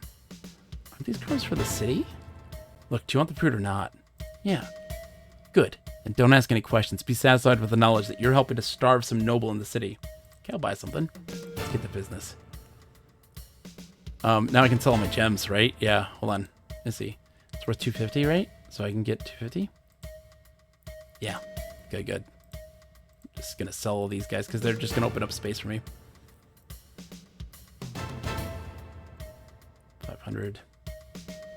One of the side activities actually doing. Oh, I know. Yeah, like it's coloring and doing art to like to do stuff, and also like just Wandersong. Why Wandersong was so great was because you could just sing all of the time, and there's a dance button that it doesn't do anything. Dance just makes you dance. It doesn't. It doesn't serve a purpose other than to dance, and it's great. I love it. And that's part of what makes a game like that so special. Because whenever there's a game that... Speaking of Tearjerkers, Brothers... Yes! Oh my god, Brothers... A Tale of Two Sons or whatever it is? Yes. Oh man. I'm scared to jump onto that boat, man. I don't know, my poor heart can handle it. I gotta sell the guava. The guava's just poison. I think, right? I think guava's poison. A Tale of Two Sons, yeah. A Tale of Two Brothers, did I say? A Tale of Two Sons, yeah. Oh, yeah, Stray as well. Oh my gosh, yeah. Sign me up. Invisibility Undead. Okay, so that one we keep. Gems. I loved all the other work from the creator Brother A Tale of Two Sons, because I played A Way Out. I played It Takes Two. Guava's the bad one, right? That poisons you. How's the target save versus poison or die? Yeah. Get rid of the guava.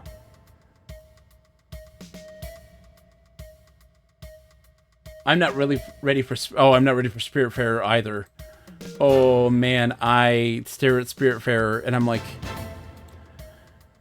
I will really love this game, but it will be too much for my poor heart. Like, it'll be too much for me. Alright. There we go. Nothing but the finest. I have to go now. I gotta find the dude at the center, which is, I think, here. This whole one eye? Sure, if you want the stream to just be me reaching for tissues. What's wild is that, like, I was always worried about with streaming, like, oh, I don't want to play these really emotional games because streaming's gonna kind of take me out of it, right? It's gonna kind of distance me from those emotions. Because, you're usually, like, worried, oh, what are other people gonna think if you're gonna see me blubbering? And in reality, that wasn't really the case. And I actually don't mind being, like, super emotional on stream because it's just... I'm playing the game. I'm not gonna, like, hold myself back for that stuff. I'm too old for that now. You know, I'm an old man. Old One Eye. Oh, hello, strangers. I'm Old One Eye. Help me get out of here. Tell me about the wilderness. That desert's a nightmare. Years ago, I was out there myself grubbing for water. That's the worst problem. Don't matter how many monsters there are if you're a thirsty pile of bones. How did you survive in the desert? I stayed with the merchant caravans, but it's just as bad as staying in the desert. Lots of those people just as soon cut your throat as anything else. What kind of animals are out there? Whatever horrors you can imagine are out there. The worst I ever saw was a sinkworm. It attacked us on the scrub plains. I escaped, but it took my eye. Can you help me get out of here? Since you've been kind enough to listen to me rattle on, I'll help you get out of here. There are two ways out of here. One is past the guards, and I can help you there. The other's to the east. There's a weak spot in the bone wall. If you can knock it down, you can get out. But you want to try? We'll try the bone wall. Good choice. There's only a couple of guards over there. I wouldn't mind advice hanging around too long after you kill them, though. The other gods will come after you. I'll take you as close as I can. Oh, I don't want to actually don't want you to do that. I want to, there's somebody who has the gem. Where is it? Hold on. North is going to lead me to the gates. Let me look at the map. There's a map function that we can do. Map. Okay, so we're here. This is the, I think, where the guy is. Yeah, that's the guy with the gem. More emotional when Chad isn't making dumb jokes. Yeah, well, I mean, if they do, it's fine. Just come over here. I need to talk to you. What's up, dude? You escaped slaves, right? Don't worry. We'll tell the guards. Actually, if you're interested, I got a proposition for you.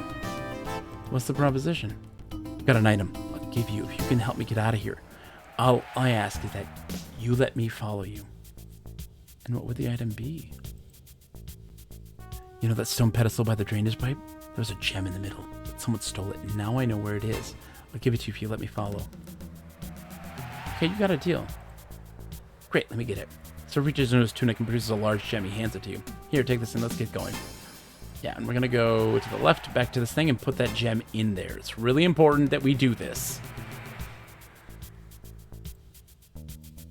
It's so easy to miss. I didn't know about this for so long, and I was so, like, it blew my mind when I actually figured it out. I was like, holy crap, this is amazing. So we go this way. And then, bam. Take the gem, put it in here. Good. That actually is for fast travel. It's for fast travel. Surprisingly enough. I'm gonna go this way and fight some dudes.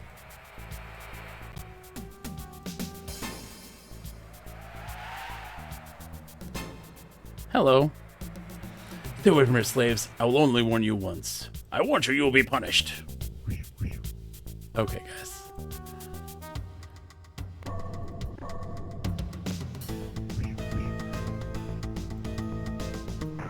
So there's two big branching paths here. No worries, Lost Wolf. Thank you so much for coming in and hanging out and spending your time here. I really do appreciate it. And again, shout out to Lost Wolf. Wonderful streamer, great person. Really worth your time and patience as well. Like, and to go see them and check them out because they're really great. I'm going to enjoy Dark Sun, man. This is one of my favorite games.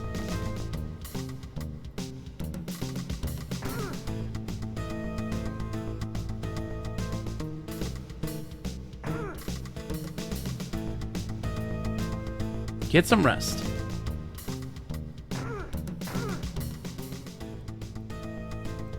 Yeah, they don't have anything I need. And then we can break this down. We'll break it down since we're here. You hear the shouts of guards in the distance. Judging by the commotion, they're headed this way.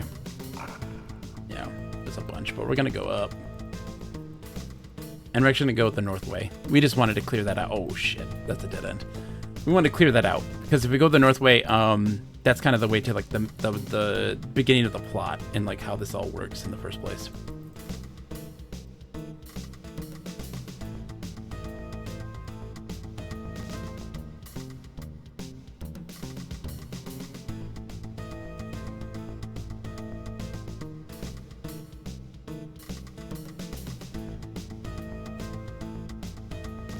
You don't look like field slaves. Wait, escaping gladiators. Stop them.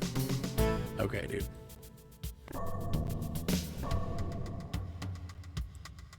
Yeah, there's a whole bunch. Oh my god. Oh no, they're getting that dude. The poor dude. No, dude. Run, surf.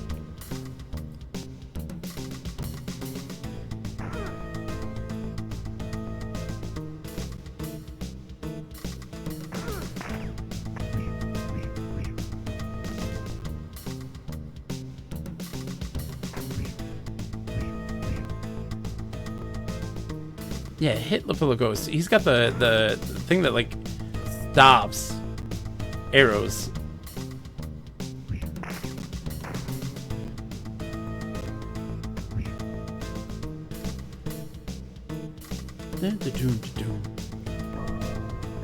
Our guys are OP right now, for sure.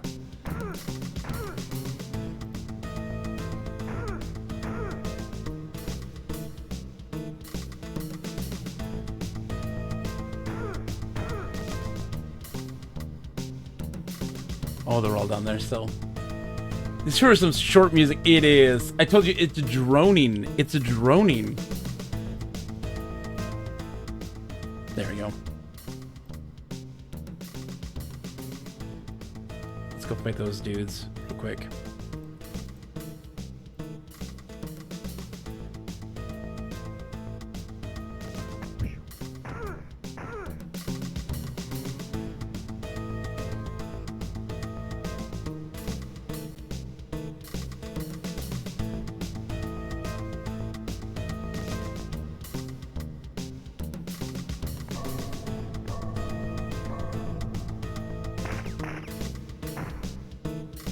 Oh, come on, reinforcements. Come and fight us.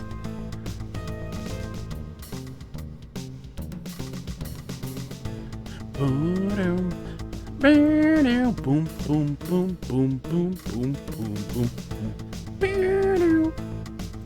Oh my gosh, it's droning. It's driving me a little crazy. Not gonna lie. Just a little bit.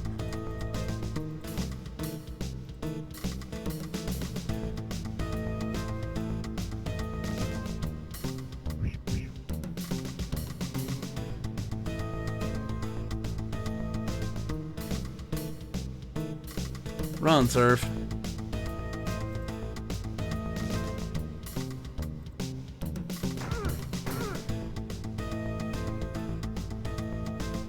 There you go. Okay, let's get out of here. Let's go, Mega Yanker. We gotta change our mind. Okay, lead on, dude. Yeah. Just gotta wait for this other dude to catch up with us because we gotta help him leave. We promised. A promise is a promise.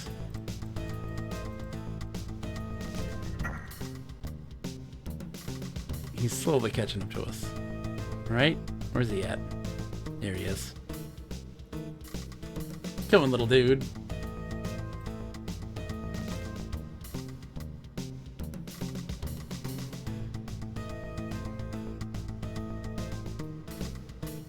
Okay, lead on, dude.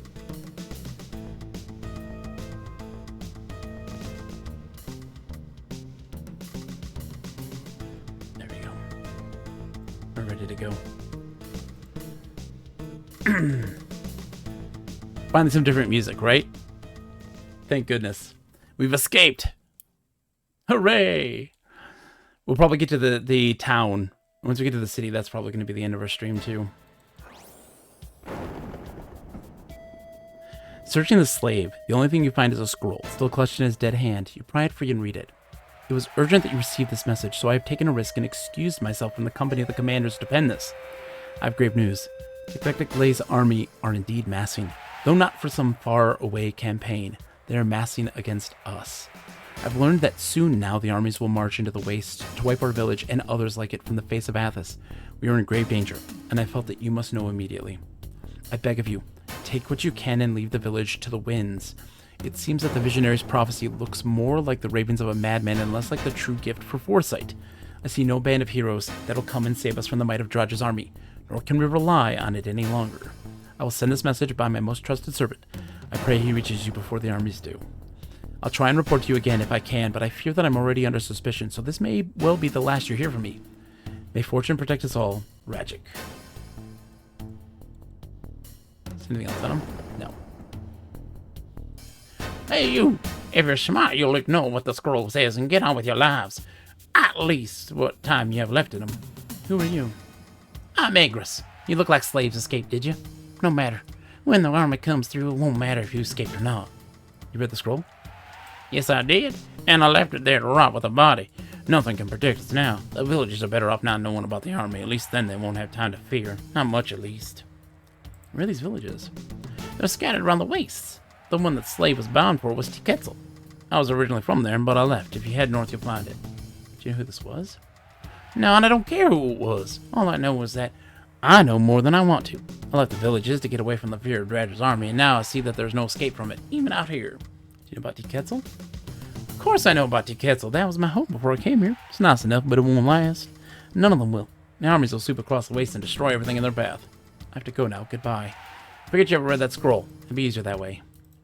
Okay. Yeah, we rest. Get healed.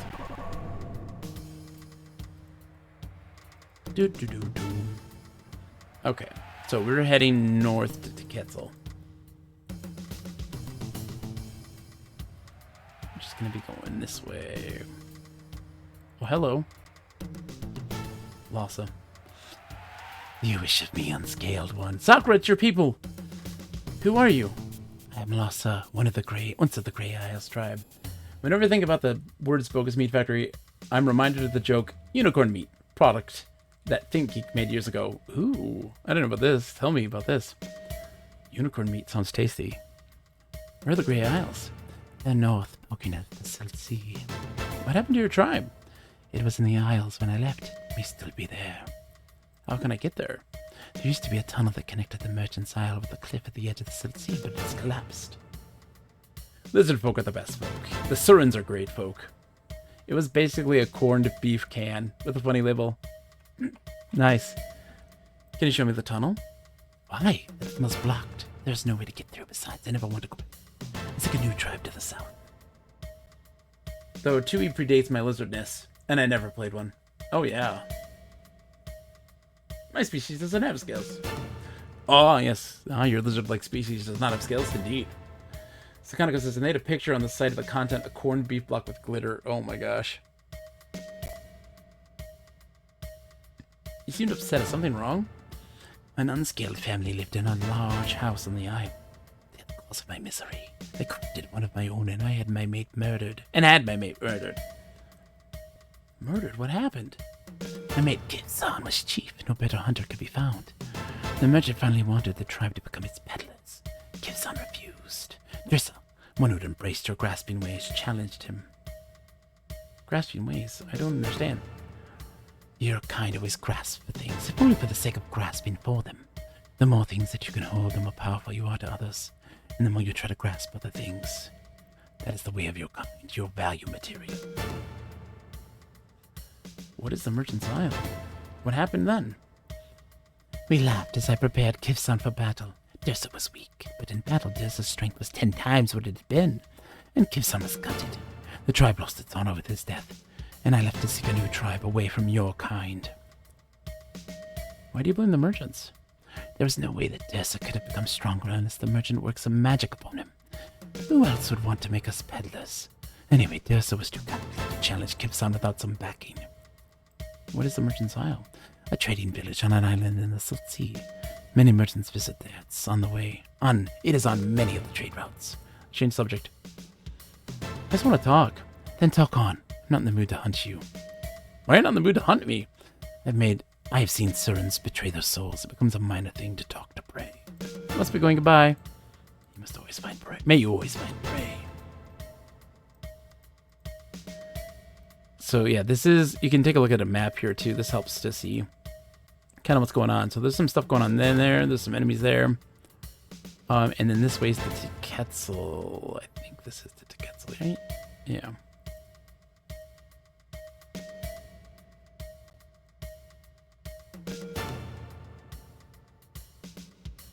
Nothing in this direction but endless sand and shifting dunes. To venture into it would mean certain death. It's not here.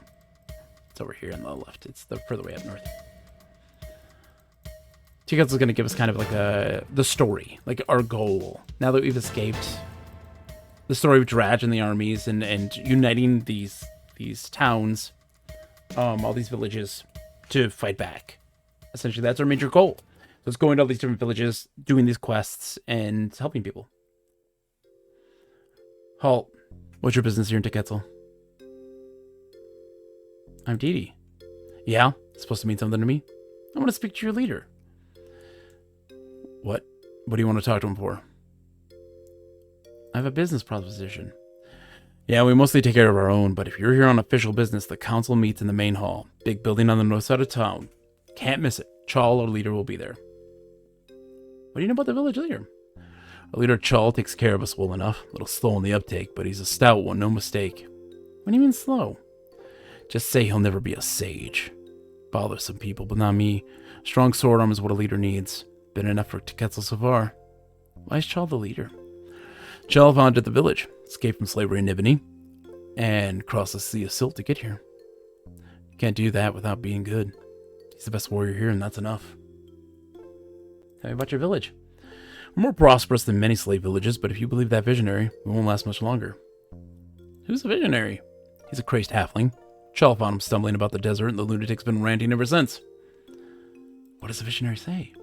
Hey, go talk to Chal about it. I don't listen to the visionary's blustering. None of it's true. Traj isn't going to waste the effort on slave villages way out in the desert. Why is the village prosperous? Water enough for everyone. That's why. You must have heard of our well. Domini built it when Tiketzel was founded. It's never failed. Who's Domini? Domini's the well master. He oversees water distribution, keeps up the wellhead. He's a genius in his own way and very proud of the well. He's always tinkering with it. Goodbye.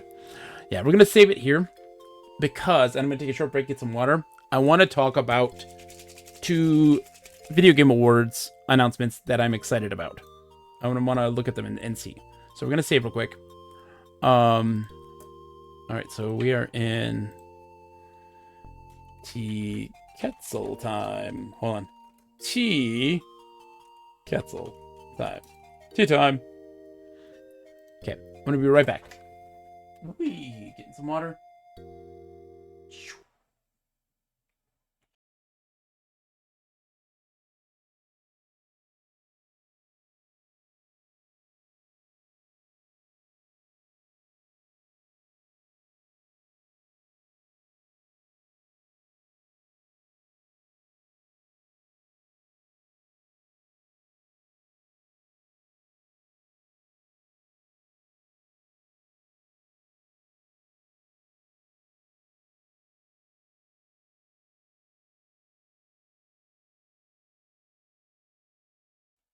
All right. So, Game Awards happened. A lot of people don't care much about the Game Awards. I don't either. There wasn't a lot that was really interesting for me, but there were 2 things that got announced that I'm super stoked for. First thing that I'm going to talk about is Sega. Man, Sega announced that they are working on a Golden Axe game, a Shinobi game, a Streets of Rage game, and a Crazy Taxi game, and a new Jet Set Radio game, which is really crazy. They showed it in a video, and I want to talk about it because it's really awesome. And the other thing that's big is Light No Fire, the new game from Hello Games, which I'm super stoked about. And after that, we got to end it with a haiku, and we'll call it a night and pass the stuff on. So this was the announcement here. Like it's silly. I'm not even gonna look at this part because it's so cheesy. Like these people are like, oh, playing games and power goes out, and oh, what's happening? All right, let's go. Look at this. This is so. There's the second. Look at this, dude. Jet Set Radio, one of my favorite games. It looks so good. And then Streets of Rage. I'm curious how that's gonna go with 3D Streets of Rage. And this is the big one. Shinobi looks so good. It's being done by the folks who did Streets of Rage 4, and I'm so stoked for it. I don't know how I feel so much about the Golden Axe one. I love Golden Axe, but I don't know how I feel about it. And that Crazy Taxi. So like, here's the thing. So if you look, we're gonna slow this down because there's like classic Sega. Hold on. Slow this down. Real slow. Oh, mute. We don't need to mute. Yeah, boom. Look at this, man. The visuals look really crazy and stylistic, and I like it. I dig it so much. There's so much kind of going on here. And this one probably looks like the most complete out of all the ones. And it just, it's so cool. I really hope that they really work on kind of traversal being a thing, because like one of the big problems I've had with Jet Set Radio in general is just how traversal sometimes have become hampered by the controls. It was just sometimes difficult to deal with. Streets of Rage. I love Streets of Rage. You need good music. That's key. But like, I don't know how I feel about a lot of this. Like, they gotta have some really good mechanics for it. They don't really show it very much. It looks like it's really early. And then this Shinobi looks insane. The folks who did Streets of Rage 4 are working on this. This looks absolutely beautiful. And the stuff we're seeing here, I just get heavy, like Revenge of Shinobi vibes. It looks insane. And like there's the boss from Revenge of Shinobi, the first boss from Revenge of Shinobi, so it looks amazing. Here's the thing about Golden Axe, though, is that like there's something that made me worried about Golden Axe, and it's this one thing you're gonna see here in just a second. It's this right here, bam, and I'm like, okay, it's just Arkham Combat. It's Arkham Combat. Is this Shinobi meets Neon Genesis Evangelion? I don't know, Kuno, but I'm ready for it. I'm stoked for whatever that is. When I was like this right here, I'm like, okay, I don't know how I feel. I don't know how I feel. I love Golden Axe. Yeah, Gilius baby, sign me up. But like, you can see like dodging a big thing, casting a fireball. That's cool. I'm down with this. Riding monsters, love it. I just don't know how much the combat is going to be fleshed out if it's just Arkham Combat. Like, how is that going to stand up? Crazy Taxi. I think that Crazy Taxi is... I love Crazy Taxi so much. Having to be a multiplayer and kind of more competitive, so cool. Having somebody be a cop, like, I don't know how the mechanics on that are going to work, but, like, that's the stuff that Crazy Taxi needs to, like, evolve and be more engaging. I think that, in all honesty, Crazy Taxi is one of those games that I think would actually really... one of the few games that I think would really benefit from being a live service game, right? And being kind of like a free-to-play game. Because, like, could you imagine paying $60 for Crazy Taxi nowadays? It, like, in the way that the industry has kind of changed, I don't see it. Whereas something like Jet Set Radio and Shinobi and Golden Axe, like, I get why those ones would be more full-price games. Because, you know, they're a bit more kind of gamey things. The arcade-style game doesn't really work as a full-priced game. But put it in something like a free-to-play, and even, like, I know folks have a major fear of, like, season pass and stuff like this, but, like, the ability to, like, deck out and customize your taxi, different character skins, all that stuff, like, I think that would work really well for Crazy Taxi specifically. It's not something for every genre, it's not for every game, but to keep that longevity with a bunch of different modes, multiplayer competitive if you want to engage in that, and like that sort of stuff would really make it interesting and fun. And I hope that kind of goes that route. I think that those two, Crazy Taxi and Jet Set Radio and Shinobi, seem to be the ones that seem to be the really kind of furthest along. Streets of Rage looks like it's a long ways away. Looks like it's a real long ways away. But the other, so I'm like stoked to see it. I feel it's all smoke and mirrors, though, so I don't know how far we're going to get there in that regard, because I feel like it is all smoke and mirrors. I don't know if it's, like, what we're seeing is going to be, like, how that game's really going to be. But the other one that I'm so stoked for is Light No Fire, because I want to love No Man's Sky. By the way, I hope you're doing well, my friend. It's so good to see you. I love No Man's Sky. I loved it from the very beginning, even when folks were angry about it. I saw what they were trying to do, and I could tell the love and passion for that game. And when I played it, as bare bones as it kind of was, there was something really magical about it that I still really enjoyed, that is distinct to its iteration of the game. And this next game they're making, they're saying it's far more ambitious, but also still in their great spirit of the kind of game they want to make.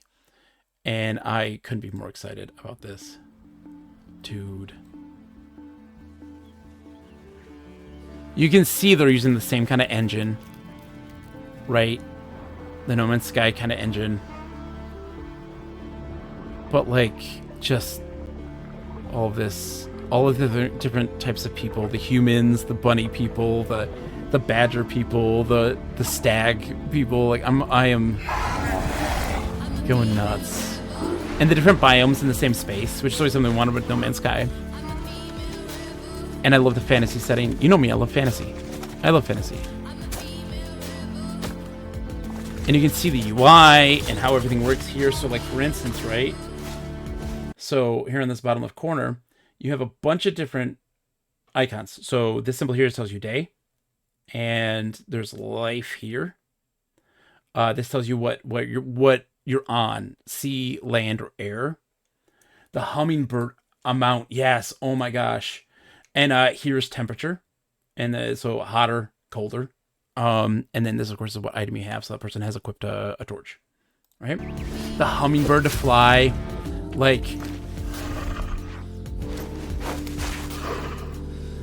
I'm so excited for this, just to explore this world.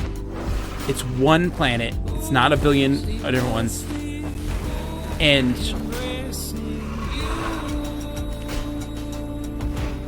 a lot of people will tell you that No Man's Sky has no story. And it drives me crazy because there is one. But you have to work hard to find it. Oh, look at this. Look at this. Hold on. So it says you like they're in like a swamp or something, a marsh. And they have these like shades here, like these shadows. It's this thing here and it's really hot. It's such a wonderful adventure. And I just No Man's Sky had a story. It had a story, and it had a very rich and fascinating story, but you had to really work to uncover it and work to kind of find it and really put those pieces together. It does a narrative technique that I call it's closing the circle. It's used by Cyan Games when they make Myst games, which is why I also love Myst so much. It's a narrative tool that is so fantastic, where it gives people just pieces of a puzzle, lots of them, and it's up to the player to kind of put those pieces together and fill in those gaps with their own kind of critical thinking to be able to contextualize what's happening in that game or the lore in that game, in that world. And they do it so well. And it's so interesting. I was talking again to my dearest friend, Keeglif. She was playing the game for the first time, and I had already gone through this stuff, and just listening to them brainstorm and me adding to that, and us kind of doing this back and forth about like what this world is. And that's why I'm super excited about this one. People are like, well, I don't know how well it's going to stand on its own as a single world. Like, how is that going to be that interesting? Because like No Man's Sky didn't have a story, so what's the story going to be for this one? I'm like, there was such a story to No Man's Sky, and it was so interesting and so alien. Something I like about the story of Dark Souls, yes, Shaky Sword, thank you. A lot of folks sit there and say, people love Dark Souls because it's hard. And I'm like, there's a lot of folks who like Dark Souls for the challenge, but the Dark Souls fans, the big ones, the diehards, they love the game because you have to work to understand and to put those pieces together. And I've explained time and time again to people that is what keeps a game alive in people's hearts. That's something that makes a game last so much longer. When we design games, most game designers come with this perspective of, we must make all content experienced in one playthrough by all character types. We can't gate content off based on decisions. We can't gate content off based off player's class or these sorts of things. We want everybody to experience everything in one playthrough. And then they complain about like players are going through our game too quickly, and we have to then just keep piling content and make it and churn up more and more content to pile it up and up and up and up, and are racing against players from ingesting that content. But by creating obfuscated narrative, by creating world building and rules to how this world works and behaves, play by those rules, but don't explicitly tell the player what those rules are and let them discover that and put those pieces together to do so, makes people, one, spend a lot more time in your game. They become a little bit more meticulous in discovery and in progression, but they're also playing it more and more often because they're making different decisions and interacting with characters in different ways to see different outcomes. And so now you have them not having to race to build up that content so that other players, to feed those players who are hungry and hungry and hungry. Instead, now you're kind of spreading it out and making them have to engage themselves into it. And it's really hard to do that and keep people engaged. But if you make compelling gameplay, like what Dark Souls has done, it really builds that foundation. And that's the same thing can be said about a game like Undertale, right? Why did Undertale have such a massive following?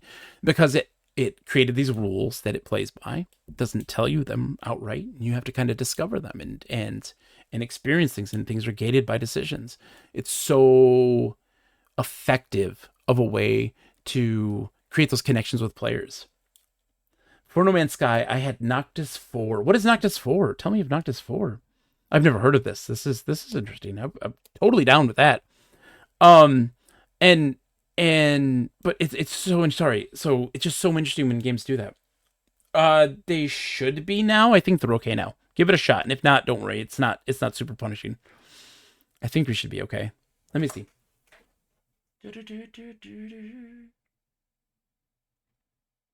Anyways, we didn't even finish this trailer. Oh my gosh. We're gonna continue in just a second here. Let's just playing this again. Folks riding on mounts, and like this is all very No Man's Sky looking and feeling, but like this is huge for me. Like doing some temple, some city, like how does that play in its world generation?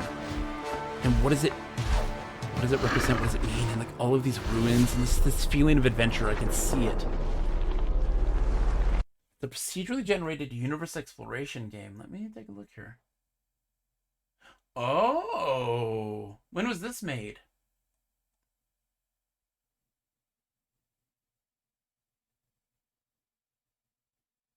When did this come out? This is interesting. I'll have to take a look. That looks really cool.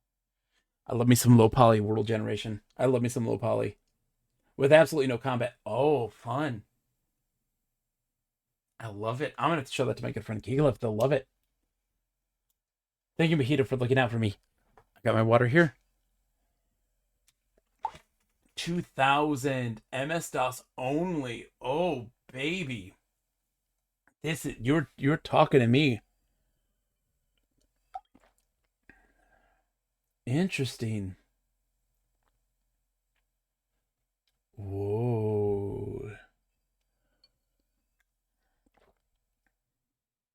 Oh man, that's up my alley. That's up my alley. Coded in assembly. Dude, sign me up. Anyway, sorry, let's look at this one more time. I want to look at this one more time.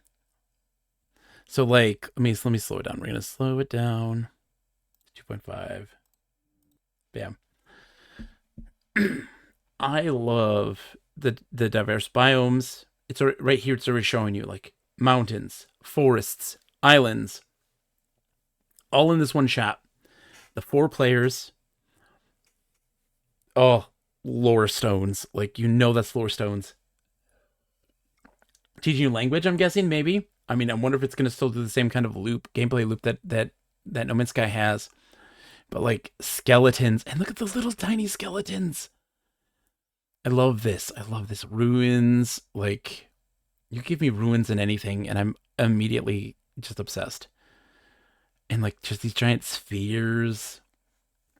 What do they represent? What's inside them? What do you do? Like, are there dungeons? Like, what? What do you do? Because like they're showing like, oh, like you have crafting elements and like shipwrecks. Like, there's just so many questions. Look, there's like a little otter guy. I love the otter guy. Like, oh, and you have just a normal human if you want, but who wants to be a human? We could be an otter man. Come on now. Giant squids. Like,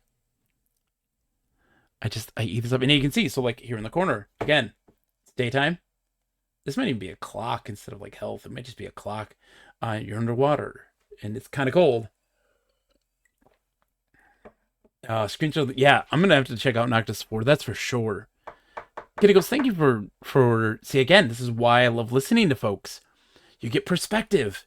You get new information. You get shown new things. They have a harpoon as a weapon. And they got their torch out. Like, yeah, just people flying by. So I was like counting how many people were on screen at a time. And I think the most I saw was 8. But like, they had magical staves, people with gliders, people on hummingbirds. There's a person there. 1, 2, 3. Let's see. There's a guy up there 4. He's building. So there's 4 we've seen at one time here right now. 5, 6. So the guy's going to run out here at some point, right? Yeah, there's someone in there doing something. There's someone over there too, I think. But yeah, like 6, yeah, 7. The bunny. Oh, look at the bunny man. 8. There's 9. So I think like 9 somewhere. And then I think there's someone up there climbing. Maybe no, that's just particle effects. Yeah, 9. So I'm worried. My major concern is, one, it's a continuously shared experience. I do kind of want to have a more isolated moments where it's just me and like friends and not have to worry about like other players involved, like with something like No Man's Sky. I want it to be kind of personal and more sequestered and more solitary. Not really solitary, but very smaller scale multiplayer. But I just look at all this stuff, man. Look at like there's different packs. You got cloaks. Oh, let me some cloaks. Oh, it looks so good. And of course, like you got the No Man's Sky stuff. You can see all of the DNA of No Man's Sky in this. But those mountains are humongous. They're enormous. They're massive. And I also like just the visual aesthetic of the stuff they're building. You have fishing boats. So yeah, it's so crazy. Literally MS-DOS No Man's Sky with those colors and everything. I know, Kendall goes, that sounds so cool. I so gotta check that out. I still gotta check it. That's so cool. Yeah, the storms. Oh, dude, I want to ride a hummingbird so bad. A giant hummingbird. Who doesn't? That's so cool. You got the bow and arrow. And so, like, this one definitely is... it's of the same style of their more recent, like, updates and stuff like this. They learned their lesson from the original No Man's Sky. This is, like, a real deal game. And it looks to me like it's closer to coming out than we think. Like, maybe even next year. Which to me seems crazy. But it is. It's so cool looking. I love existing in worlds. And we've talked about this before so many times, but I love existing in worlds. Existing in those spaces. And feeling immersed in that space. Floating islands. Like, come on, man. Existing in those spaces and feeling... Like, they have a little camp there, too. Like, warming up. They don't seem to be worried about the shadows and shades in this. And this dungeon is so... Like, this structure...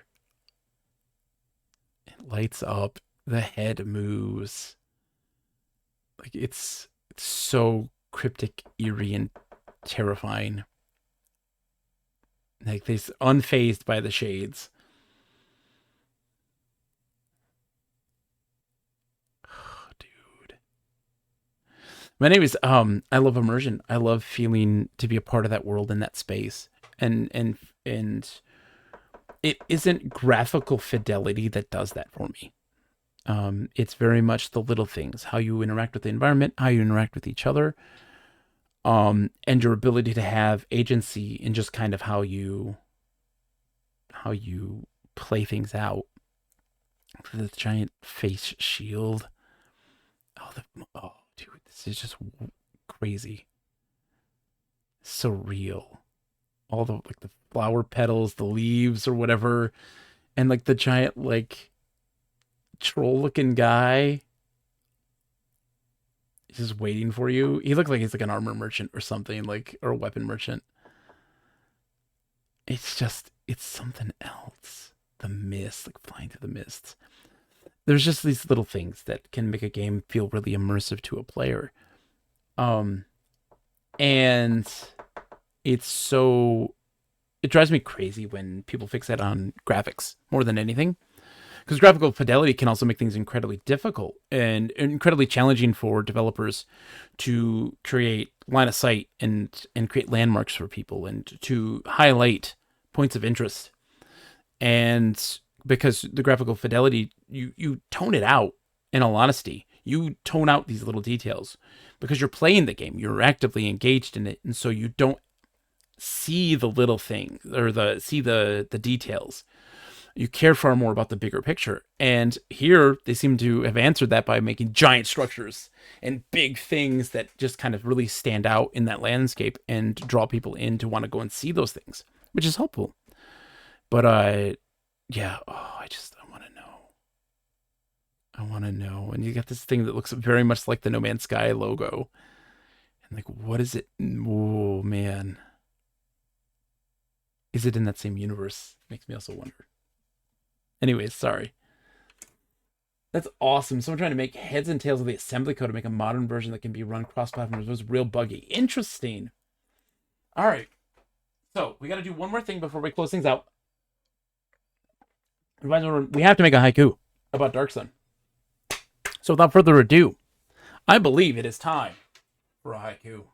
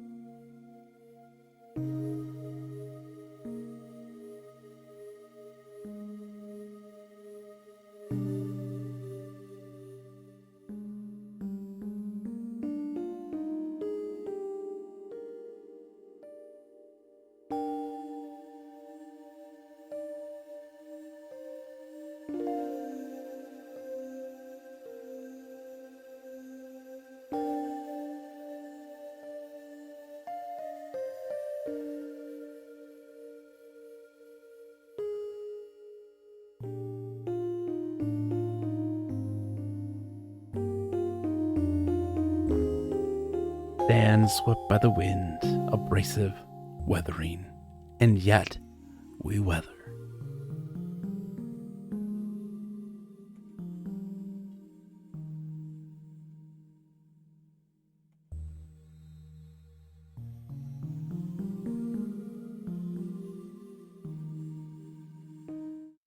All right, let's go find somebody to raid.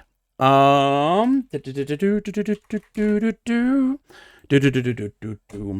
right, first and foremost, I want to thank Jakey Sword for the massive raid. That was far too kind to share your community with me. That meant the world to me. Thank you to Polly2 Hats for following. Thank you, Knight Rider, for the resub. Chunky Code Monkey, Spewy T, Leon Squallfart, the greatest name on the internet on the face of the planet. Dak4096, Teddy Bearsaurus, Trax. Thank you all for the follows. Thank you so much for the follows. It's so kind of you. And wow, thank you everybody. Thank you for coming in and sharing your community with me. That means the world to me. I'm going to give a follow back for sure and check out your streams 100,000%. Oh my gosh, what is that sound? What is that? Okay, let's go find someone. Oh, thank you for the cheers, Sakana Cow.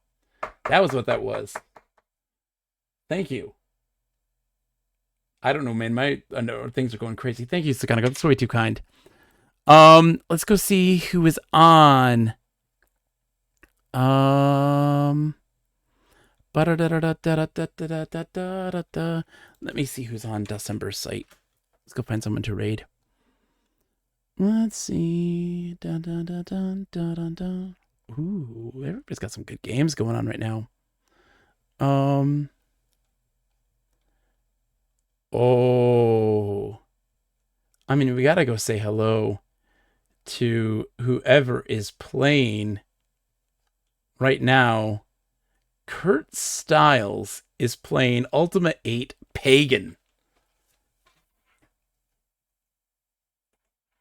I mean, we gotta go read that. We gotta go see Pagan. Right? You gotta see someone playing Ultima. So let's go raid them. Kurt Styles is playing Ultima 8 Pagan. Let's go give them a hearty, happy December. And, as always, to humor. I'll be back Sunday night, 7 p.m. with more Dark Sun. I hope to see you all then. Have a great night, guys. To humor! Fa, fa, fa, fa, fa, fa. Fa fa fa fa fa fa fa fa fa fa fa fa fa fa fa fa fa fa. You say I'm just a punk, and useless junk. I'll say I can hang on just a little bit more. I still can walk, I just can't run. But if you don't need me, dump me anytime. Oh, I'm turning back the clock.